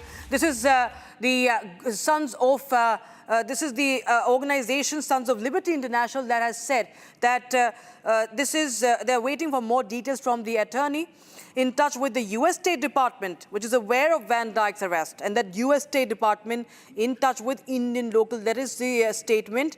And in fact, Ukraine's response, Gesu, has also come in. If you could just tell our viewers about that. Right, Rakshita. In fact, Ukraine has been pretty aggressive about its response in a connection with 6 of its nationals who've been arrested. They've called the mercenary case politically motivated, all because Russian intelligence forces and the NIA back at home work together to nab the network. In fact, they have also said that this mercenary case is a Russian attempt to malign Ukraine globally. They've accused the NIA, India's National Investigation Agency's probe, of being politically motivated. Rakshita, in fact, also take us through the mercenaries being tied to sleeper cells, a larger angle that has now come to light. Absolutely. So there is the sleeper cell angle also that has come to the fore. NIA is probing these links with the sleeper cells in the border region, and that's quite a porous border. NIA is probing if the mercenaries have had local support. The mercenaries were in touch with Manipur and Mizoram locals, and the mercenaries had even visited Andhra Pradesh. So that, of course, it's a big an alarming situation, in fact, that has been unfolding. And there could be, this could be the tip of the iceberg, Gesu, because it's a deeper conspiracy that also involves the American deep state. Right, Rakshita. In fact, we have accessed Van Dyke's confession. Now, remember, this was made with the National Investigation Agency's probe. Now, Van Dyke says that he was working as embedded journalist with the US military in Iraq, and he drove motorcycles from Iraq to Afghanistan by way of Iran. That's first part of the statement that he's given to the National Investigation Agency. Absolutely. In fact, he goes on to say that US State Department was unable to locate them for 2 days. State Department located... Okay, we're just trying to just tell you what he has in fact said. And this is the Fars news agency, that is an Iranian agency, had issued the report that the State Department eventually had located Van Dijk and Brit and advised them to leave Iraq as soon as possible. So the other part of his confession says that he also went to his first anti-war protest the same day as his first CIA job interview. And in fact, Gesu, he also has mentioned about how he had filmed the US military in Afghanistan. Exactly. And the fact that he went for a CIA interview. Now, viewers, remember, CIA is the Central Intelligence Agency, the core of all US intelligence. He gave an interview with the CIA, and he also went to his first anti-war protest the same day as his first CIA interview. And this is not what we're claiming. This is his statement, his verbatim, that he's confessed in front of the National Investigation Agency. In fact, so that's, as I had mentioned, he has also said that in 2010, he had filmed the US military in Afghanistan as part of the War Zone Bikers project. And even in 2009, he has mentioned about Gesu, how he was the war correspondent for Baltimore Examiner. Definitely, Rakshita. And in January and February, this is what Van Dijk says, that in January and February of 2009, he worked as a war correspondent for the Baltimore Examiner newspaper and was embedded with the US military in Iraq. Remember, he was also brought to safety by the US State Department when he was stuck in Iraq. In fact, we're continuously being joined by our colleagues, Linthoi, who joins us live from Imphal, Sarthak from New Delhi, and Shambhavi from the national capital. In fact, Shambhavi continues to be with us. Shambhavi, if you could just tell us more about the confessions that have been made by Van Dijk. And the investigation also point towards the sleeper cells that could have been. In fact, we'll ask Linthoi about the sleeper cells. But what more can you tell us about the confessions made by Van Dijk here? Definitely, when we look at the case, these are the 7 individuals who've been arrested, but allegedly there are 14 members in this entire team which were involved. The NIA is still interrogating on the part where the rest of the members, where they were coming from, what was their route taken. And of course, we are continuously talking about the connection with the US Department about how it rescued Van Dijk from Iran. And then also he sat for an interview with CIA in 2004. And about his confession, of course, and how this all is a huge circle. Everything is now making sense with each breaking point, with each link that the public here is establishing. It makes sure that the entire conspiracy and the terror plot that they were planning, and also let's tell our viewers the 3 points on which they have been interrogated. They are being currently interrogated by NIA. The one is the training of the military, giving them military training of the ethnic border groups. Apart from that, they are also being interrogated about using India as a route in bringing drones and modern warfare equipments from Europe. And the other part is how they managed to enter Mizoram without the special permit, and then even managed to enter the war hit or the conflict hit. I'm very sorry, the conflict hit Myanmar at this point. And not just to Van Dijk, there has been several links with establishing Ukrainian citizens as well, the foreigners, the Ukrainian foreigners who've been caught. Because in the 7 people that have been caught, there are 6 Ukrainian people and 1 US citizen. So with each link that Republic here today establishing this entire conspiracy, we are able to build it like a puzzle one by one. Rakshita. Right. Thanks very much for joining in, Shambhavi, Sarthak, and even, in fact, Linthoi. Rakshita, what's next that we're tracking in this story? In fact, we are trying to show how the developments have come in. There are fresh developments that have taken place in the NIA probe regarding the foreign mercenaries, the drone warfare training, the cross-border networks, and even the sleeper cell links. Now, sources suggest that it was Russian intelligence input that helped track and arrest the American national and 6 Ukrainians, all accused of training armed groups in Myanmar with possible spillover into India's northeast. Here's more. 7 foreign nationals, 6 Ukrainians and 1 American, Matthew Van Dijk, now in NIA custody till March 27th. Investigation now becoming murkier regarding mercenaries' role in destabilization India plot. Sources reveal it was a Russian intelligence input that triggered the crackdown. The input flagged a foreign network training anti-government armed groups in Myanmar. The input pointed to drone warfare training including assembly, operation and even jamming techniques, equipment routed through India, raising serious national security concerns. A key input from Russian intelligence helped in the arrest of 7 foreign nationals. 7 foreign nationals including 6 Ukrainians and 1 US citizen. The Russian intelligence flagged off that a group of foreign nationals were giving military training to the armed group, which are usually ethnic armed group, which are usually found in the border of India and Myanmar. Apart from this, they were also giving drone warfare training from assembly to operations to also jamming them, so the whole entire package.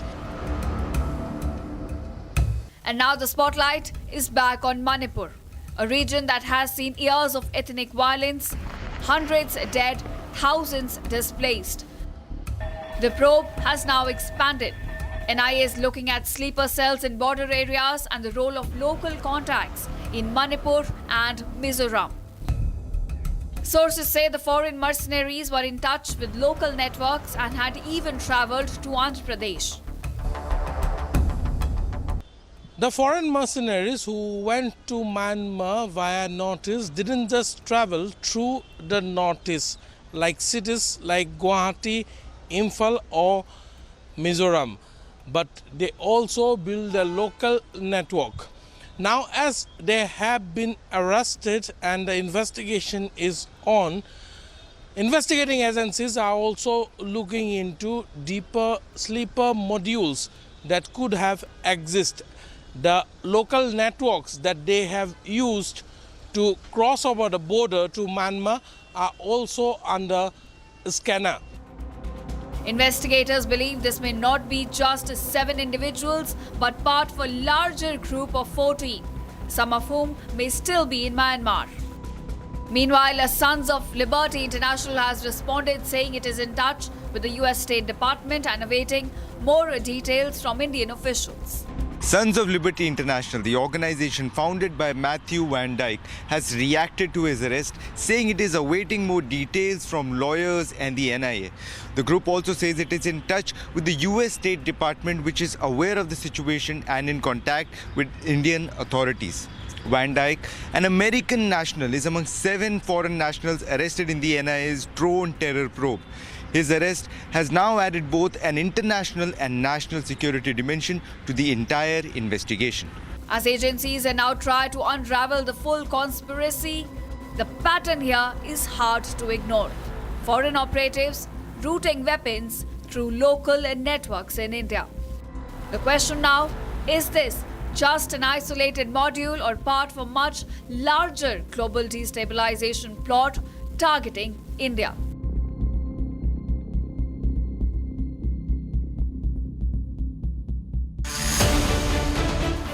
Oil crisis intensifies. Iran war starts to pinch. Iran offers off-ramp by Hormuz tax. Debating tonight at 9 p.m. Co-powered by Century Ply Club Prime. Raho befikar. चमकी चाट से क्या बना है? Sandwich लस्सी और छाछ और हर घूंट में चमकी चाट। अब बताओ स्वाद आया? आया। असली स्वाद सिर्फ चमकी चाट। In the global employability rankings by Times Higher Education UK, only the following 6 institutions from India are ranked amongst the top 230 in the world for having the most employable graduates. IIT Delhi, IISc Bangalore, IIT Bombay, IIM Ahmedabad, IIT Kharagpur and Amity University. थोड़े में ज्यादा स्वाद यही तो है इसकी खास बात। वाओ मामा क्या स्वाद है? अरे मेरे राजा राजा और प्योर मसाला केसरिया से मन जोगी हुआ रे दिल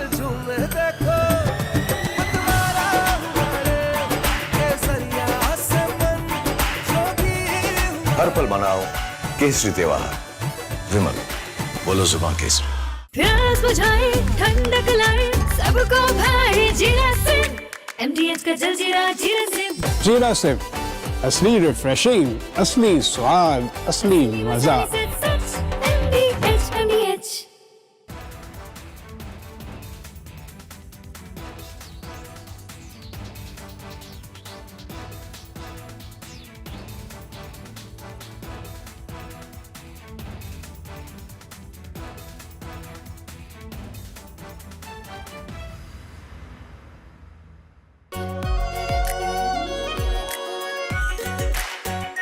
are pure shahi paneer masala, delicious, healthy every day. First we saw the people dying, the killings, and that's continuing, destruction of infrastructure, and now the economic impact. The economic impact will affect everybody across the world. You know, the price of LNG, cooking gas has already gone up. So it is a very serious problem. We are all going to suffer. So we all have to work to make sure it ends soon. And I hope that, led by our Prime Minister, etc., we will work on that. ठीक है मंटू, भेज दे रहे हैं। ठीक है ना, भेज रहे हैं Mantu. Oil crisis intensifies. Iran war starts to pinch. Iran offers off-ramp by Hormuz tax. Debating tonight at 9 p.m. Presented by Amity University, ranked amongst the top 3% universities globally. Powered by RP Sanjeev Goenka Group, growing legacies since 1820. Century Premium Plus. Jaguar Bath and Light. Co-powered by UTI Mutual Fund, Haq, एक बेहतर जिंदगी का. TVS N-Torq 150, India's first 150cc hyper sport scooter. Muthoot Finance Gold Loan, सोना क्या नहीं कर सकता. Co-powered by Century Ply Club Prime, रहो बेफिकर. आर प्योर सूजी पास्ता, उबालो मिलाओ और खाओ, 8 मिनट में तैयार. क्या टेस्ट है, सबका राजा आर प्योर मसाला. रानी, इस घर में कुछ है जो टूटता नहीं. ये पिलर कभी नहीं टूटेगा. रुंगटा स्टील TMT से बना. रुंगटा नहीं तो घर स्ट्रॉन्ग नहीं. रुंगटा स्टील TMT बार एकदम सॉलिड. चमकी चाट से क्या बना है? आलू चाट या फ्रूट चाट, स्वाद बनाए चमकी चाट. क्या बात है, स्वादिष्ट पकोड़े और बरसान, अरे चमकी चाट है इसकी जान. असली स्वाद सिर्फ चमकी चाट. केसरिया से मन जोगी हुआ रे, दिल झूमे देखो मतवारा हुआ रे. केसरिया से मन जोगी हुआ. हर पल मनाओ केसरी त्योहार. विमल, बोलो जुबान Kesari.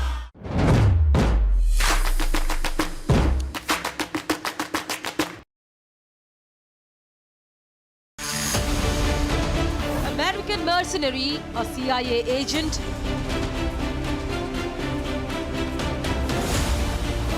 Ukraine versus Russia fight breaks out.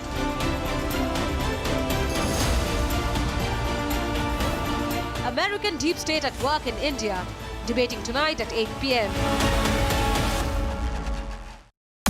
Co-powered by Green Ply, हर जरूरत का reply.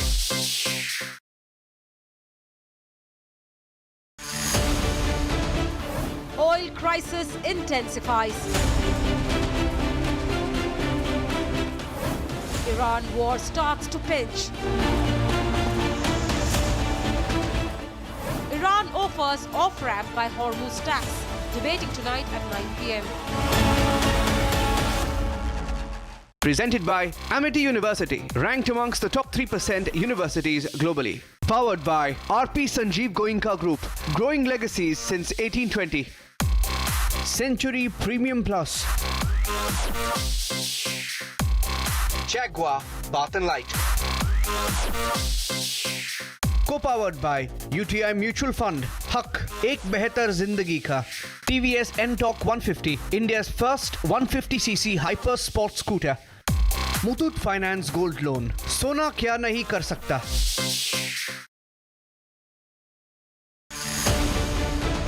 American mercenary, a CIA agent.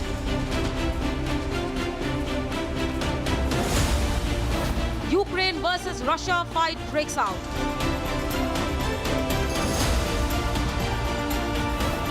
American deep state at work in India, debating tonight at 8 p.m.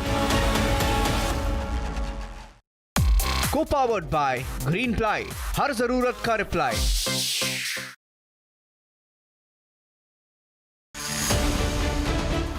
Oil crisis intensifies. Iran war starts to pinch. Iran offers off-ramp by Hormuz tax. Debating tonight at 9 p.m. Presented by Amity University, ranked amongst the top 3% universities globally. Powered by RP Sanjeev Goenka Group, growing legacies since 1820. Century Premium Plus. Jaguar Bath and Light. Co-powered by UTI Mutual Fund, Haq, Ek Behtar Zindagi Ka. TVS N-Torq 150, India's first 150cc hyper sport scooter. Muthoot Finance Gold Loan. Sona kya nahi kar sakta?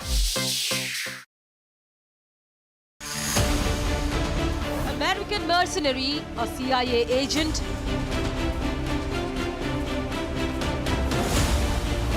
Ukraine versus Russia fight breaks out.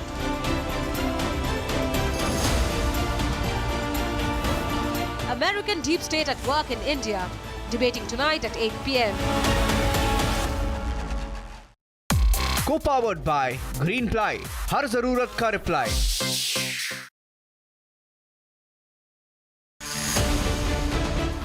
Oil crisis intensifies. Iran war starts.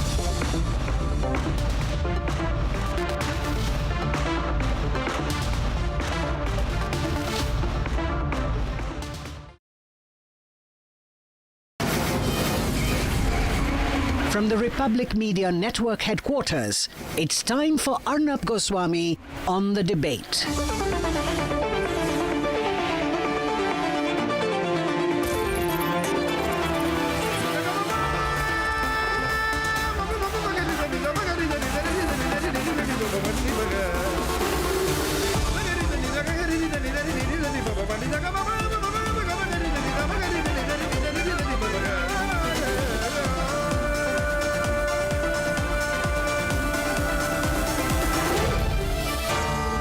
Arnab Goswami on the debate. On the show tonight, a huge war breaks out, a huge battle of words breaks out, huge power play breaks out over this man, Matthew Van Dyke, a very dangerous American mercenary. Now the Americans, we are told, are trying to put pressure to get him released. But India should not release Matthew Van Dyke unless Trump comes and asks himself. And at 9 o'clock tonight, global markets down 3%, Sensex down over 2,000 points. It's not about whether it will happen.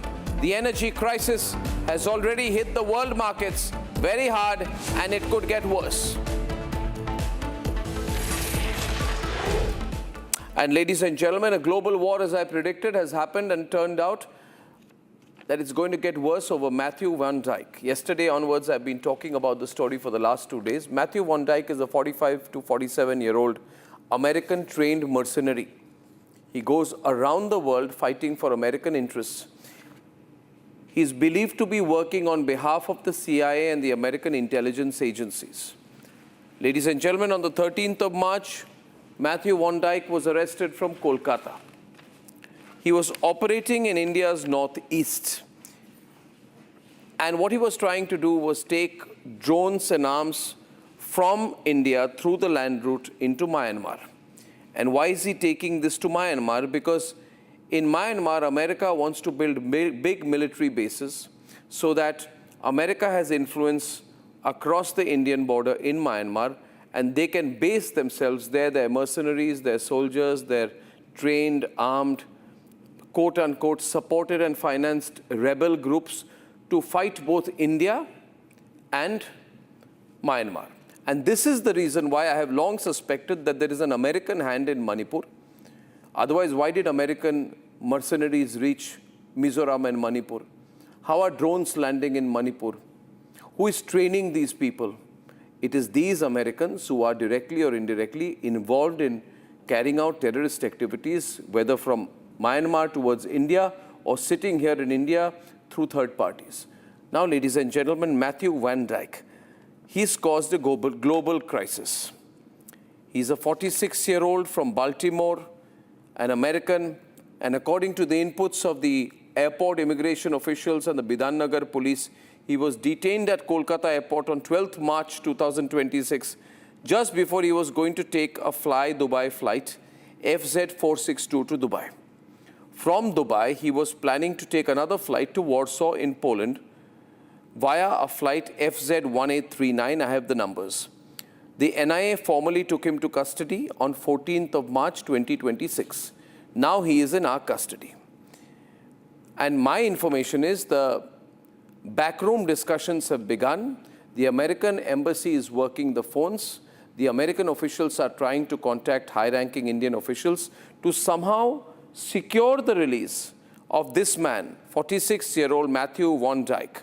He's clearly hot property because every time he goes and does something important for the American military, then he gets into trouble and they get him out. And he's made a story of this. Wherever he goes, he's fighting for American interests. So if he's here in India, have no doubt about it, he's fighting for the interests of Donald Trump. Let me list out his history of getting detained in foreign countries and being rescued. In 2009, Van Dyke was arrested in Iraq, and the American State Department worked very hard to secure his release, ladies and gentlemen. Which means for America, for the America's CIA, for their intelligence agencies, for their entire military setup, Matthew Van Dyke is a very important person. These people never rescued so many Americans in Vietnam or even in the Middle East. So many Americans are stuck. But the American State Department is not trying to get them out. They're just giving warnings. You want to get out on your own, you do. But for Matthew Van Dyke, I'm told everybody is involved. Even Sergio Gore is getting involved right now, the new Trump-supported ambassador who's landed in Delhi. In 2010, Matthew Van Dyke landed in Afghanistan. And when he lands in Afghanistan, again he was arrested. Again the American military sent planes to secure his release and get him out. So he's not an ordinary property. He's hot property. Every time the American government uses huge influence to bail him out from different places, Iraq, Afghanistan, they've used influence and put pressure to have him released, which means they are going to do the same thing now that India has got him. The Americans are going to start building pressure on the Modi government and everyone to somehow get him out, which means this man knows secrets, knows operations, knows everything. Sometimes Matthew Van Dyke goes as a journalist. Sometimes he goes as a biker. He says, I'm a biker, I like biking. But he's not a journalist. He's not a biker. He's a dangerous American military mercenary doing all kinds of things for the Americans, that dirty job man. He's so big that he took 6 Ukrainians with him as part of his private army. And the Ukrainian embassy got involved today. Ladies and gentlemen, the Ukrainian embassy got involved in this and said, no, we are not behind it. It is the Russians who are behind the arrest of Matthew Van Dyke, which means Matthew Van Dyke is such hot property that he's caught in a fight between India, Zelensky, Donald Trump, and Vladimir Putin. So who is this man? What does he do? Why are foreign embassies issuing press releases about him? The Ukrainian embassy in India claimed in a press release that it is Russia, as an aggressor state, that seeks every circumstance to drive a wedge between friendly countries, Ukraine and India. And they further claim that any attempts to use this case of Matthew Van Dyke to discredit Ukraine or introduce distrust in Ukraine-India relations appear to be a deliberate attempt to harm the bilateral partnership. Ladies and gentlemen, are you realizing how important this is? Matthew Van Dyke is such an important man that between Moscow and Kiev and Washington and New Delhi and maybe even Beijing, hotlines are abuzz. He has a group, a front group called Sons of Liberty International. This is a front group.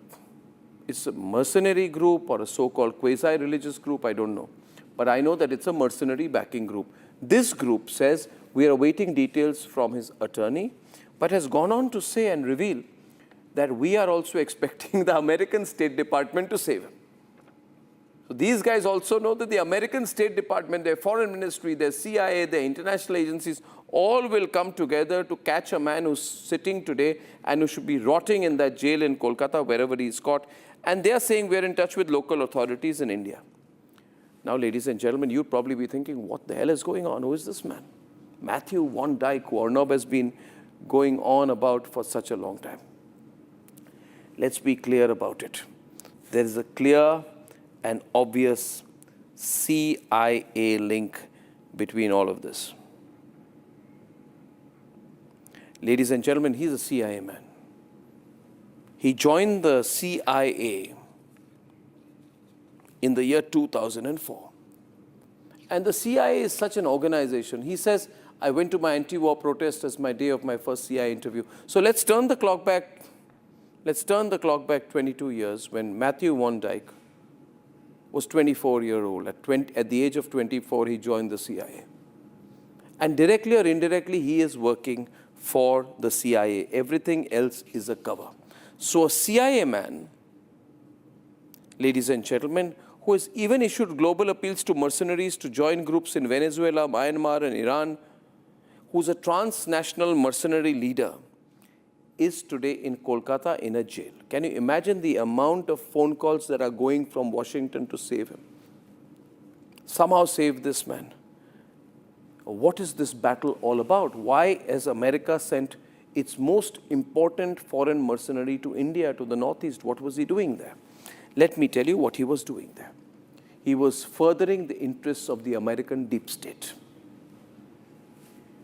The same American deep state who I have been saying to you for a long time has interests in Chittagong, in Bangladesh, in parts of Myanmar, and large parts of India's northeast, including Manipur and Mizoram.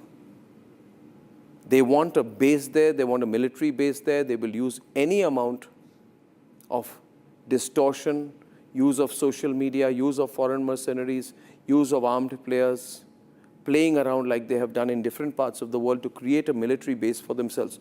And why do they want to create a military base for themselves? For that, you have to simply see the map of India's northeast and see the borders with Bangladesh and the border of Myanmar. Ladies and gentlemen, today in power in Myanmar is a junta, a military junta, ladies and gentlemen, which has largely got good relations with China. India also has some influence over it. Now, in the entire part bordering Assam, Manipur, Mizoram, India's northeast, the Americans want to have a presence. Because the Americans can have a presence close to India's northeast, they can use it to pressurize India, which is going to be the world's third largest economy. We already have the third largest army. So they want to get into that area to play a game with both China for control of Myanmar and therefore through that control of Southeast Asia, and also put a pressure point right on the border of India's northeast, an armed pressure point vis-a-vis India. So imagine a situation that we might have in the future if we allow these kind of mercenaries to get away. We would have Pakistan on our west, we would have China across the entire north and northeast, and we would not have Myanmar, ladies and gentlemen, across the northeast. We would have a very, very, very, very violent and dangerous country called the United States of America, positioning its military right across our northeast. Now, will we sit down and allow this to happen? Will we sit down and say, let it happen? Let's look the other way. I say not. I am from the northeastern part of India, ladies and gentlemen. I am from the state of Assam. And therefore, I issue this appeal to our government. I issue this appeal to our government. I issue this appeal to everyone watching this. I issue this appeal to the nationalists in the country. Do not ignore and do not fail to counter the moves of these foreign countries and foreign mercenaries which impact our northeast do not wait to take action anymore. Act harder and faster and more directly than the enemy expects. When those phone calls come from Washington, which I'm sure they are coming now, I am sure they are coming now, then tell Sergio Gore to simply mind his own business. And through Sergio Gore, tell Donald Trump that you might have got this man out of Afghanistan and Iraq in the past. But this is the Republic of India.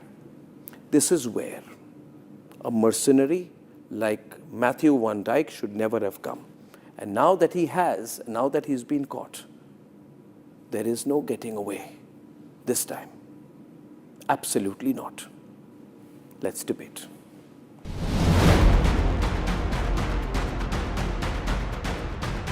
Matthew Van Dyke, an American mercenary, a man with deep connections with Washington, D.C. A man who has used his American deep state links to walk through battlefields. From Iraq to Afghanistan, from Syria to Libya, documenting conflict from the front lines.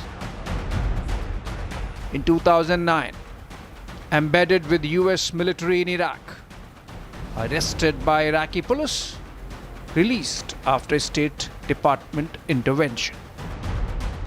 In 2010, back again in active war zones, in Afghanistan this time, as part of War Zone Bikers Project. Arrested by Afghan police, and again rescued by US military, a mercenary with deep access. Fast forward to now in March 2026. Van Dyke is arrested by the NIA along with 6 Ukrainians, all accused of training armed groups and building a network across India and Myanmar.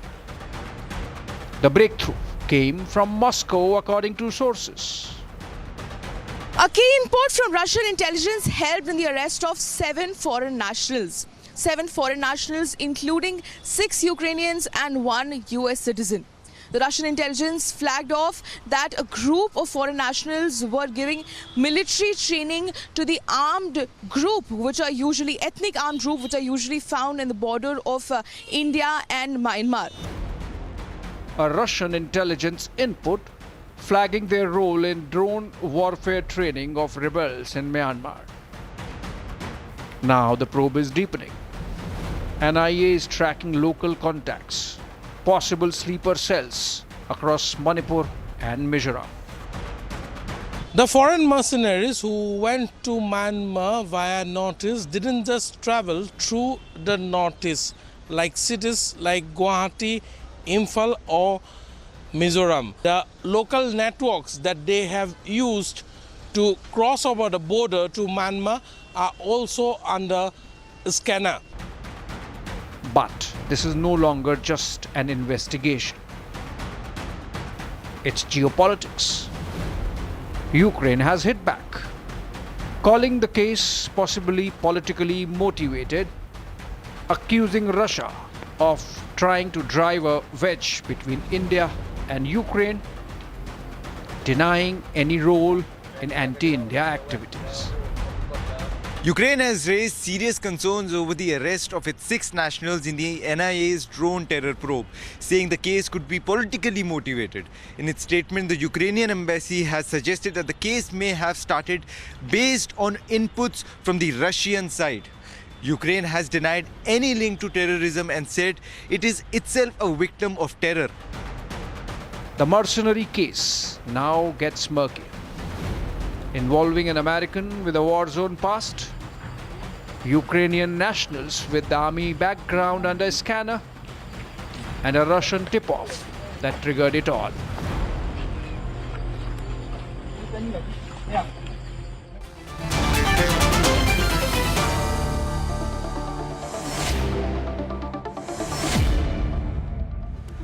Ladies and gentlemen, I have with me to start with Xavier Rodriguez.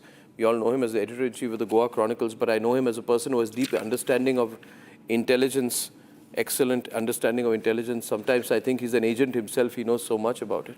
And General Pradeep Nair is with us tonight, former Director General of the Assam Rifles, joining us from Hyderabad.